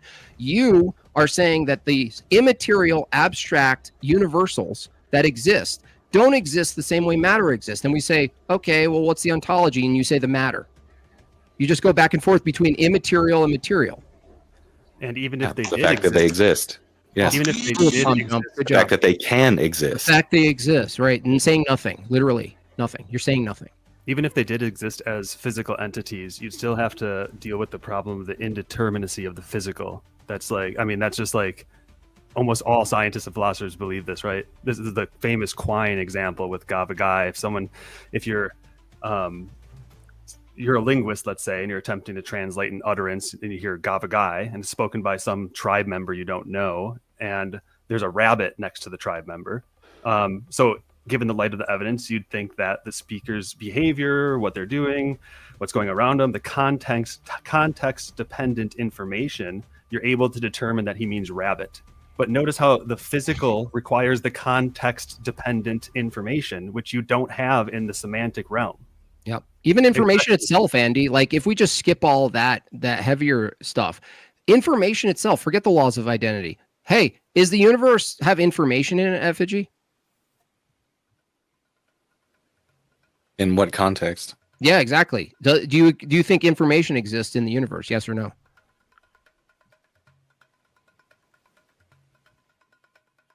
I mean, it's a general question. Like, it's just too generalistic without some more context. Which is information. What do you mean, like chemical information, like matter existing? Do you mean? Listen, Spurgy, information. Do we agree? Information is data plus semantics.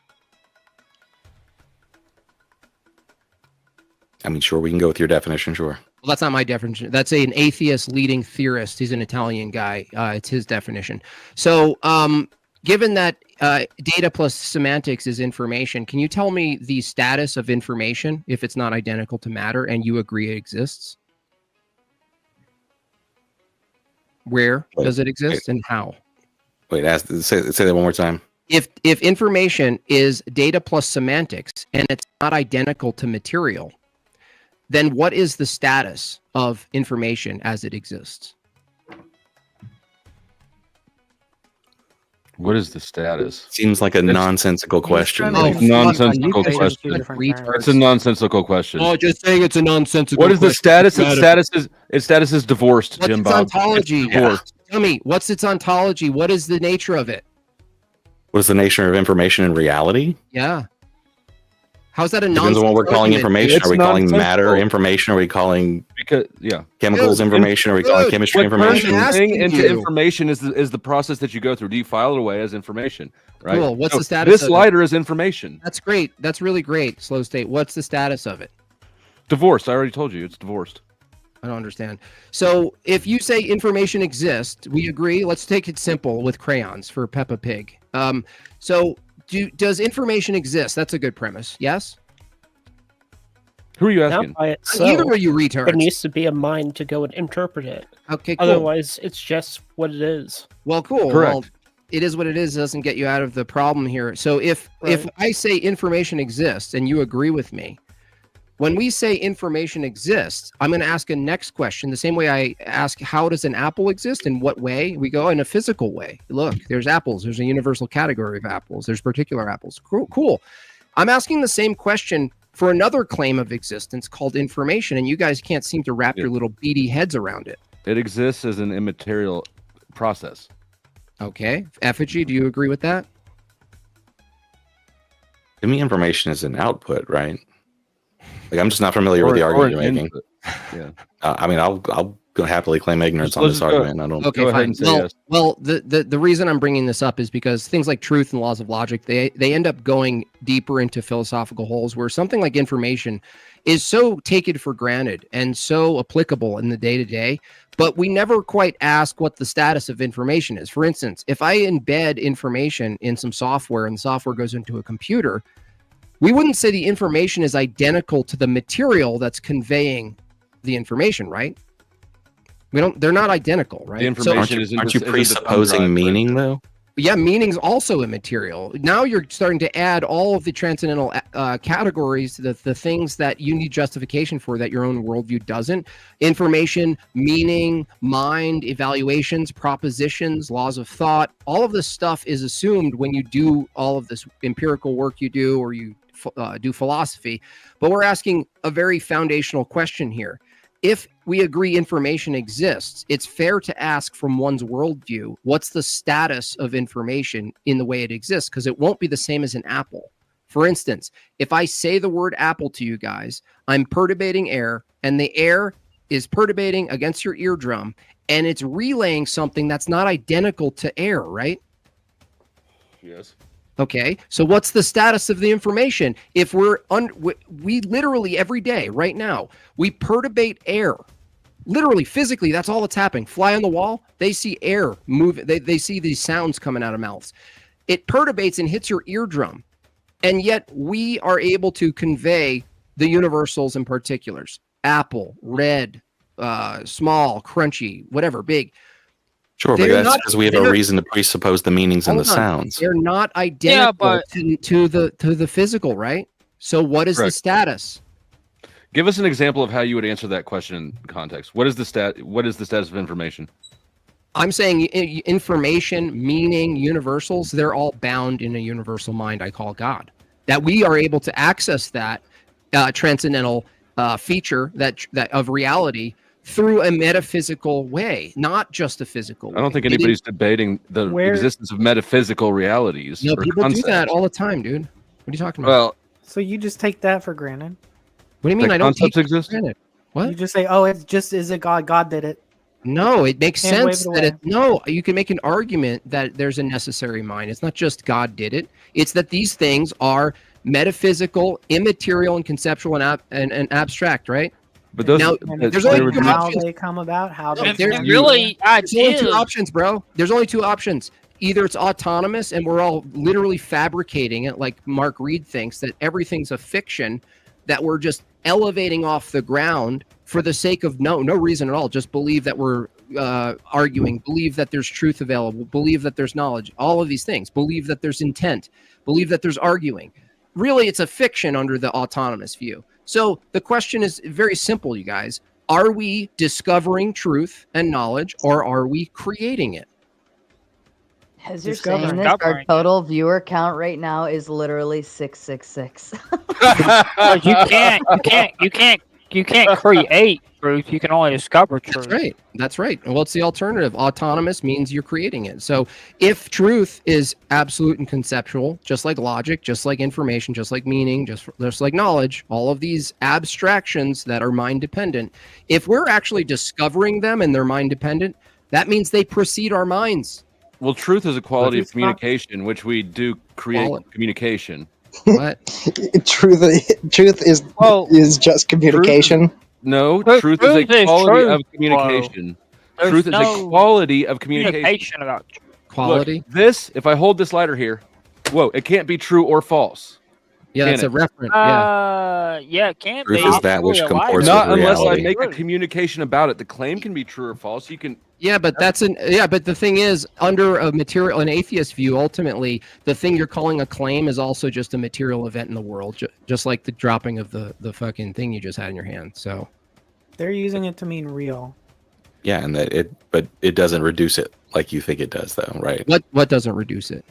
Just it being a material event. No, it does. Watch. Here's an argument for you. Events in the world are not truth apt, correct? Events in the world are not what? Events in the world that we see, like waterfalls and things, they're not truth apt. They're not propositional. They're just actions that happen, right? Just truth is that which comports with reality. I didn't ask what your fucking Matt Dillahunty definition of truth is. I'm asking you. That's what it is. Dude, that's what it is to me. How is it you're not able to understand what I'm asking you? Premise one, do you agree? Because you constantly sound like you're reading off a script and I want to fuck with you. That's why. Events, effigy, are not truth apt, right? Pure events in the world? Correct. I'll agree with that. Thank you. Jesus. So if events aren't truth apt in the world, but under a physicalist view, that evaluations and propositions are also just purely reduced to events that are determined by chemistry, how is it that propositions and evaluations can be truth apt if they're also in the same category? Now, this is true special pleading effigy. You can learn something from this. You got nothing. Stay silent, boy. ALC comes in with the big 5, says, question for Flow State. How are you gayer and more deceptive than Mark Reid? Deceptive question right there. And a gay Nancy one. Knowles with the big 5 says the universe is the necessary, unchanging foundation that makes logic, order, and thought possible. So what is the ultimate basis for all reality? You're one of the smallest brains I've ever.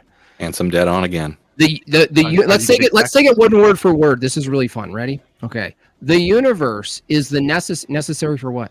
The universe is necessary, unchanging foundation. No, the universe from your own view is changing. It comes from a different state and it goes into a new state. Okay. That's changing. That's actually opposite of what you believe about the universe. Foundation that makes logic immaterial. So universe material produces logic immaterial. Order, which is a metaphysical description of the world, and thought on another immaterial thing, possible, also an immaterial metaphysical thing, possible. Serving, also. Serving, function. So pure matter gives you teleology. Serving as the ultimate basis. This guy's a troll. Anson Knowles is a professional Cart troll. before the horse. Cart before the horse. Just amazing. DeFreak coming in with a big 5 says, I have the highest respect for Mark Reid, even though he is an unbeliever. I consider him a friend and good man. I ask believers not to judge harshly. Well, believers don't judge at all because judgment is God's alone. Dustin with the big judge 5. God to be correct. I've judged God to be incorrect. Jesus fucking Christ, shut the fuck up. Dustin coming in with the big 5. Logic is a universal concept created by a universal mind. Bat milk is a particular concept created by a particular mind. Categories consistent. Latch. Yeah. I don't get that. Well, what is bat milk? Bat milk is an old meme. It was a meme I used, but the comment is good because there are universal concepts that humans discern, and there are non-universal concepts we create. And the fact that we discern universal concepts mean they precede us. Otherwise, you can't discover something that doesn't precede you. That makes no sense. They would have to precede God then as well. You can't No, have God without the law of identity. No, dude. Can be Stop. simultaneous. No, that you can have them together. Logic and God can be bound in their eternally uncreated nature. God is good. God is logic. God is right. everything. Then That's you right. can't lose. You've set yourself up where you cannot right. lose. Yeah. Now you're getting it. Phenomena don't need to be concepts for us to discover the relationships and then make them into concepts for us. Did you discover that? Uh-huh. Cool contradiction, bro. Cool story.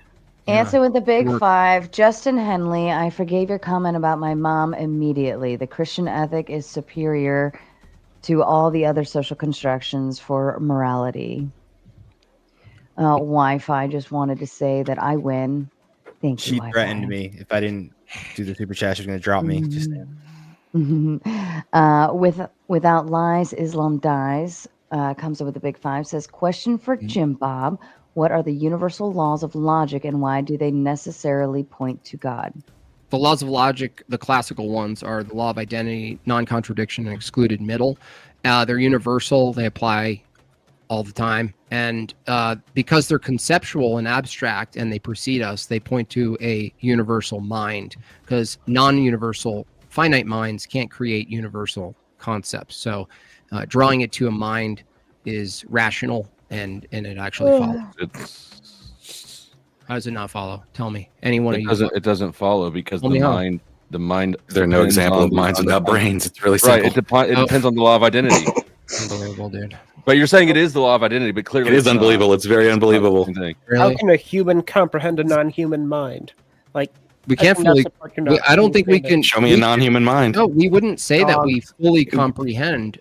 Keep talking about things that we do not know if they exist. Like you're positing things. You're having fantasies. What? Like that's all it is. No, you're literally positing things. You're saying it is what it is. Yeah. I don't have to justify it. Yeah. It just is nature, and nature is mind. So Effigy, you already said that some indiscernible thing. You're the one when I asked you what's the status of the laws of logic. This is a discernible thing, right? This is a mind. There are 6 billion people with minds. There are creatures with minds, right? No, you can't discern. We have evidence for minds. No, you didn't discern the mind. Where is it?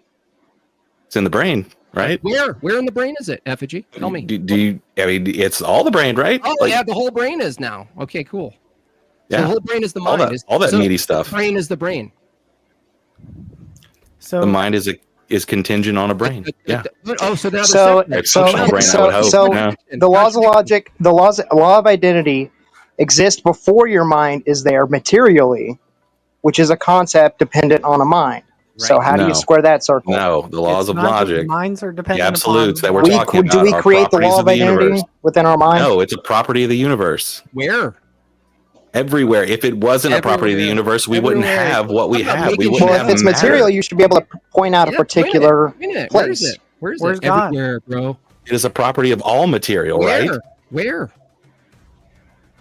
Wouldn't you say bark, like bark or sharpness or smoothness is a property of material? Like that's a material. You guys are constantly admitting that it's a material of the entire universe. You're sitting there saying you're using it constantly. Can I hold the law of identity in my hand? Yes or no?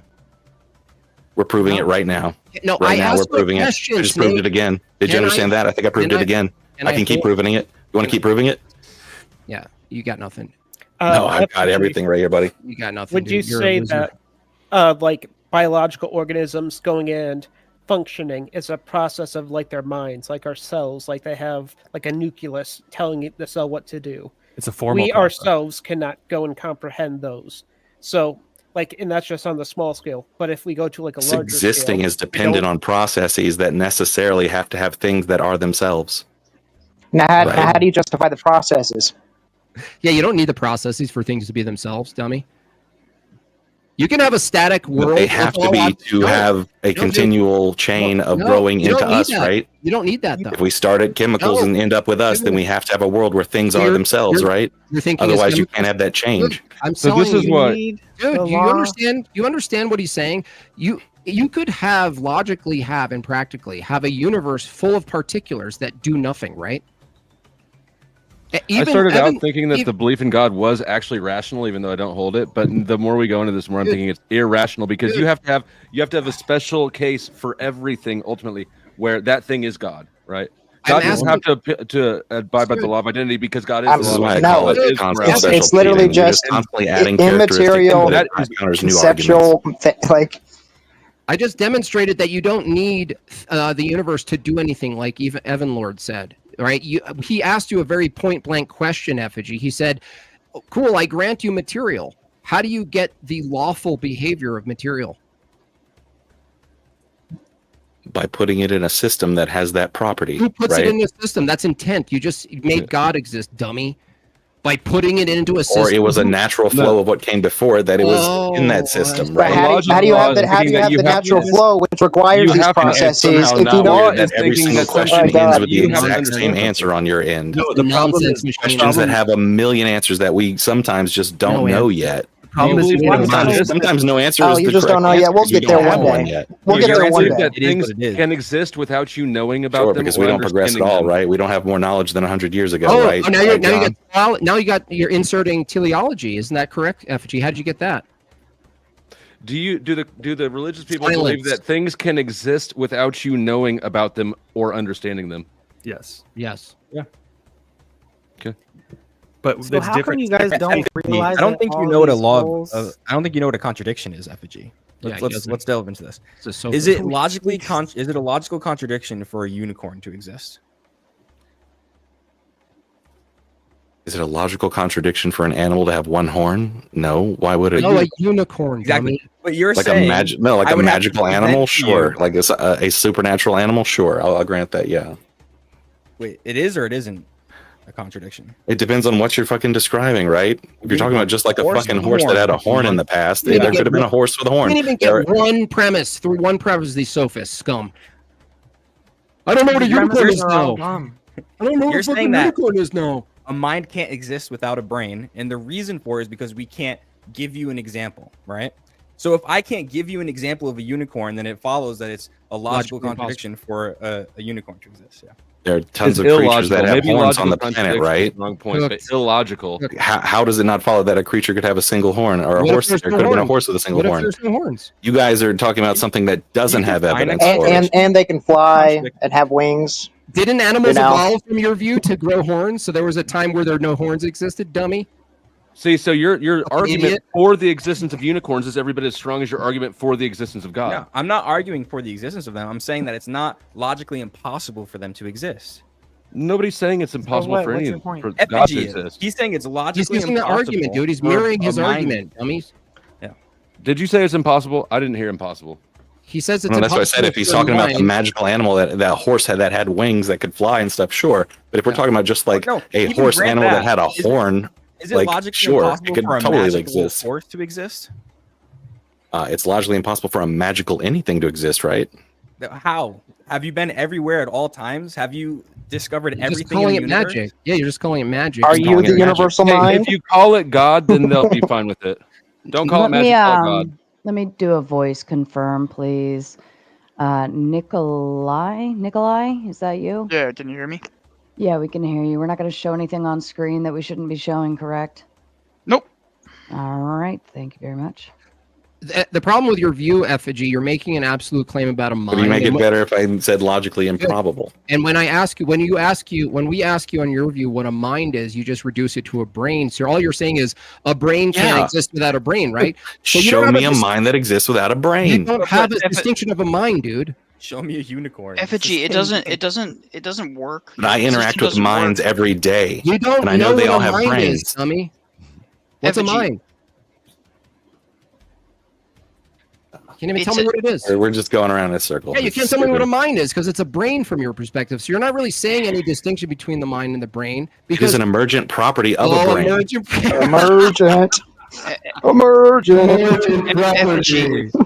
are the laws of mathematics? Hey, no, wait, JimBob, do you have a mind? Do you have a mind? Yes. First of all, if I hit you really hard in the brain, would you still have a mind?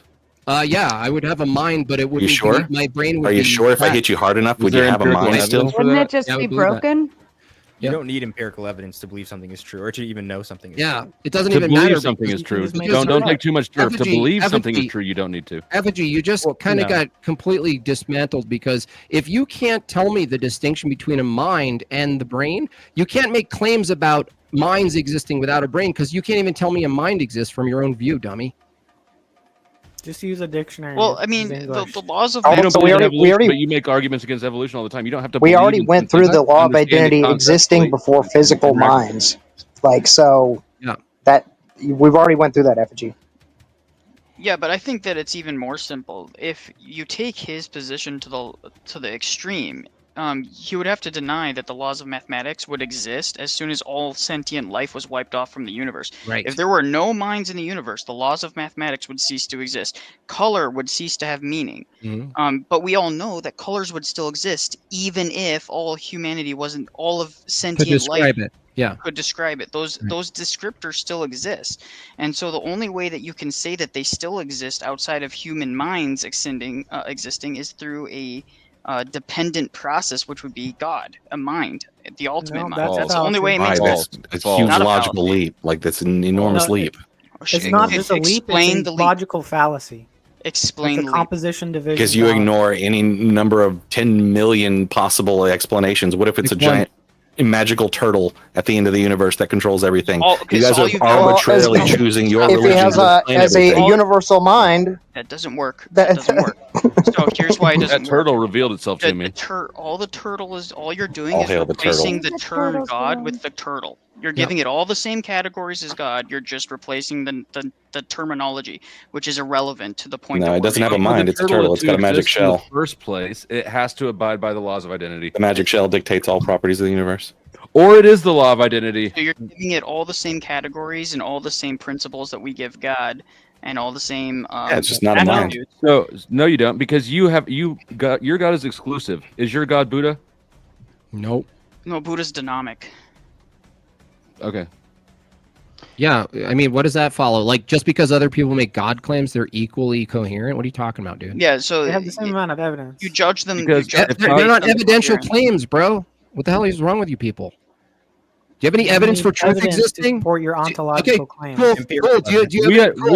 We understand what truth is. We Who's the understand onion it. guy We with understand the it. name, with no name? No name is the no good for a panel, by the way. That's annoying as fuck. It's a snake. It's a snake Yeah. Hey, emoji. Snake Boy. So, do you believe truth exists? Because you're arguing right now, right, for it? Yep. Okay, cool. There's no evidence for it. Why do you believe in it, dummy? There's plenty of evidence for Where's truth. the evidence for truth? You can demonstrate. No. Where's the evidence The for evidence truth? of the truth is in Along every with debate that's reality. ever happened. No. Where's the evidence for the thing called truth? Where's Yeah, it? Truth is physical not its thing. own thing.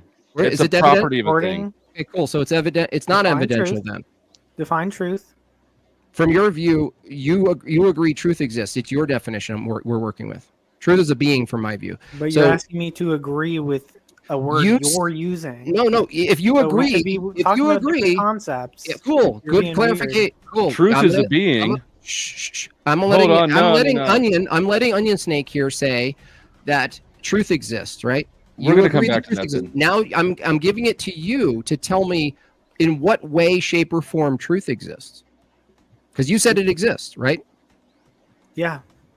How does it exist? What way, shape, or form does truth exist? Truth is a property of propositions which comport with reality. Okay, where is a proposition and where do you see it comport with reality? You don't need a where with relational properties. So you don't need any evidence, physical evidence for relational properties then? No, you can have physical evidence for Yeah, where is it? relational properties. Well, where's the physical evidence Where's for your God? proposition relating to objects? But that's not our view. Our view isn't that God is It's physical. Cartesian, So- yeah. And I want to go back. Yeah, and I want to go back though to.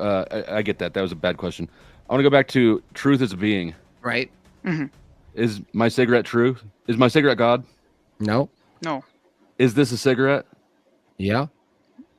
So how did truth No, it's exist? Pall Mall. It's not a cigarette. you Second- thought you did Come on, something there. Second order. You thought you did Oh, something no, there. okay. That's a second order description. Yeah, that's a lower tier of logic, right? So I think what you're getting confused A is that lower you're, tier of logic. What does Yeah, that it's mean? a lower tier of knowledge. Yeah, no, I get that. He just said I'm stupid, but what is a lower tier logic? Logic not at is all. logic. I'm not calling you stupid. I'm saying that it's a lower tier of knowledge. We don't learn about the nature of a cigarette the same way we know about the nature of God Okay, or know but- about the nature of a divine mind. But it's They're still true. I still made a true claim that this is a cigarette. Yeah, we didn't say you can't make truth claims. No, we said the truth ultimately for you to account for every precondition required. Hold on. Every precondition required for you to even have a cigarette, talk to us, different beings, have universals like cigarette versus not a cigarette like a car.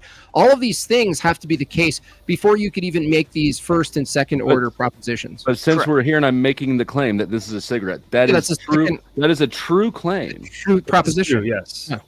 Jim, that's not the truth. But it's not God. The truth is in the claim. Truth. No, Truth is a property of communication. No, dude, you're so confused. Dude. No, I'm not confused at all. I'm not confused at all. Maxer, how are you? Thank you. How are you, Sarah? That's a great conversation. Oi. Let me ask you. I'm going to ask you, Jim. How are you? I'm a pornographer. Oi, let's shoot a porno. Jim, since you like eat my bread. Eat like a filter fish. Oi. Jim, what are you saying? What are you saying? Oi, I'm extreme. I'm extreme. Jim, what do you want? What do you want? Too late. I got him. Hey, Max, what do you want from us, huh? Jim, do you? Where are you going? You got that deli down the street. You worship Great a Jew, deli. don't you, Jim? You worship a Jewish rabbi. Oh. He's a That's Jew. kind of not relevant. Yes, no, it is relevant because you worship a Jew, Jim. I'd like to know that you worship a Jew and the Jew is God, so the Jews are superior people. Oi. Well, do you have anything else, Jim? Because you look. No, I don't. Well, do you worship a Jew? Yes or no? Oh, yeah. Of course you do, because we are superior people. You don't look superior. Dude, you look like AIDS. You look like AIDS incarnate. The chosen people in the chosen land. Yes, you are. Wow. Statement or not? What are you doing with your chosen life? What are you doing with your chosen life, pornographer? We're a theologian, supposedly. I'm not a theologian. Hey, Bagel Boy, I'm not a theologian, Bagel. Doesn't need much help. What are you doing with your Jewish life? Let me ask you a question about God. What are you doing with your chosen life, Bagel Boy? You look like, Jim, you're about an 80 Don't talk about what I look like. You look like dead. You look like dead. How much do you weigh, Jim? You're a physical man. 180. What is your size and strength? 180. You're not no Oh, look at my muscles. Look where I've been shooting up. Yeah. Oh, I've been shooting up in my bicep. You're a weak man that worships a Jew. You should worship me. You worship the Jewish people. Why don't you admit, instead of looking at the camera? See, Sarah, what you have here is a man that worships a Jew, but likes to make fun of Jews. Look at my bagels. You look like a schmuck. Look at my bagel. Oh, look at him. Look at me. Micro cock. Oh, look at me. Look at me. This is who you have on, Sarah. This is your. Oh, this is your. Oh, look at you. I'm gonna appeal to the woman. I'm gonna appeal to the woman. I need to appeal to the woman like my Jewish mom. See, hey, mommy. Tell me I'm right, mommy. Mommy, tell me I'm right. Jim. Hey, tell me I'm right, mommy, Sarah. You look hey, mommy, Sarah, tell me I'm a good boy. You look like an asshole. You need no help from me. Tell me I'm a good boy. No, as an asked you, Jim, how old is human mankind? How old is it? Yeah, well, I'm asking I don't know. How old is it? Tell me, I'm Maxa. asking you a question about God since you're so informed about this. Tell me, Maxa. Would you agree that it's 100,000 to 300,000? Yeah, that's fine with me, Maxa. What's next? No, you can answer the question. Oh, what's next, Maxa? What you got? You're a loser, Jim. I'm a loser. You're like an 80-pound little punk. I can kick your ass. I want to get physical with men. You worship a Jew. Here's the point. Here's the deal. Sign on the papers. Sign on the papers. The Jew. Jesus died a Jew and he worships one. Sign on the papers, would you? Just sign on the papers. Jim. Hey, sign on the papers, girl. Don't worry, you're gonna love this. I'm gonna shoot a couple scenes with you. It's gonna be fine. You're gonna be a big star. You're gonna be a big star. Well, that was that was great. I knew that was gonna be fast. That guy's got some chutzpah. Oh, he's got some chutzpah. He's running the industry now. Hormaxer likes to stop by every now and then. He's running a show. Just to say hello. I can't believe he came and talked to us Goyim. It's He did it. He really did it. Yo, he did it. I still think it's amazing that there's a YouTuber that we all know who's been in 2 pornos, and literally nobody ever asked to see them ever. Gross. That guy's on a death spiral. Well, I didn't know that, and I don't And appreciate. now that knowing you it. know, you don't want to see, do you? Yeah, but guys, he's superior to all of us, okay? superior. He's got the bloodline. You don't. Bloodline, yeah. His mommy told him he was special. That's all that matters. Definitely a Okay? mommy thing. Listen. It's such a low tier argument to bring up. Jesus was a Jew. Yeah, it's so stupid. It's so low tier. It's Jesus was also God. Anson coming in with the big 20 and says, Tag seems like a post hoc rationalization starting with God, then framing logic's need for a source as proof. It's a convenient shift after older arguments weakened, slapping God on a necessity without fair debate. And then framing logic needs a source, presupposing that it doesn't need a source. Yeah, it's actually the opposite of post hoc rationalization. You're actually just make up a starting. source. You're actually starting with something that's necessary that actually comports to the things that we're listing, which are mind dependent. Which none of you on the panel still. It's been an hour, and you guys can't tell us the ontology of immaterial things. Yeah, you just made up yours. Yeah, it's coherent. Even if I made it up, it's coherent. You can't No, argue it's not. against it. It's Yeah, it is. Even if you don't like the justification, it is still a justification. No, it's not. Other than your absence of justification. Yeah, how is it incoherent? I already showed you. You How? agree with the premise. What? Minds follow the law of identity, and therefore minds are dependent upon the law of identity. Wait, are human minds the same as God's mind? Yeah, it's a both category minds. error. There it is. Are they? Yes or It's no? not a category error. The No. category is I'm mind. asking The you category a is mind. question, dude. I'm asking you a question from a Christian view. Yes, they is are the God's same. mind? Is They God's are the mind? same. No, shh. Shut up. God's mind is a product of man's Stop mind, it. so that you Lucy, don't have you to don't follow the know laws of anything. identity. Shut up. You don't know anything about I Christianity. know exactly about it. No, you don't. Is God's mind under our view? Because you're saying our view is incoherent. Is God's mind under our view, not your view of our view, our view? Is God's mind the same status as human minds? Yes or no? For the 15th time, no. Okay, cool. They're So it's both not. under a It's category of So your mind. question is irrelevant to It's us. irrelevant. It's dumb. You don't have any So argument. how would? irrelevant because the So what category is is God's mind. mind then? Explain They're how both God's minds. mind is different from human's mind. Because we're finite, are and different. God is infinite. So we're fine. Exactly. So it's Us just, and all it is manatees are both human's in the mind. category of It's man. just the even same need this mind, distinction. You but don't even then need- made so that it's forever. All we right? have to say is that laws of logic are exact and I think unambiguous. part And where do of they this get their problem- exactness from? Yeah, they're exact and unambiguous. There we go. How are you gonna That, justify and so this? therefore, what? That Yeah, does It not prove anything. requires That proves nothing. intention. It requires intention, which Have requires exact- a being. Yeah, That's all you need. Something being So you- exact. yeah, Now requires. we can argue about what the being is, Doesn't but you prove have to intention. have intention how to have meaning. You're just know, outright physical asserting that something Exactness- requires exactness is intention. a function Tell me how of a physical distinction, process right? gets you exactness and unambiguity in interpretation. Tell me. What was the question? Say the first part again. How does a physical process alone, without a mind, give you Mhm. exactness and unambiguity in interpretation or in meaning? I don't know how it does. It just does. The fact that you and I are no, hold on. You've already granted that there can be things that exist that we don't understand or know about, right? But that doesn't matter. So why are all you Because dick faces laughing? You can still discover the exactness. Are you of it. confused? You can discover the If you exactness. said that, of it. you would push it. Dusty, That's from our view, from the Christian view, you never know anything in its totality. Like you can never know JimBob's essence. That's not just in the Christian totality. view. That's basically it. Unless Everyone's you- view. Okay, so if you accept that, you don't have you keep on arguing around a doctrine of essences and knowing things. You can never know anything fully in its encapsulation, and so at that point you would have to argue that you know nothing. But for us, our view, we believe in divine revelation. We're able to know things. But you can't know through that God. fully. But you can't know it in its totality. Yeah, but you can No, know you, things. can you be sure about it? Didn't you just say you can't know anything for sure? No, I said you can't know something's essence.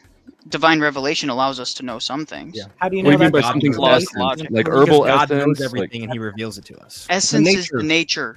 No, how do Essence you is know just that another word of revelation? nature. so what is my essence, for instance? Your Can nature you- is human, like mine, but we're not the same people. is right? my essence and my nature the same thing? You're essentially your It's fixing nature. each other. Yeah, your nature though, and let's say your energies, how you are, your idiosyncrasies, the way you talk. We're the same nature, but we don't have the same idiosyncrasies. So our and nature is we're human. not identical, right? Our nature is human. Our essence is different. Same. You could say they're the same as nature for the sake. So using you and me as examples, what is the difference? What is our energies, Essence- essences, and natures? Hold on. Nature is human. I've already got that one. Essence is the whatness of a thing. What? Right? Yes. The fundamental what of a thing. But a nature is just the So what would- totality of the being's properties. That's it. Right. I get How do you know the the nature nature of part. this The nature is revelation? human for both of us. What would our essences and our energies be then in a distinct? Energies is what you interact with. Like So you my energies talking, would your be- mannerisms, Yeah, like the experiences you've had throughout your life. Yeah. Okay, that so my would tone of be your voice, my- energies. Okay. Yeah, Okay. those things. But they're not your what. They're not your what because But they're not who you are as a person. Yeah, I share your Okay. whatness. But so as Okay. everyone on the panel shares the whatness, but the who-ness is distinct from the whatness. And So this what's is a good, essence then? That we got Nature, energy so. and it's the same as nature. You could say. Yeah, nature. you can use either term interchangeably. Now where Hanson were we coming doing in with a big 5 says the law of 2 girls, 1 cup exists even though I haven't seen it. The universe the universe works in mysterious ways. I would rather watch that than that other dude's pornos for sure.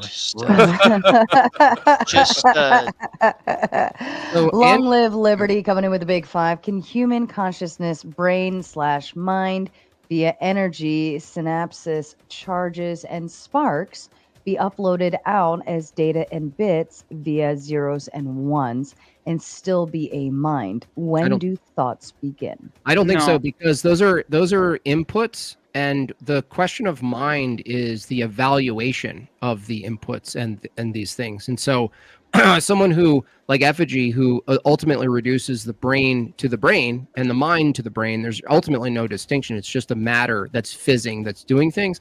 There really is no distinction between sparks and the thing evaluating the sparks. So if thoughts are sparks, the question of mind is what and who is evaluating the sparks? Well, under the physicalist view, it reduces to sparks evaluating sparks, which doesn't make sense. Which sparks are correct? And you reduce the mind to a soul that's fizzing magical mind soul energy. What? That's not You what said nothing. What are you saying? I don't like poetry in general, so it's like part of a song. Pretty It's not a simple. complete You thing. think You say that it's we what? ridiculous to have a mind that's in matter, but you posit that the mind is actually a soul, which is magic. Well, what you call it magic doesn't actually doesn't refute anything. What we're saying is that Well, it to means it's reject. not. Hold on, no, Snake. We can reject the absurdity of the impossibility of knowledge from the physicalist view that reduces all thoughts and evaluations to events, and events aren't truth-apt. So if you hold our view, we have a metaphysical aspect of our reality and a physical reality, and we use our metaphysical reality, our components, our nous, our mind, that's not identical to the brain, to evaluate things. So you're just saying it's magic is only magic from your naturalistic physicalist presupposition. That's the only way you can call it magic, because you have to presuppose anything that's not reduced to physical must necessarily be magic. It's low tier thinking, and No. you should drop out of college before you get into No, debt. the reason I call it magic is because you just made it up and there's no How did I? mechanism What did for I it. make up? What did I make up? Holes. What aspect of it did he make up? How did I make up what a of mind it. necessarily has to be free of determined mechanism? Again, I just told you presuppose mechanism, and you answered let's with start there. no. You made up the mechanism. You didn't even steel man what I said. You actually presupposed so- exactly what I told you would presuppose, which is strict materialism. That's all you did. More strict No, materialism. Dude. Absolutely not. So Yeah, you you did. said that minds need to be deterministically independent? They can't be mechanistically determined. Otherwise, they're just mechanisms. Well, what are They're they not- determined by? they're not determined by anything. What do you mean? They're not? No. Why would a So your mind thoughts are that random? evaluates with intent, that has a secondary causal status, that So your can thoughts are go- just random? So They you happen for no were, reason. so let me guess. You were just determined No, to I be asked here. you a You didn't question. choose to call in. No, I asked you the answer the question. Did No, you I determine? asked you the question. What's the question? The question is, so your thoughts are random. No. They happen for no reason. No, I didn't say that. So There's they no such happen thing as for a reason. randomness. There's So no they happen randomness. for a reason. You mean the way in which they're transported through Do your through thoughts material? happen for a reason, or do they not happen for a reason? Well, first of all, I don't actually believe That's a wholly- dichotomy. Hold on, I Yes don't. or no? Hold on, happened for a reason. you're, or not a it's reason. malformed. Let me correct you on something. Not I don't malformed. wholly believe that all my thoughts are my own anyway. So Yes. From the Christian view, there is no just solely your thoughts. Some thoughts are external from you. So, for example, demons can implant So mind temptations control, and okay. thoughts into you. not Right? control. So, from Are your thoughts Somebody put determined, or demons are on they this not fucking panel. That's for sure. Noah came in with a big 10 to say $10 for saying emergent property. Yeah, totally. Every time. Check your Every time. bingo cards. Emergent property. Anson coming in with a big 5. Why did Tag watch Two Girls, One Cup to prove God exists? Because only divine precondition can make sense on that level of chaos without breaking logic. What is Tag again? Transcendental argument for God. Okay, thank you. Anson's drunk at this point. He's totally shit-faced. ALC with a big 5. Because the deceptive slow state can't explain Tag. Can Wi-Fi gospel explain Tag, please? Sure, really quickly. The way I do it is through epistemology, but basically, the Christian world, if knowledge is possible, the Christian worldview is true. Knowledge is possible, therefore the Christian worldview is true. That's the direct way to go about it. It's basically. Can you connect those a little this bit is a more? long conversation. Okay, I would we love can actually. keep doing super chats. We can I come back would to it. do. I would love to do a debate with you, Flow State, on that if you want to. You're gonna put I'm game. yourself through that. You're gonna put yourself through that. Every time I try to debate Jim Bob, he has to go somewhere. You've already been wrecked so many times, Flow State. By me, by Jim I Bob, will set it every up. Orthodox you've ever. Whose voice is that? Oh, is that must be Weirdo John. Oh yeah. John, You know, just because you already claim know. something I've doesn't make already it destroyed true. you several times. So You has have never Jim Bob. destroyed Yeah, that's such a anything. lie, dude. You just sit around with your dick in your hand going, Like "We destroyed you. We literally You destroyed give up every time. After like Are you 30, looking, after look an at hour, you you looking give around up. for some support because you Stop know that what it. you're saying is bullshit. I Shout out, AOC. destroyed her. I In the end. destroyed her, guys. I destroyed you. Okay. I just raped John. See, it's true. I said it. Wrong for Okay. Big 10 says, silence, play a song, everyone take a drink, engage in 1 minute, also good night. And for that, I'm gonna do the stupid shit guys.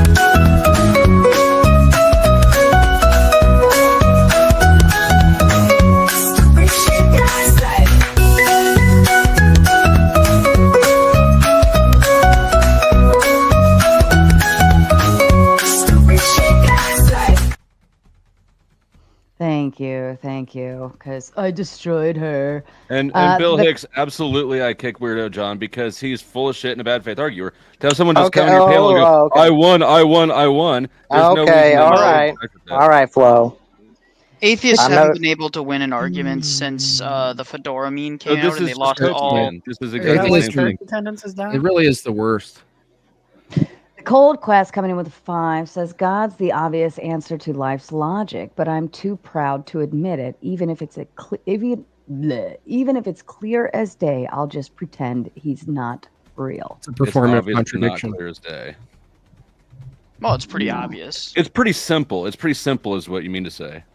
Oh, it's obvious. It's very simple, rudimentary thinking to go, oh, I wonder what my Sky Daddy did. Sky Daddy did it. No, it's obvious that you're really doing the Sky Daddy meme. You're fucking Sky doing Daddy. 2001. Sky Daddy's here. 2001, 9/11. I don't know how anything happened, so Sky Daddy.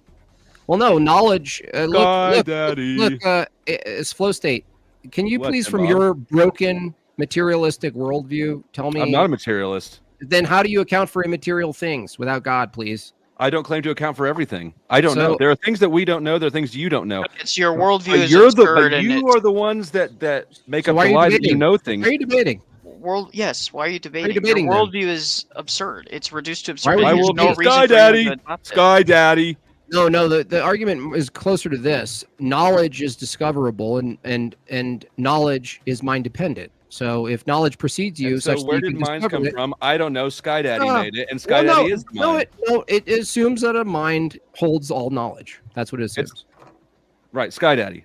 Yeah, I don't fine. know. I don't know. It's I don't better. know. Dude, I don't know Sky how Daddy- something happened. Better, I Dusty. can't explain it, so Daddy did it. Yeah, hey, listen, this is the isn't that logic of isn't that background. still a better explanation than your non-existent one? No, because you know what? When people think they know everything, they quit learning. I They didn't quit ask. looking. I didn't ask your Yelp review. I said, as far as explanations go, is one that follows the line of reasoning that says knowledge is mind dependent and we're discovering it. So maybe it comes from a mind. Okay, it's not a huge controversial state. Isn't that a better theory than your non-existent one? You didn't ask if it was a theory. You said it was a better claim. Isn't it a better It's proposition? the worst one because it's a lie. You don't actually know the answer. How could you know that's a lie then? Under your own epistemology, that you don't know everything. Do How'd you know that's a lie? everything? Do you know how'd everything? You said it was a lie. I Now would tell know me. it because you already said Tell that me. you don't know everything. Tell me, how do you know something is a lie then? Well, I took you at face value because you said you don't know everything. You acknowledge that it can How exist. does not knowing everything mean I'm lying? Do you know how the universe was created? No, I asked you, does it follow that if someone doesn't know everything that they're lying if they say something? Because you are a human, as am I. And so you does don't it know follow- everything. Does it follow if someone doesn't know everything, if they say something, it's a lie? I'm still not getting an answer to this from you. No, and that's not what I'm claiming either. I'm Oh, claiming you that did you're claim that. lying because you're claiming to know things you can't possibly know. You're a finite being. You haven't lived all throughout I the didn't beginning say of time. I didn't say I know it. I said, is it a better explanation Does God than the exist? non-existent one? No, it's a worse explanation because you're claiming to know things you cannot No. possibly know. You weren't here when the universe was created. I know. You no, weren't I here know. before man was. No, I know. I know. I Okay. know because of the impossibility of the contrary. For instance, is truth absolute, flow state? Truth is it's not absolute in anything. It's a claim. That it's is a property. contradiction. It's a property of a claim. Okay, cool. That's a contradiction. Something Do you can care be true, something can be false. Do you care about contradictions? Because if I just said, is truth absolute? And you said, no, it's not. And you made an absolute claim about truth, which is a contradiction. Can we know that truth is absolute, being that if you say otherwise, you're This making doesn't need to go that deep. We can just go. Oh, We I can just, see. Oh, you don't want to go this No, deep. You're obscuring your filibustering with Get out of here. Get out of here. Yank 'em. Are you claiming to know things it is impossible for you to know? No, I just claimed Yes, you one are. thing. I just claimed one thing that's possible to know. That's okay. absolute. How do you know about the creation of the universe? I just gave you. Hold on. Don't move. No, I'm not. You're moving. How Hey, do you did I know? just- did I How do just- you know what created the universe? Powder Dusty, let me just ask you a simple question. No. You're moving. Did I now. just give You're you moving an now. example? This is of how you win something debates. absolute? You Did- ask all the I did questions. win. You Thank don't for answer telling me. questions. How do you know God created the universe? You don't know, but Revelation. No, revelation. Because it's Revelation. It's a necessary. Another man told condition. you. No, hold on. You're not letting me answer, dude. If it's the case that I've already debunked you on absoluteness, we can know things that are absolutely true. So, I didn't say that we couldn't. No, you're debunking a straw man right now. You didn't say that we You're can't know anything debunking absolutely. a straw man. You said we can't know anything absolutely. No, I didn't. Yeah, you did. What did you say then? Well, I was responding to your homie, the other Christian guy. Oh, so you didn't say that.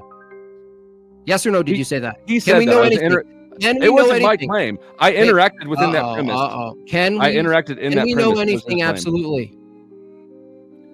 I don't think that there's anything that cannot be proven false except for maybe things that are definitionally true. What about that as a truth statement? That would be the law of identity. So can that be proven false? It probably could. Okay, so then can that be proven false? That it probably could? Ruh-roh. Where's this going? Maybe, I don't know. Going into insanity where you It is started. going into insanity. You And started that there. is the religious worldview. You have to gaslight and make people fucking No, insane in you are order to get insane. them to believe that No. believing Well, in God no, is if it rational. works, if It's it not works. rational to believe in No. God. It's not. Tell me what's rational. God is a cop out of having to answer the How's it question not that it rational? begins to answer. How's it not rational? That's a claim. Can you know that absolutely? Because that sounds like an See, absolute claim. see, you're doing it again. No, You're doing no, it again. you made You're the proving claim me it's right. rational. Keep Tell me proving how me it's right. not rational. Keep proving me right. Tell me how it's not rational. You made the claim, dude. It's not rational because it bypasses actually have to follow the logical investigation that you set out to do in the first place. Like That requires God. Logical, rational As in- explanation. no, logic doesn't require You God. think That's a that- claim. yeah, That's a claim, but it's not proven. Cool. So, oh yeah, okay. So how logic- does God not have to comport with the law of identity? What do you mean he does comport with the law of identity? So it predated him. It pre-existed him. No, that doesn't follow. You don't know how It does arguments work. absolutely follow. See, No, this make is an why argument it's not then. lo- This is Make why it's an not argument then. rational. This is why If it's it not rational. follows, because you can make God- an argument. God is a cop out from having to explain things. If it follows, then you could make an argument showing that it follows, but you can't because you didn't even know what a fucking It argument does is. follow because you It's- don't. No, If there's give no an law of argument. identity, if the law of identity doesn't exist, then how can you have a distinct Give it God? an argument. The law.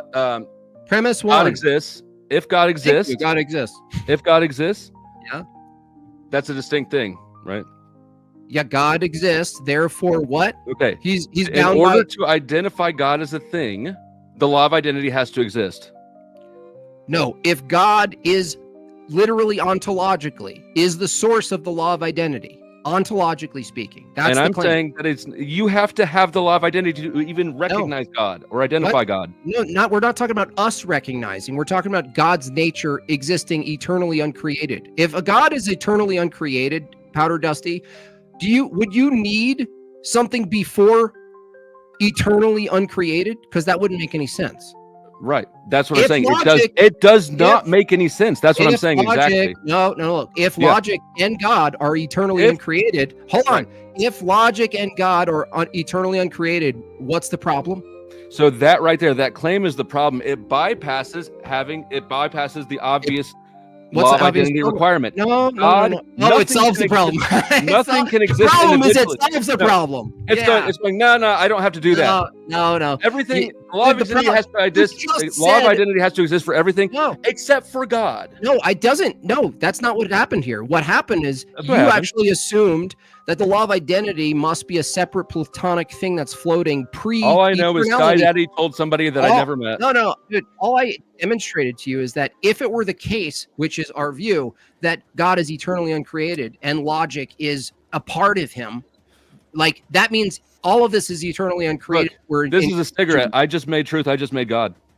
With that Dusty, claim, that's this is not a how cigarette. That works. That's a lower tier of knowledge. You're a lower tier. You shouldn't have a It's license not in sense to drive it's not- a car. Well, God is just special. He doesn't have I to shouldn't have a apply license. to Jim Bob, nothing else what like the that. fuck? I don't want you driving. How are you going to do me like that? I After don't all want the you times we've had driving. together, you want to take away my driver's license? I You're don't a want you dick. driving. I You're don't want you a fucking dick, Jim voting. Bob. I don't want you voting or driving. Fucking Dusty, dick. Can't Dusty. I'm not talking to this is anybody really until Jim Bob gives me my license back. Look, deal with it. God's eternally uncreated, and logic is a part of him. Dude, deal with it. Don't you want logic? is a part of By the God. way, but don't you just want? proved my whole point. Don't you want logic to be unmoved? I want my license back. Yeah, you do. Don't you want logic to be invariant and universal and not changing, so that you could actually argue for truth and make propositions? How are you going to get that from nature, bro? If nature's always changing, it's over. You guys are failures. You guys should just quit life. Exact argument I made earlier. What? You said didn't make logic any is part of argument. God. Evan, you don't even know how to make an argument with premises. If logic was not a part of God, would he still be God? If God was a carrot, would a carrot be almighty? But God be a God without logic. If a one wasn't a one, would it also be? You don't want to It's an answer the absurd question. premise. It's an You don't want absurd to answer the premise. question, do you? This is why my Violates Sky the law of Daddy said to identity. Because you murk know all it you people debunks the because whole It's not part of our No, view. it doesn't. It violates the. It's not an internal critique. It It's violates. just a it's very like saying, simple question. No, dude, no, it's simple. It's like it's vegan gains asking me, well, if people were also carrots, would you still not eat a Right. carrot? It's like It's exactly like that. It's No, exactly because like it doesn't that. follow. Because It doesn't challenge our. I don't want to be a downer, but you guys do know what tomorrow is. What's tomorrow? Anniversary of the Death Star. The Death Star? Oh, yeah. Oh, my God. It's been a year already. Yeah. Man, it's such a huge thing. All it took was a couple X-Wings to take it down. it's a, yeah. Hey, I got the just- hat. abandon I our got the view. hat. God told me some things. Listen to me now. All you're saying, Snake, is if you abandon your view and the view that you hold, is your view still true if you abandon it? That's not an internal critique, dude. Yeah, you have to Yes, it is. internally. It's Jim- saying God that told if me it Jim Bob's being a doesn't have heretic. its He's necessary thinking. Let's components- no. So let's hold Snake on. talk. Hold Make on. him stop thinking about things, I'd please. like to respond. Let's. Okay. Go ahead. You're absolutely right. It's like asking if a person was a carrot, it wouldn't be a person anymore. If Cool. X doesn't have its necessary components, then it's not X anymore. So if Yeah, God good. doesn't have a necessary That's not component, which possible is in our logic, view. Not then possible. it's not though. God. That's not It's not possible possible in in our our view, Right. though. So, right, I agree. So, Yeah, so why are you logic is asking- a necessary component of God, Yeah, right? It's, Right. It's necessary. So God is dependent on No. that component. No, no. not from our view. No. That's how logic works. I just checked with God. He said yes. He is dependent. No, that's not. That doesn't No, follow. no, It was revealed to Oh, me. shut up, dude. The meme sucks. So look, Snake. If it's the It was case that revealed. logic and God are intertwined in their very nature, you're asking yourself, Intertwined. basically granting yourself that logic's not intertwined, and you can separate it. So for you to do the hypothetical, you need to actually do something against our view and pretend it's internal, but it's really not. It's a little snake move. So you have the appropriate name. Oh my God, Jim Bob, move your head right, like. Oh, sorry. It no, go back that way. It looks like the guitar, the white part of the guitar, was giving you a devil horn as you were sitting there. I thought you were going to make beautiful. them do nasty things to me. So you understand, Snake? You can't ask us to divorce the part of God's nature under our view, because then you're no longer internally critiquing our view. You're basically saying, well, can't logic just exist separate from God, which is question begging? I didn't ask that. Yeah, you are. You're assuming it. No, Yeah, you are. all I did was establish that logic is a necessary part of God. And this is a quote from you, logic is a part of God. Yeah, and? All I did was establish that it was a necessary part. And then how do you argue against it? I don't. I'm agreeing with that. So what's your argument then? It's a bad implication for your We're side. saying because- all transcendentals flow from God. We're not just saying Evil? one. Does All. evil flow from God? No, No. evil's No. a privation. That's like saying, does darkness flow from the light that's in your room? It's just a contradiction. What? What's a contradiction? The contradiction. You don't think What's P evil and is not its own P? thing? What's P and not P? Evil is its own thing, I would think. up, flow The state. contradiction is you No. saying that logic is a part of God. It wasn't and revealed to also you, it was revealed to me. That logic comes from God. Anson Knowles comes in with the big 5 and says the laws and patterns we observe, like casuality or mathematical truths, aren't separate from the universe, but expressions of its inherent nature. Oh, Anson's just the word. It implies a person. Yeah, it's Snake. It I have a question implies a for you. person. Can you does. separate the rays of the sun from the sun? Yeah. How? Why are we smug? photon These guys are going into comic book land. Effigy, you have no arguments. You have a decent voice, but it's totally wasted. The photons my are apologies not to part you. of the sun. Okay, so but the thing is, They came there's from the the sun. sun, and then there's the action of the sun, right? The burning of the sun and everything it emits is a part of the sun, right? Not anymore. You're Not asking- once you're- it leaves what we No. define as the sun. Well, now you're asking whether or not something like the sun, which emanates something from the sun, you're saying once it emanates, then the sun is dependent on what it emanates now. But that's not true even for the sun. So why would it be true for God? So are you still a part of your dad's balls? What? No, that's not the argument, dude. That's not the argument. That's your argument. That's what's so funny is that's your No, your I'm saying argument. that they're separate. No, Um, that's totally separate things, May I right? have a moment to You read the left word of the the Lord? ball. No, dude, the sun itself and what it I produces. form the light and create darkness. I make peace and create evil. The sun is necessary for the solar ray. Nice I'll agree with interpretation, that. bro. Isaiah Bad 45:7. argument. Is the They solar go- rays go there. is the solar rays are dependent on the sun? Mhm. Yeah. Okay. So if the solar rays leave, does it follow that the sun wouldn't exist just because there's other access points to the sun's rays? No, it follows that the rays wouldn't exist if there was no sun. Okay, so we agree the sun being God and the rays being logic, they're basically bound together, and the separation of them doesn't say anything about one being without the other or one being dependent on the other. I'm saying the sun is the logic. No, you just reversed the whole God could not exist without logic. It wouldn't be No, God according to that your doesn't definition. follow in our view, dude. So you're just making logic God at that point. Yeah, that's all you're doing, dude. Logic is No. God, a mindless thing that's a platonic set of envelopes floating in space that God then comes forth from. That's, dude, you're just, what kind of substances you're on? I just don't understand what you're thinking. Does logic some- you got substances in reality in your your view? view? Unbelievable. The thing is, Does the logic- best atheist philosophers would be laughing at you guys. Totally. Hume, Well, Turquoise why you're not coming in with the big 5. Why are atheists so smug? Get some tea, guys. Without lies, Islam dies. Comes in with That a was big fairly 5. smug comment. Discuss. Jesus Christ isn't just a man, he is the Word of God. He created the world and was sent into flesh as the Jewish Messiah, Jesus Christ. Discuss. So you worship a Jew, is what you're saying. And words. They worship words too. A Jew is the humanity, the what? But he's fully God. So And also Jews today, everyone, like that goblin that came on, he's obviously a Talmudic pervert Jew. Those are not the Jews of Christ's time. Those are these latter remnants. They've deteriorated. Well, no, just like the rabbinic Judaism is not the same thing as Judaism of the Old Testament. Right. And the Jewish diaspora kind of gets some certain things compared to like the ancient Jews in terms of genetic stock. I mean, what this argument comes down to is you guys keep on trying to appeal to things that aren't our view. You keep on trying to say, hey, this is a logical contradiction, but it's like, well, that's not. You guys really need to maybe study more about the basic Christian philosophy before you even start trying to even debate this, because it's kind of embarrassing, honestly. Absolutely. I studied the Bible in school, and I had to pass did you tests just- on it, and took theology classes. I think I'm Yeah. Okay, You so just can you know tell that us we the understand what you're saying? We understand what you're saying. That's the same excuse every Marxist makes. Everybody who has a stupid ideology. that's So not you just don't true. get it. No, We get it. No. With Marxism, it's very precise, isn't it? Wouldn't you agree that from your perception that there's a multiplicity of things that from your view were called Christian approaching you?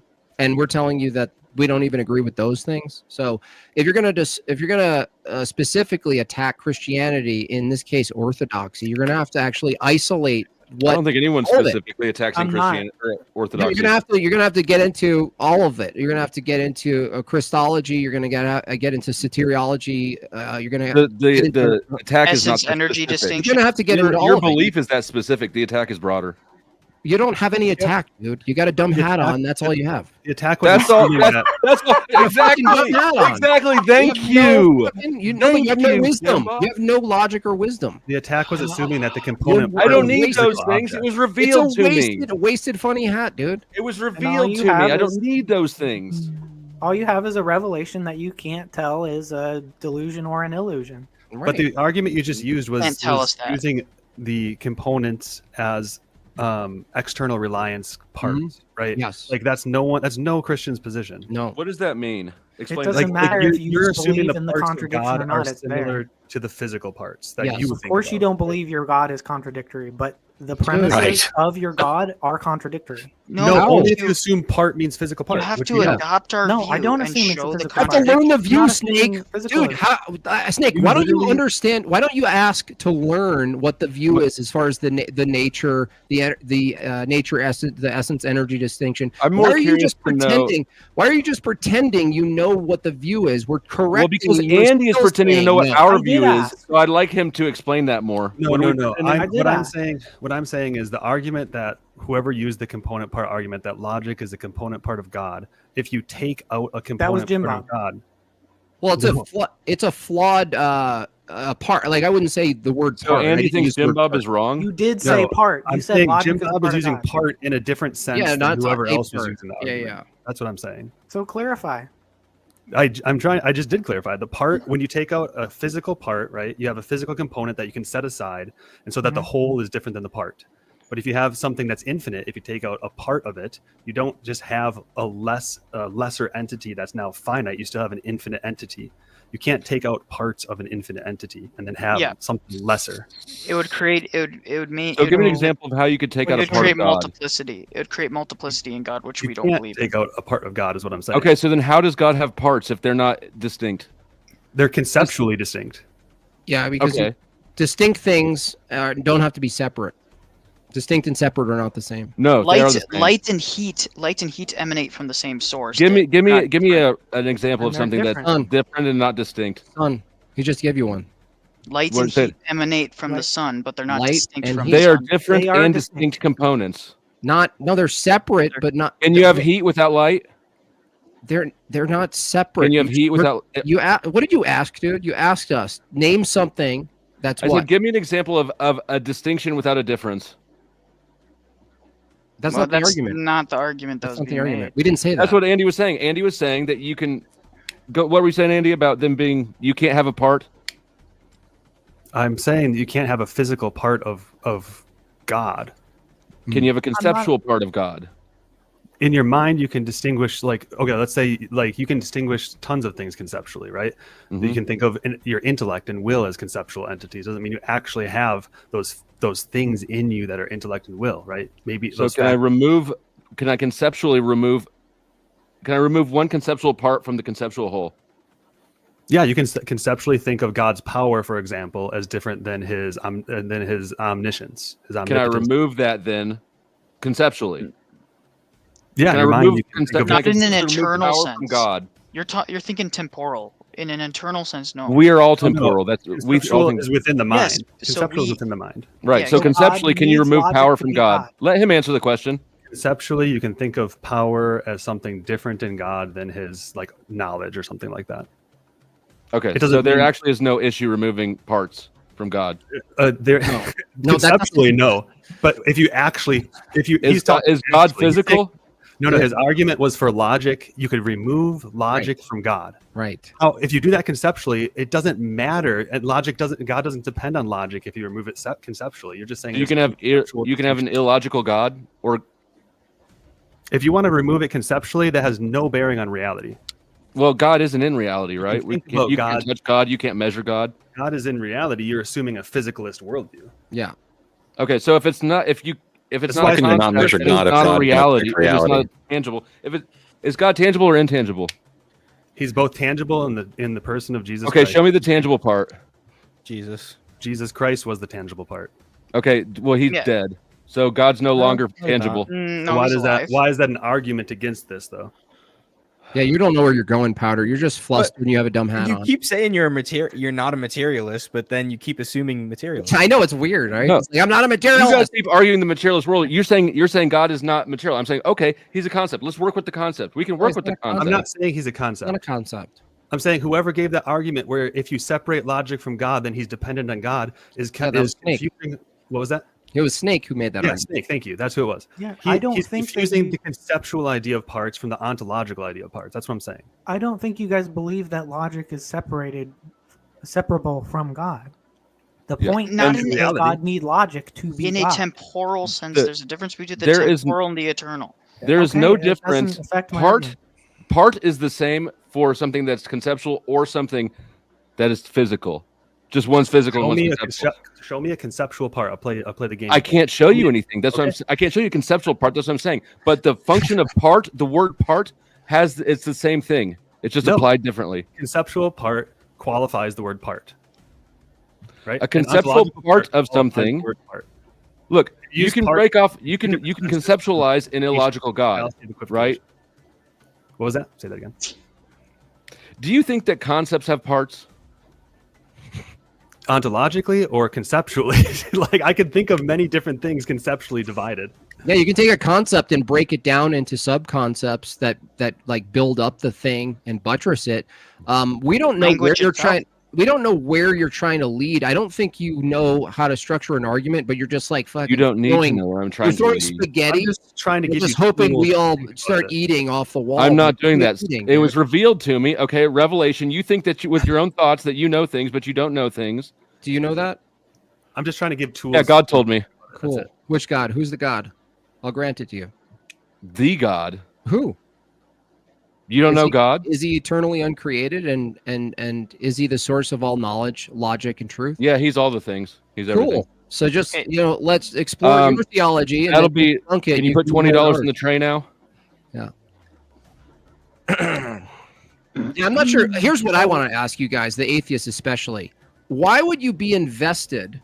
What's your investment in arguing against the Christianity in this case, or theology in general? What's the Same as your investment in Do you have any arguing for it. No, it's not the same. Dummy. Yeah, it is. That doesn't answer Sure. my question, dude. I'll ask another guy. Care 'cause about truth.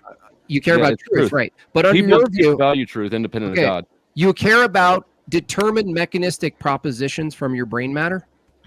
Yes. Yep. Absolutely. So why should we care about your I brain? mean, you can matter? keep being reductionist about it, but It is yeah. reductionist, though. Is it inaccurate The or reason not? that we all care about it is because we all interact in the same society. Hold on, stop it. Dude. And Effigy, effigy. okay, Is the this is why reduction he unfair? always wants to quit when I start arguing. Go ahead, you take it, effigy. Is the reduction unfair that you think that under your view it does actually reduce to determine phys from a brain? No. No. It's just the way you use it is ridiculous. So is it ridiculous, like wrong, or you just don't like it, the consequences of it? It's more. Oh no, I'm fine with the consequences. Okay, what's the consequences of it? It's much more meaningful than the reductionist you have on it. Meaning, chemicals have meaning. Chemicals have meaning. Can you show me where chemicals Meaning to me, meaning to us. Where's the meaning in chemicals? Who are you?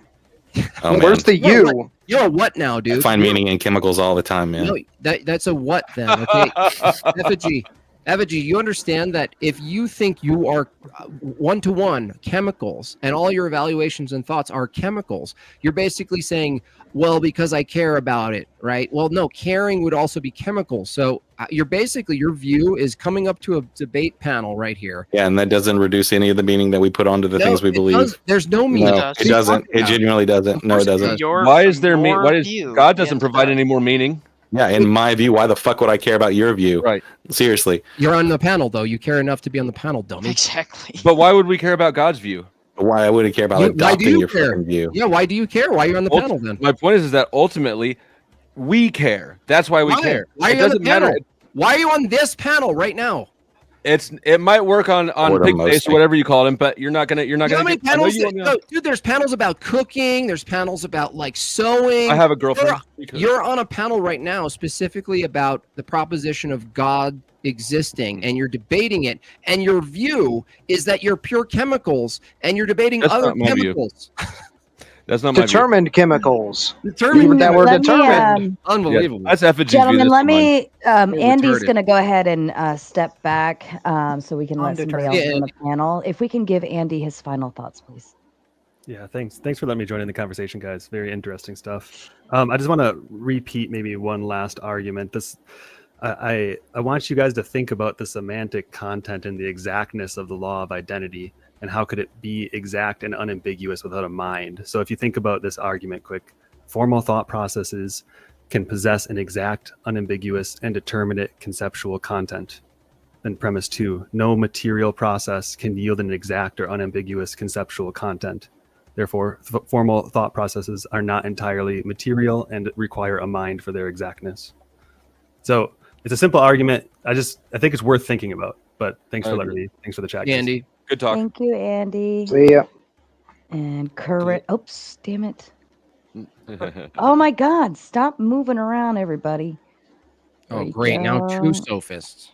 And smoking auditor. There you go. Uh-oh. All right, and let me read it because we're so far behind on super chats. Let me get through a couple of them, please. Anson comes in again with another 5 and says, truth is absolute because it's rooted in the consistent, self-evident nature of the universe, not a contrived divine precondition.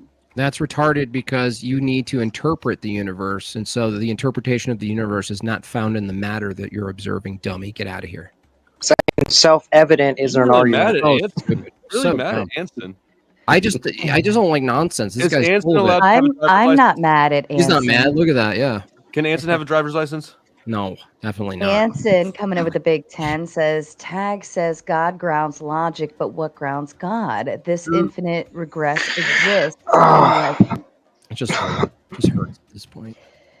This infinite regress exists unless something's uncaused. If the universe can be the foundation, God's not needed and Tag fails. Yeah, God, that's not an internal critique. God's uncaused, he's eternally uncreated. So there's your solution. Stop flailing. Keep drinking, apparently.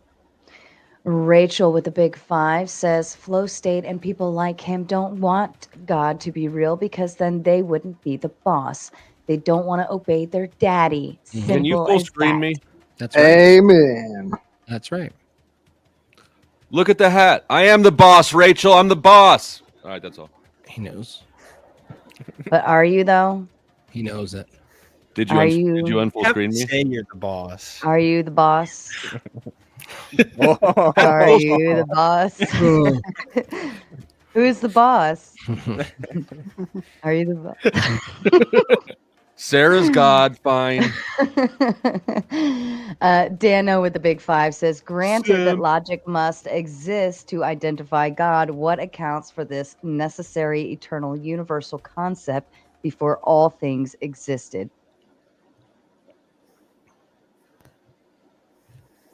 So you're saying Sure. he's granting us that logic must exist to identify God. For humans, you mean? For humans that we're given logic to know God, okay? What accounts for this necessary eternal universal concept before all things exist? Well, we would say God. I mean, we already just That's the thing. We don't know. There's no So before to try to force place an answer like the universal egg, we don't know why the universal constants are the way they are, why they chose those numbers, right? So but you know they're there, and without them, there would be nothing. Your worldview, it goes into absurdity if you follow it to its logical. No, it just which says none of you I don't guys know do. when we don't know. Like it's just that simple. He just told you that it follows into absurdity. You just don't want to follow it there. You want to How is it interrupt him. absurd to say we don't know what we don't know? Well, that Okay, let's not try. Okay, all right, we'll say let's just not even try. No. what you're Let's go ahead. Go ahead. How is it absurd to say that I don't know something when I don't know it? We didn't say that the statement what he's alone. saying. Saying your worldview. Worldview falls into absurdity. What is my at the worldview? moment. That is absurd. You don't even have a fully fledged out worldview to coherently defend it or present it to people. You're just like a wild retarded kid who gets to raise his hand a lot. So yours is raise your hand a lot in this class. You think that you have a better fledged out worldview because you go my daddy? No, nobody says my daddy, dude. Sky Daddy, Heavenly No one Father, says that. Sky No, Daddy. no, that's Yes, not the my- fuck you that's do. not my worldview. That's not my worldview. That's not your worldview. You don't believe Nope. in God? No, that's not the same as saying Sky Daddy. You're right. You don't use those words. But You're it's the too same dumb. concept. Do you know what a worldview is composed of? Heavenly Father and Sky Daddy are the same thing. Slow state. What's a worldview composed of? It's composed of eggs mostly, some flour, some sugar. Nonsense machine. Yeah, nonsense machine. Not Sky true. Daddy. Look, I got the fucking Sky hat. Daddy, I got Sky the Daddy. revelations. I don't know why you're not accepting that. Prime example of absurdity, by the way. Exactly. No, you are. Exactly. JL, can you point to anything regarding that was absurd?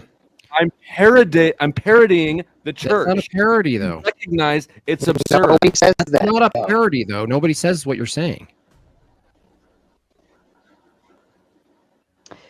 Anson with the Big Ten. The intelligibility of logic, morality, and experience requires a necessary, unchanging foundation. The universe as the consistent, self-existent totality of reality serves as this foundation. How do you get morality from a thing called the universe, nature? Yeah, dude. How do you get information from pure matter? And by the way, unchanging. I think it's your view that stars are always dying, right? How is that not unchanging? The foundation is unchanging. Things in it are What's the still foundation? changing. Oh, really? How do you discern the two? Because one of those things is the foundational aspect in which things are No, built that's an upon. The other thing assumption. is the How did particulars you themselves. determine it? Dude, how Yeah, I'm did telling you how determine I'm it? determining. I'm determining them. that's I'm an giving you the two assertion. analytical definitions. How? Yeah, they're You know what definitions. how means, Corinth? How? Yeah, they're analytical definitions. I You just give define you them. how. You just define them, but you can't tell me the Yeah, methodology analytically. you use. That's No, the you don't. analytical methodology. By No, that sheer is not. definition of the two things. You literally can't do it. You just I said just definition did. of the No, you definition didn't. proves You just the I definition. just did, You Bob. asserted it. Because the way we're discerning the two things is analytically. So you can't discern it other than definitionally. I ask you, how do you Because the determine two things are difference? discerned on their definitions, on the things Okay, they're defined cool. as being. So you can't tell me why they're different or how, just definitionally. Because that's the two definitions that are being Wow. used in this case. Wow, cool. So look, I'll give Just two assume the examples. definition. Parts or stars fade out, and planets' alignment and all of their locations change, and the universe is expanding. Those are all particular things in the universe that are always changing, right? And you say, Yes. well, no, those are just particulars. The foundation is unchanging. What's the foundation of a bunch of unrelated particulars, please? The generalized rules that these particulars are following. We don't even know all the rules. What rules? Yeah, what rules? Things like the laws of logic. Where are those in Oh, so those foundationally in exist? matter? Oh, they don't exist in matter. They're traits of matter. They're the So descriptions where? of matter. They're descriptions of how particulars Oh, behave. matter describes itself? No, I told you they're not matter. Maybe if you actually listened to what I said instead of laughing, you would understand what I said. So they don't exist until people describe them then? Here comes the rage, by the way. They don't exist. Hold on. I told Can you them- repeat I what told I them said they to show exist. me you actually understood a word of what I said, or were you Sure, too busy laughing, pretending? I'm laughing at you. Well, I'm doing both. You are. Yeah. And you're not understanding a word I'm saying, and that's why you look stupid when you do this. You're getting very emotional. Okay, listen, Bob, I'm not emotional right now. I'm going to win the Apathy Olympics against you. I'm going to get gold. Trust me. You're gonna get what? I'm going to get gold in the Apathy Olympics. I care so much less than you about this. You see the Special Olympics? The Apathy Olympics. I know you're used to the Special Olympics. I care less than you, though. Taking away driver's I'm going to win license the left Apathy and right. Olympics. I care less. Clint, let me give you back your shitty view here. the Incoming strawman, by the way. You're not going to let me, so I'll just. No, I'm going to let you strawman. Go for it. Okay, cool. So the universe and its particulars are always changing. Stars are moving, dying. Everything's expanding. Nothing's a constant, really. Everything's changing. Everything's relative.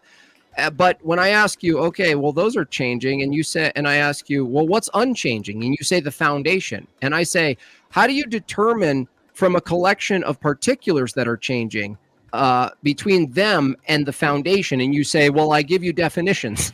And then we ask, okay, how do you determine what's what, right, between the definitions? And you say definitionally, analytically, we just define them as different. So we move over to, okay, what's foundational about the foundation? What's the thing that's unchanging about the foundation? And I think we said something like logic, which you said are traits of material, right? Yes, those are traits of material. That's the one thing you got right in this recount. What else did That's I the one correct thing. What did I get wrong? Sure, so we can start with before. So I told you that's the method at which we're doing it because you asked me for the methodology on how we determine these two things. You explicitly would refuse to have me to say anything and the methodology. You said, no, I want the how, not the what's the difference, the how's the difference. So I told you the way we're getting between the how is by analytically looking through the definitions. Now, maybe you're struggling to recall the conversation. You seem to have been on this panel for a long time. You might be as drunk as Flow State is right now. I'll take your keys. You take his keys. Win-win everywhere. You're still not telling us how. Drink. I told you how. Analytically, so your methodology is to analyze definitions. Wow, dude. The methodology is to see which of the traits fall under the definitions that we're using for the two things. That's how we create. You just change words. You just change your definition. Yeah. So which I can just change a definition. Which traits are foundational and which are particular that are changing? The things that are foundational are going to be the traits that the particulars follow. Yeah, what are they? Give an example of matter that's the laws of logic, the law of identity, the law of non-contradiction. Hold on. So the particulars changing don't follow the law of identity and non-contradiction? No, they do follow them. So I just told you that's the foundation that they follow. Dude, the law of identity, the law of non-contradiction is the foundation. The particulars follow the foundation. I already said this. Okay, cool. Again, maybe you should listen a little bit closer. Okay, so the foundation for all of the material world is that they abide by the laws of logic, right? That's one of the foundations. You wanted me to stop at the first foundation I gave you. Start with one, buddy. So if that's... I'm just clarifying. You stopped me at one. So don't imply that it's all of them. Okay, buddy. Yeah, buddy? Okay, rub your back. I'm very calm, JimBob. I just don't like it when you're being a dishonest fuck. Okay, what's dishonest about what I said? You're implying that that's the only foundation because you cut me off at the first one. Why are you crying? Doesn't matter. Look, I'm not crying, JimBob. Okay. Again, I care less than you. I'm winning the Apathy Olympics right now. You care a lot, dude.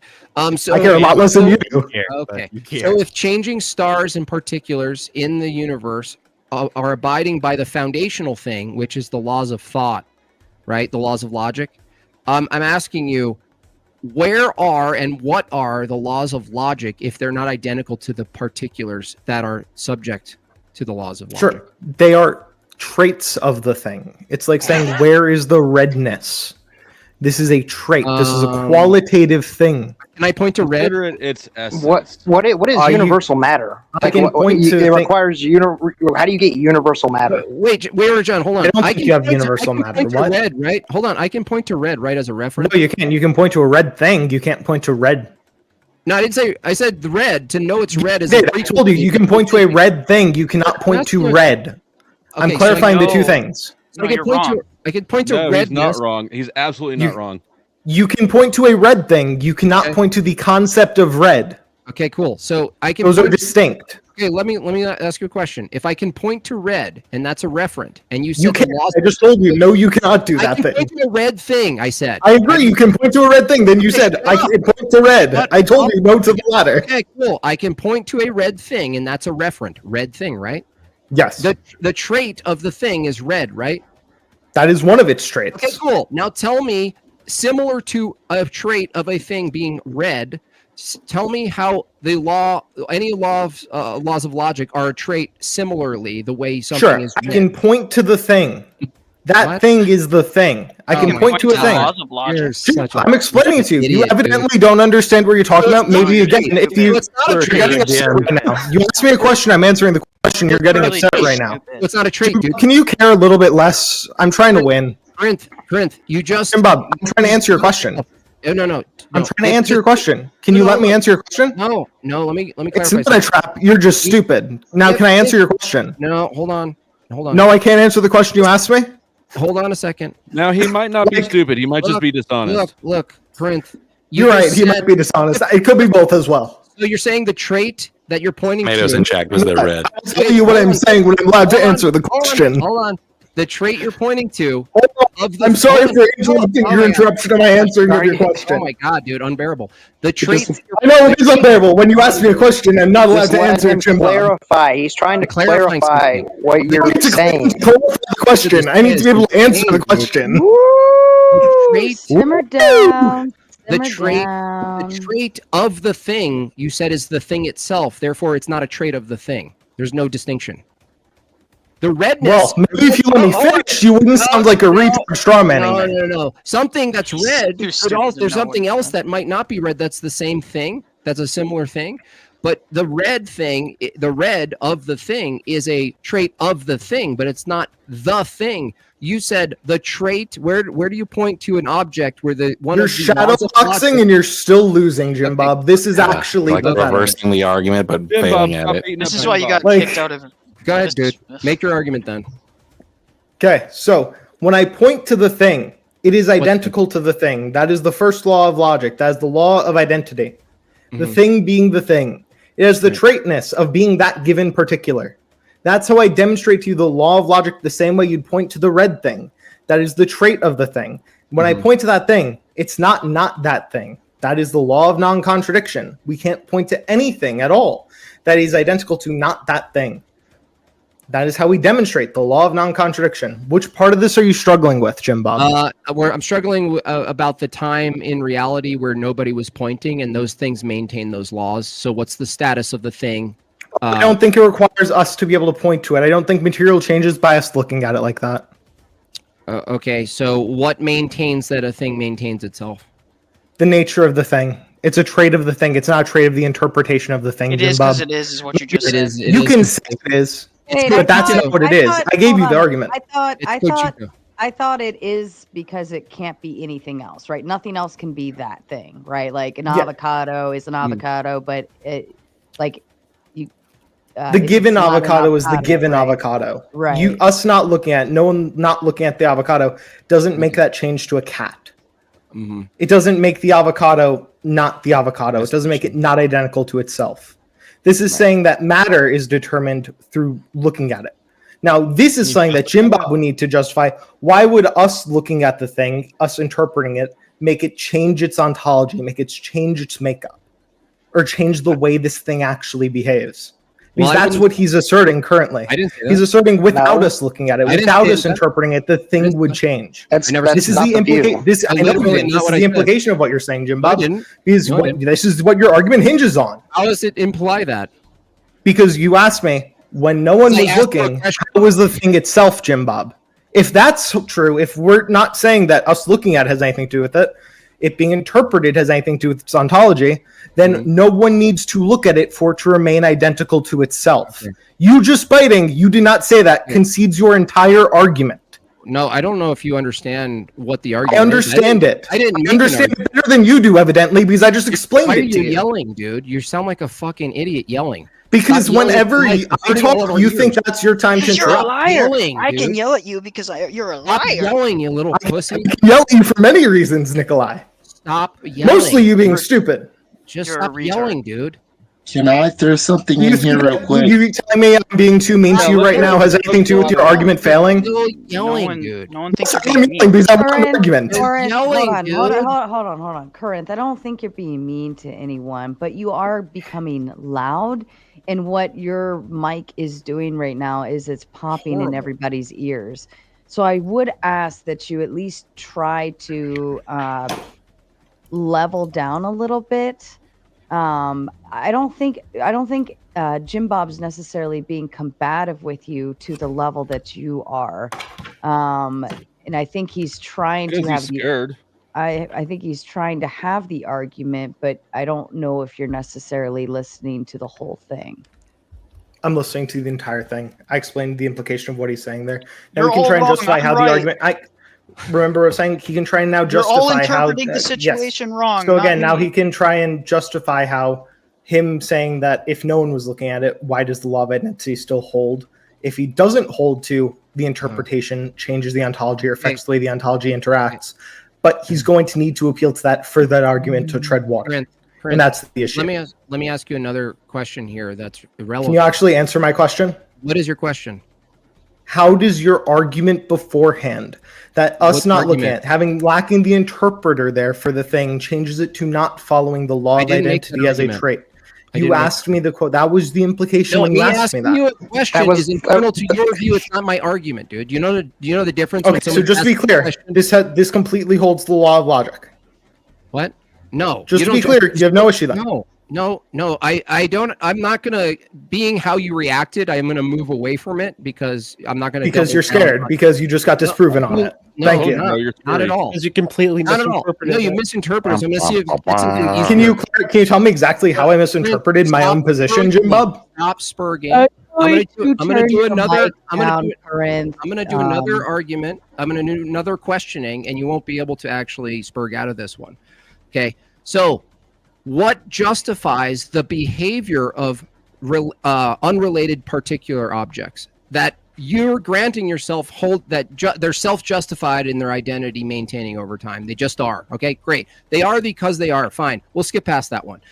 The behaviors that they follow doesn't come from the particular matter itself. So you can't really rescue yourself in this question because you could try to rescue yourself by declaring some sort of Descartes objects declaring themselves be, they are what they are declaratively. They are what they are. I am what I am. But as far as their behaviors with other objects, unrelated particulars, how do you justify from that view, which has to also be foundational under your view, that particulars that are unrelated actually behave in a lawful pattern? Where does that law come from? How do I justify why objects behave in the law of logic? In the ways they do, yeah. Okay, so I'm not even sure if this is a comprehensible question. I don't know how to comprehend the alternative here. Can I help you both out, please? That objects we can comprehend. Okay, That's exactly what I said explain earlier. to me how can you then? Because Auditor, you gotta jump in there. These motherfuckers It's not difficult. Look at one question sends every one of them into a I'm trying to answer it, but your friend just jumps in, so I'm going to ask him. JOL, since it's not difficult for you, can you explain to me how you can understand the world if the law of identity were not true? Divine revelation. That assumes the law of identity. You're assuming divine revelation exists for it to be the thing. No, because I rooted in God. Why did you move away from behavior? Did you not understand the question I asked him at all? But you moved away from behavior. Yeah, why'd you move away from behaviors, dude? Because you're asking me what to justify why it behaves this way. I'm answering you. I'm answering you. No, you didn't. Do you want me to answer the question, or do you want to keep talking while I'm answering the question? Dodging in the chat. I'm trying to answer you. The issue is you talk whenever I try to answer. He's filibustering. Go ahead. Okay, so when you ask me, why do things behave this way? Can you justify why they behave this way? The justification is the incomprehensibility of the alternative. No, I can comprehend something right now. That's false. Identical to themselves. No, I didn't ask about identity, dude. Listen, Corinth. Look. Is it logically possible, Corinth, for all of the objects in the world to hold their identity and not behave at all? They don't move. They don't do anything. For them to hold their identity is them behaving. And they don't do anything. They don't For them to hold their identity is them behaving, so no, it is not logically possible. No, I didn't say behaving. I'm not saying being themselves. What you just said. Holy shit, you're such a sneak, dude. Look, dude. I'm answering the question as asked. Look, dude. I'm going to make it really clear so you can't sneak out of this. Okay. I'm not Make it very clear. Shut up. I'm not saying... Oh my god, dude, you're unbearable. You're not saying very much. I'm asking you to say it. He's just yelling again. Let me It's know when funny you're how done. you guys have to adopt tag to try to argue against tag. You Let literally me- just said the impossibility of the contrary. He did. Yes, I'm using a disjunctive alternative. I also have good Okay. arguments against tag if you want. Cool, Yeah, Corinth. it's- Can you Just to be stick clear. to? Can you I stick to disagree my with his argument tag for a argument second? there, too. Look, dude. Yes, I'm is not it- trying is to. it- I'm asking you is to there- ask a question. You're not making an Corinth, argument. You're just asking shut questions. the fuck up. Is Corinth. do you see a difference between an object being itself and what an object does once it has its identity? That is a distinction, but being Okay, there itself is is a- also a behavior of the I thing. can prove it with an experiment.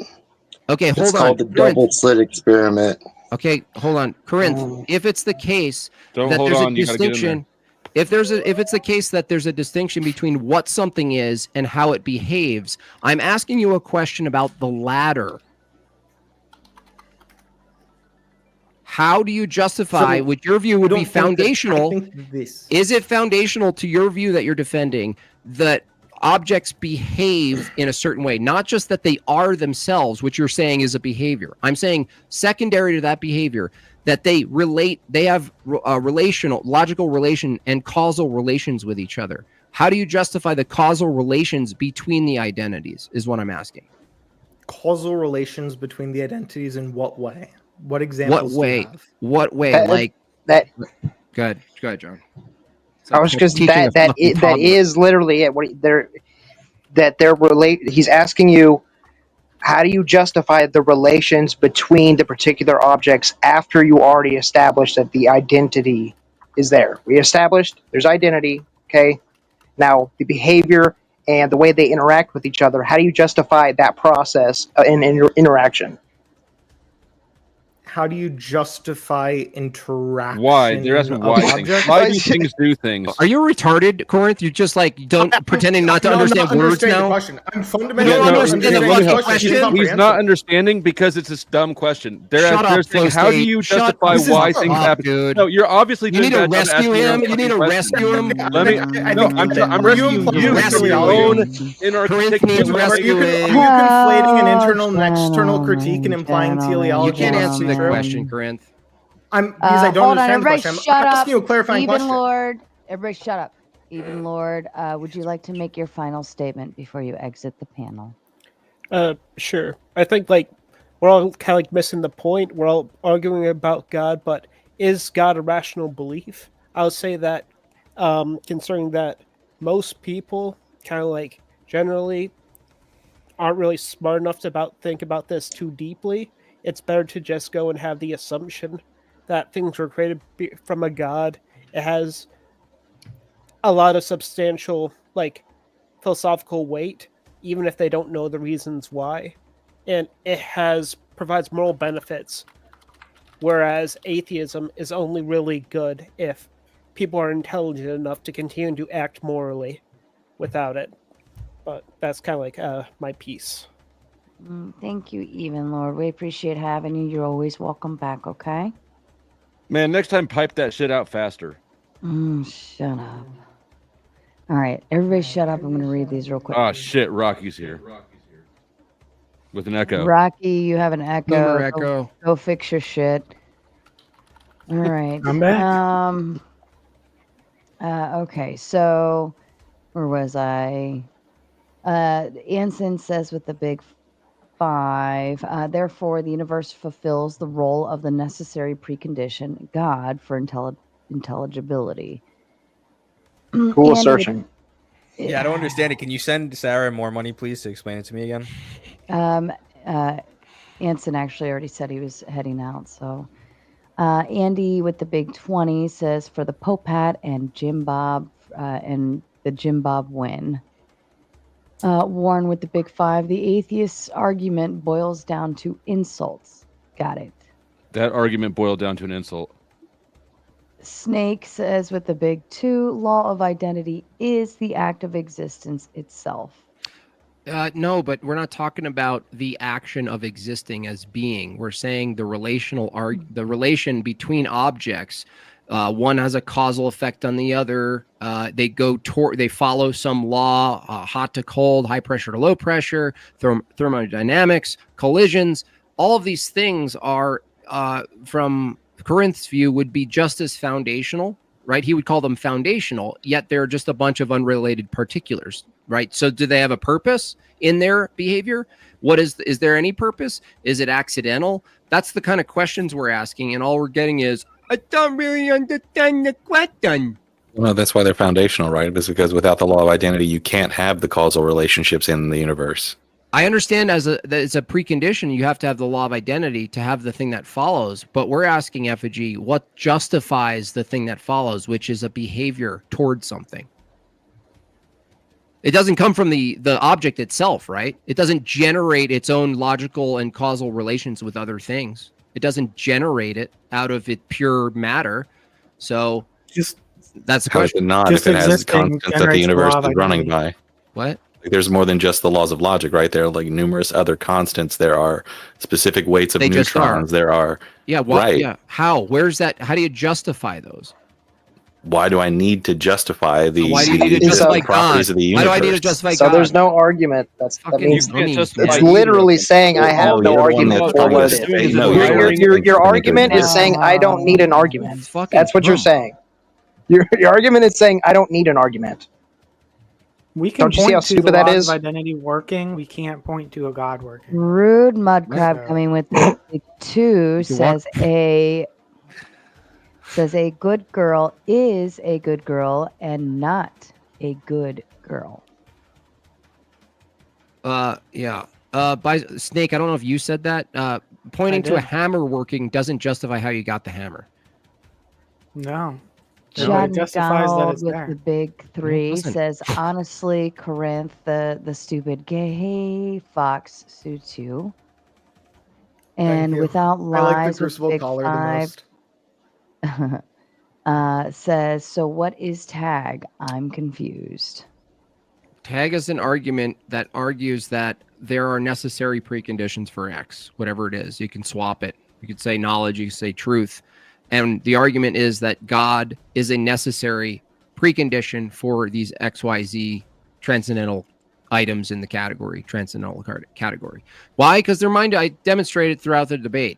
These are mind associated things and they precede the human mind. So then the question is, what's the status of these mind dependent things in a system that doesn't have a human yet? Right. And I can't even get it out. All right. I can never get it out because they just fucking spurg every time I even say it. Super calm. How do you know they precede? Because if you came from a mother and a father, right? Presumably. You know that, or you're going to question that now just to get out of the trap? What's the trap? The trap is you had a necessary. Shut up. Literally doing this guy daddy argument. Dusty, did you have a past before you that preceded you that was necessary for you to exist? Yes. Cool. That's the argument. Okay, so this is the fucking Sky Daddy argument. No, it's not. That doesn't make any sense. Yes, it is. You don't know what you're saying. Did you have parents? Yes, I had parents. Were they necessary for you to use this? Yes, they were. Okay. Yeah. So does the universe. It has a daddy. Yeah, the past exists without humans, right? In a past that exists without humans, there's still conceptual, abstract universals that exist. Why? Because the matter abides by them, but they're not identical to them. So, and yet somehow that means mind without a brain. Spurg, everyone's Spurg. Concepts might be a function of observation. What? You don't even know what you're saying anymore. You don't even understand it. No, you don't know what you're saying. You're just saying words at this point. Here, Jim Bob, do you want an easy question for you? Do you believe in souls, buddy? Souls? Yeah, souls. Spirit, soul, sure. You don't have. What's the distinction between your soul and my soul, such that your soul is yours and my soul is mine? Well, personhood. Personhood. So you're a person, I'm not, or I'm a person, you're not? No, we're both personhood. We both have personhood. So we both have personhood. That's I just not told a distinction. you, person. Yeah, it is. That's not a distinction because we're both persons. No, I didn't say what we are. We're our I asked you personhood the is distinction between our souls. Corinth. Would you shut up for a second and get the answer, you fucking idiot? Will you answer the question We I are asked both, you then? No, our nature is our nature. No, you won't You're answer trying the question I Shut asked up. you? I'm actually distinguishing it for you. You just don't care. I do care. You're a little Distinguish them. kid. You're a little kid. You need to learn, so listen up. Okay. I'm what listening. we are what we are I'm listening is to you human. not answer the question I asked you. What we are is human beings. That's our nature.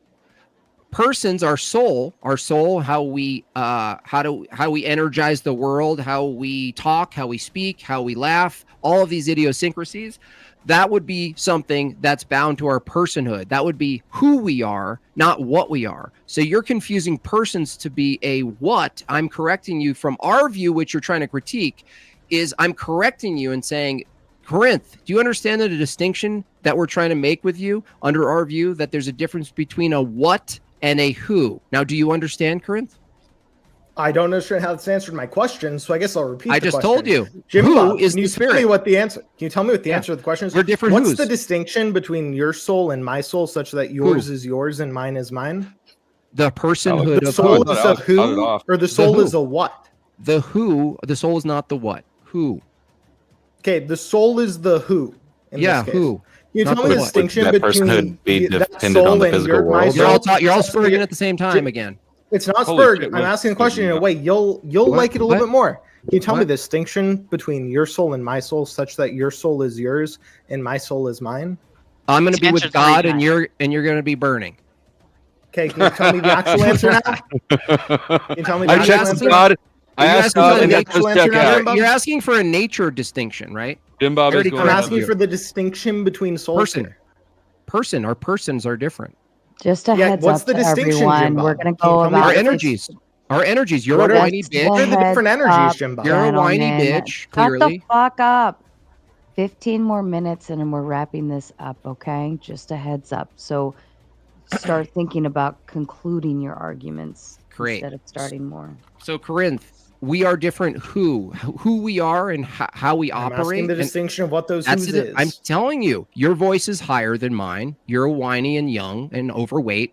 I'm fit and older than you. I have kids. I'm going to be a parent. You're going to be a These are all childless physical person. things, not soul things. because you Okay, said the I'm soul saying, is the who. I'm saying what drives us to our different paths and what makes Not an us. answer to the question. Shh. I'm funny. You're not. Okay, that's a who thing, right? Maybe if we're talking about the Down Is that syndrome a people, you okay? wrote pills Okay, to. so even that, yeah, sure. I think I'm funnier to okay, people above an I'm 80 creative. IQ. I'm creative. I make things. You talk about things with people who are creative. I know things more than you. That is a distinction we have. Okay, so that's not a But so that's again. an answer of the soul question because you said the who I is am. the soul. We're I talking am- about the physical things here. Right. Who is different than what? So the who And you is, said the distinction, the soul is the energies. who. I So can you told give me the who distinction? I told you the energies of each of us are different. Yeah, and can you show me how the energies are different? You're a demonstration that our energy is different. And this is not an answer to the question that I've It is. been asking Do you. we talk differently or the same?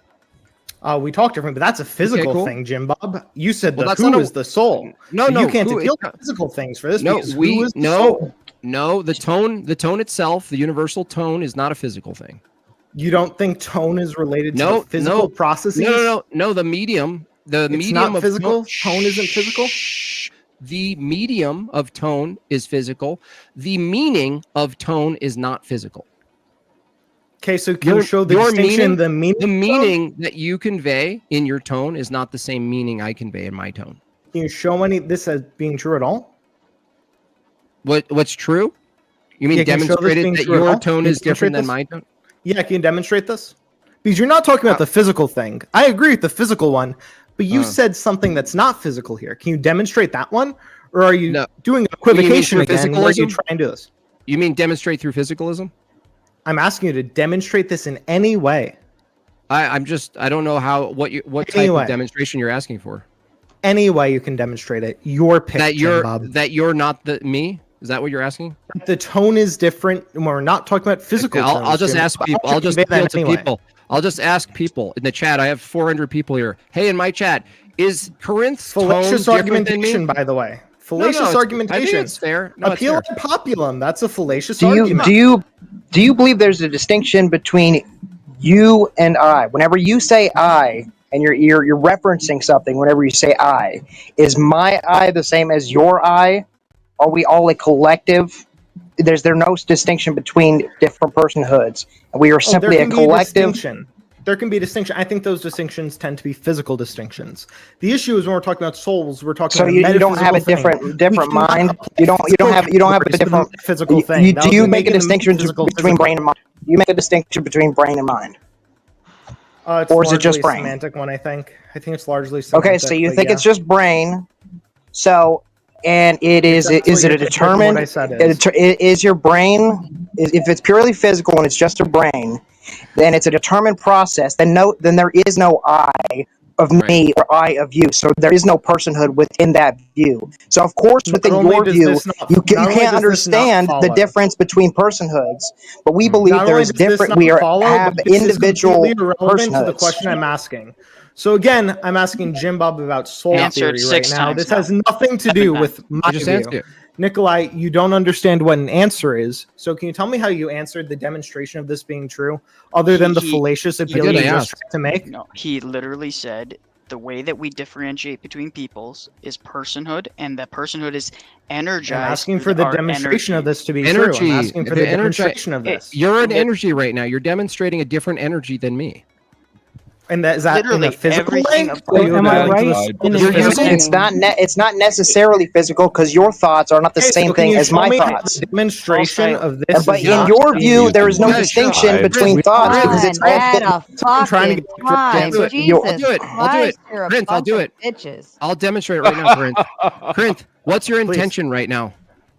My intention is to get an honest answer from you. My intention is not that. I demonstrated that we have different expressions of our energy. It's not that. It's been very clear from this conversation. You're not mostly engaging. No, I did it. No, I said that. I said that to demonstrate that our intent is something you can point to as personhood. That's not identical to our nature. And you answering the question and me simply saying the opposite purposely to your answer is a demonstration that our intents are different, and our intents would be downstream from given something that my called a answer person. was true, I want. Yeah, the it's still Your not good answer is enough for you. want the- Hold so, on. given your Smoking answer was auditor shut up. Smoking auditor is making his exit. Please go ahead and make your final thoughts, auditor. Before I leave, I just want to leave you guys with some thoughts. Matter can be influenced by observation. They've proven that with the double slit experiment. Whether you want to believe them or not, that's up to you. To believe that a God would be all logical is illogical. For logic to exist, there has to be things that are illogical. You can't have yin without yang. To exist in this dimension, things have to be observed to an extent. Whether we are the ones observing it or it's an outside force is what you guys are trying to debate most of the time. I believe if a God would create a multiple dimension that relies on itself to keep itself existing, the beings in it would be able to observe stuff and the information would be transferred through time because, as it's been proven, all time exists all the time, future, past, present. If someone makes an observation that's a neutron weighs X amount, that means back in time when that neutron formed, it weighed that amount. Just because they made the observation now. Time sucks. To try to comprehend anything about God, you have to accept that it's one being existing by itself constantly to create everything, much like an old TV that has one dot that goes across it so fast it creates a picture for you to watch. There's actually a theory about the universe being somewhat like that. You can look into that yourself if you want. All souls would be one soul going through different stages as we, or should I say, God tries to defeat its own boredom and create other life forms for it to interact with, even though a lot of people can view it as whatever entity you want to believe as God, for as simple as it started out to be, dude. made multiple... Are you joking? What? I mean, this is just my personal messed up view. I know, but dude, it's like Sarah's trying to end the stream. It's just, do you have your own stream? We can go watch you or something. But geez, it's a closing statement. Don't post stuff most of the time. I'm just saying, thank God. For God to exist, it would be a being that decided to make itself have multiple personalities. While we're here, you know, therefore, why not give itself its own kingdom known as hell? Corinth, you still think people don't have different energies? That's just it. Yeah, It's I don't. different energies. I think you're only appealing at to the different physical points things in here. time. You're demonstrating energies through physical processes, which Do you have an we talk intent? about metaphysical as physical. Prince Bergen Good again. luck, Sarah. I get Bye, you think Felipe. answering is Corinth, not Jim Bob. demonstrate Corinth, I that debunked you with conscious intent. You didn't, Jim. I did. I And used can tell intent you to exactly debunk how. you. I can tell you Nope. how you didn't. I Do you want did. me to explain to you how you didn't? Or are you Where's gonna where's keep intent pooping? as physical, please? Oh Sure. shit, The way Rocky's you here. demonstrated intent is through the physical processes of naming it. Now, I didn't the say soul is we physical didn't and saying we're use doing this. physical. No, that's a conflation of Can the you medium. can you show metaphysical things through physical processes, Jim Bob? You can use physical to transfer Can you- metaphysical. That's Can you irrelevant show to me the argument, metaphysical bro. things in physical processes, Jim Bob? Show you metaphysical things in the physical processes. I don't know Yeah. what you mean. Show. I can use speaking to convey Your metaphysics. demonstration through of the speaking. thing was using that.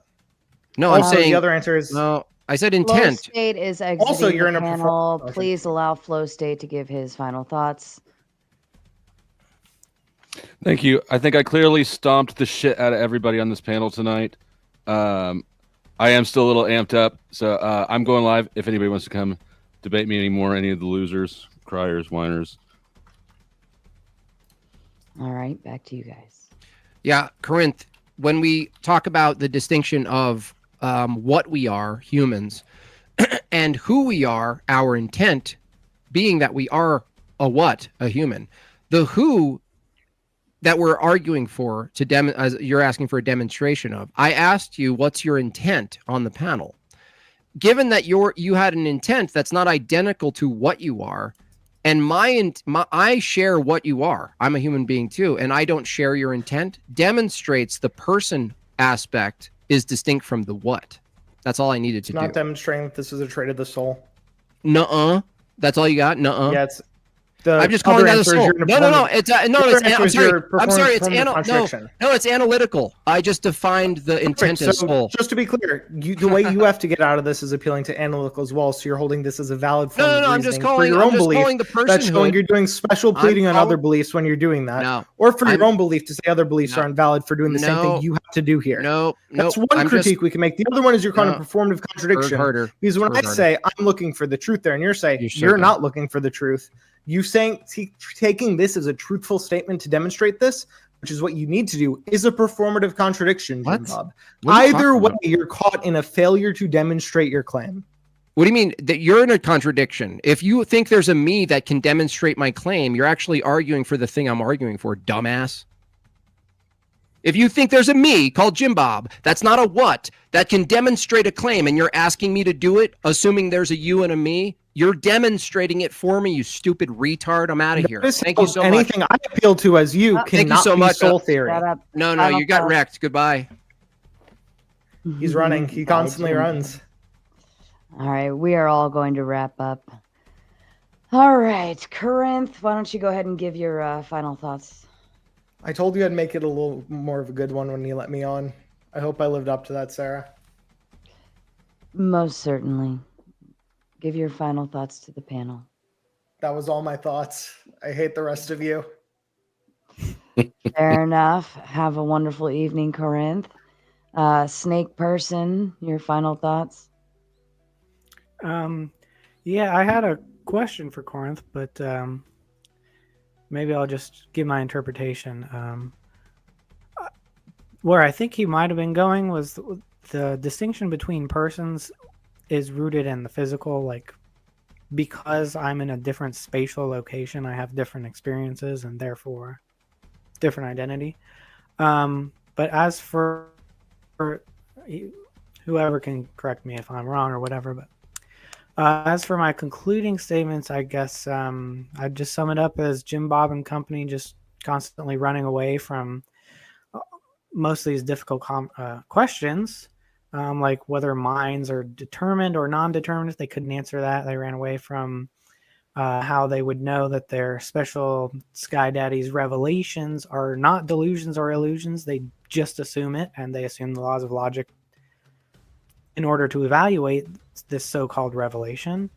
They wouldn't answer any questions about that. They ran away from the fact that all minds are still in the category of mind, no matter how many subcategories there are. They ran away from the contradiction I kept bringing up of minds can't be the source of logic, because God is necessarily dependent upon logic by their own definition. And it was just God of the gaps, followed by appeal to ignorance, followed by the composition division fallacy, whole bunch of equivocation and ambiguation fallacies. So they couldn't give a single reason to believe in God other than fallacies. And they couldn't answer any tough questions. So we're back at square one with no evidence of God. But thank you for having me on. It was a fun time. Jesus loves you. Have a wonderful evening, Snake Person. We'll catch you around the next one. Rock E, I know you didn't really get to say anything, but say goodbye. Thanks for letting me up. I'm not racist. You came to the wrong conclusion. Goodbye, Rocky. Effigy, your final thoughts. I get to follow that. Awesome.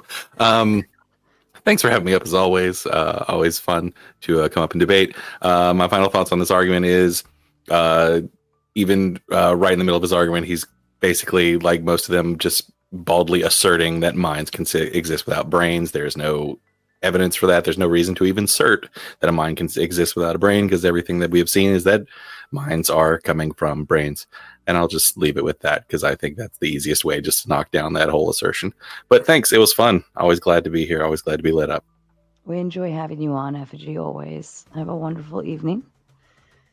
Wi-Fi, I will reach out to both you and Flow State if you want to do a debate, and I'll get that set up for you. Yeah, absolutely. And that's all I would want to say is anybody on the panel or in the chat wants to debate, DM me on Twitter and Instagram at Wi-Fi Gospel.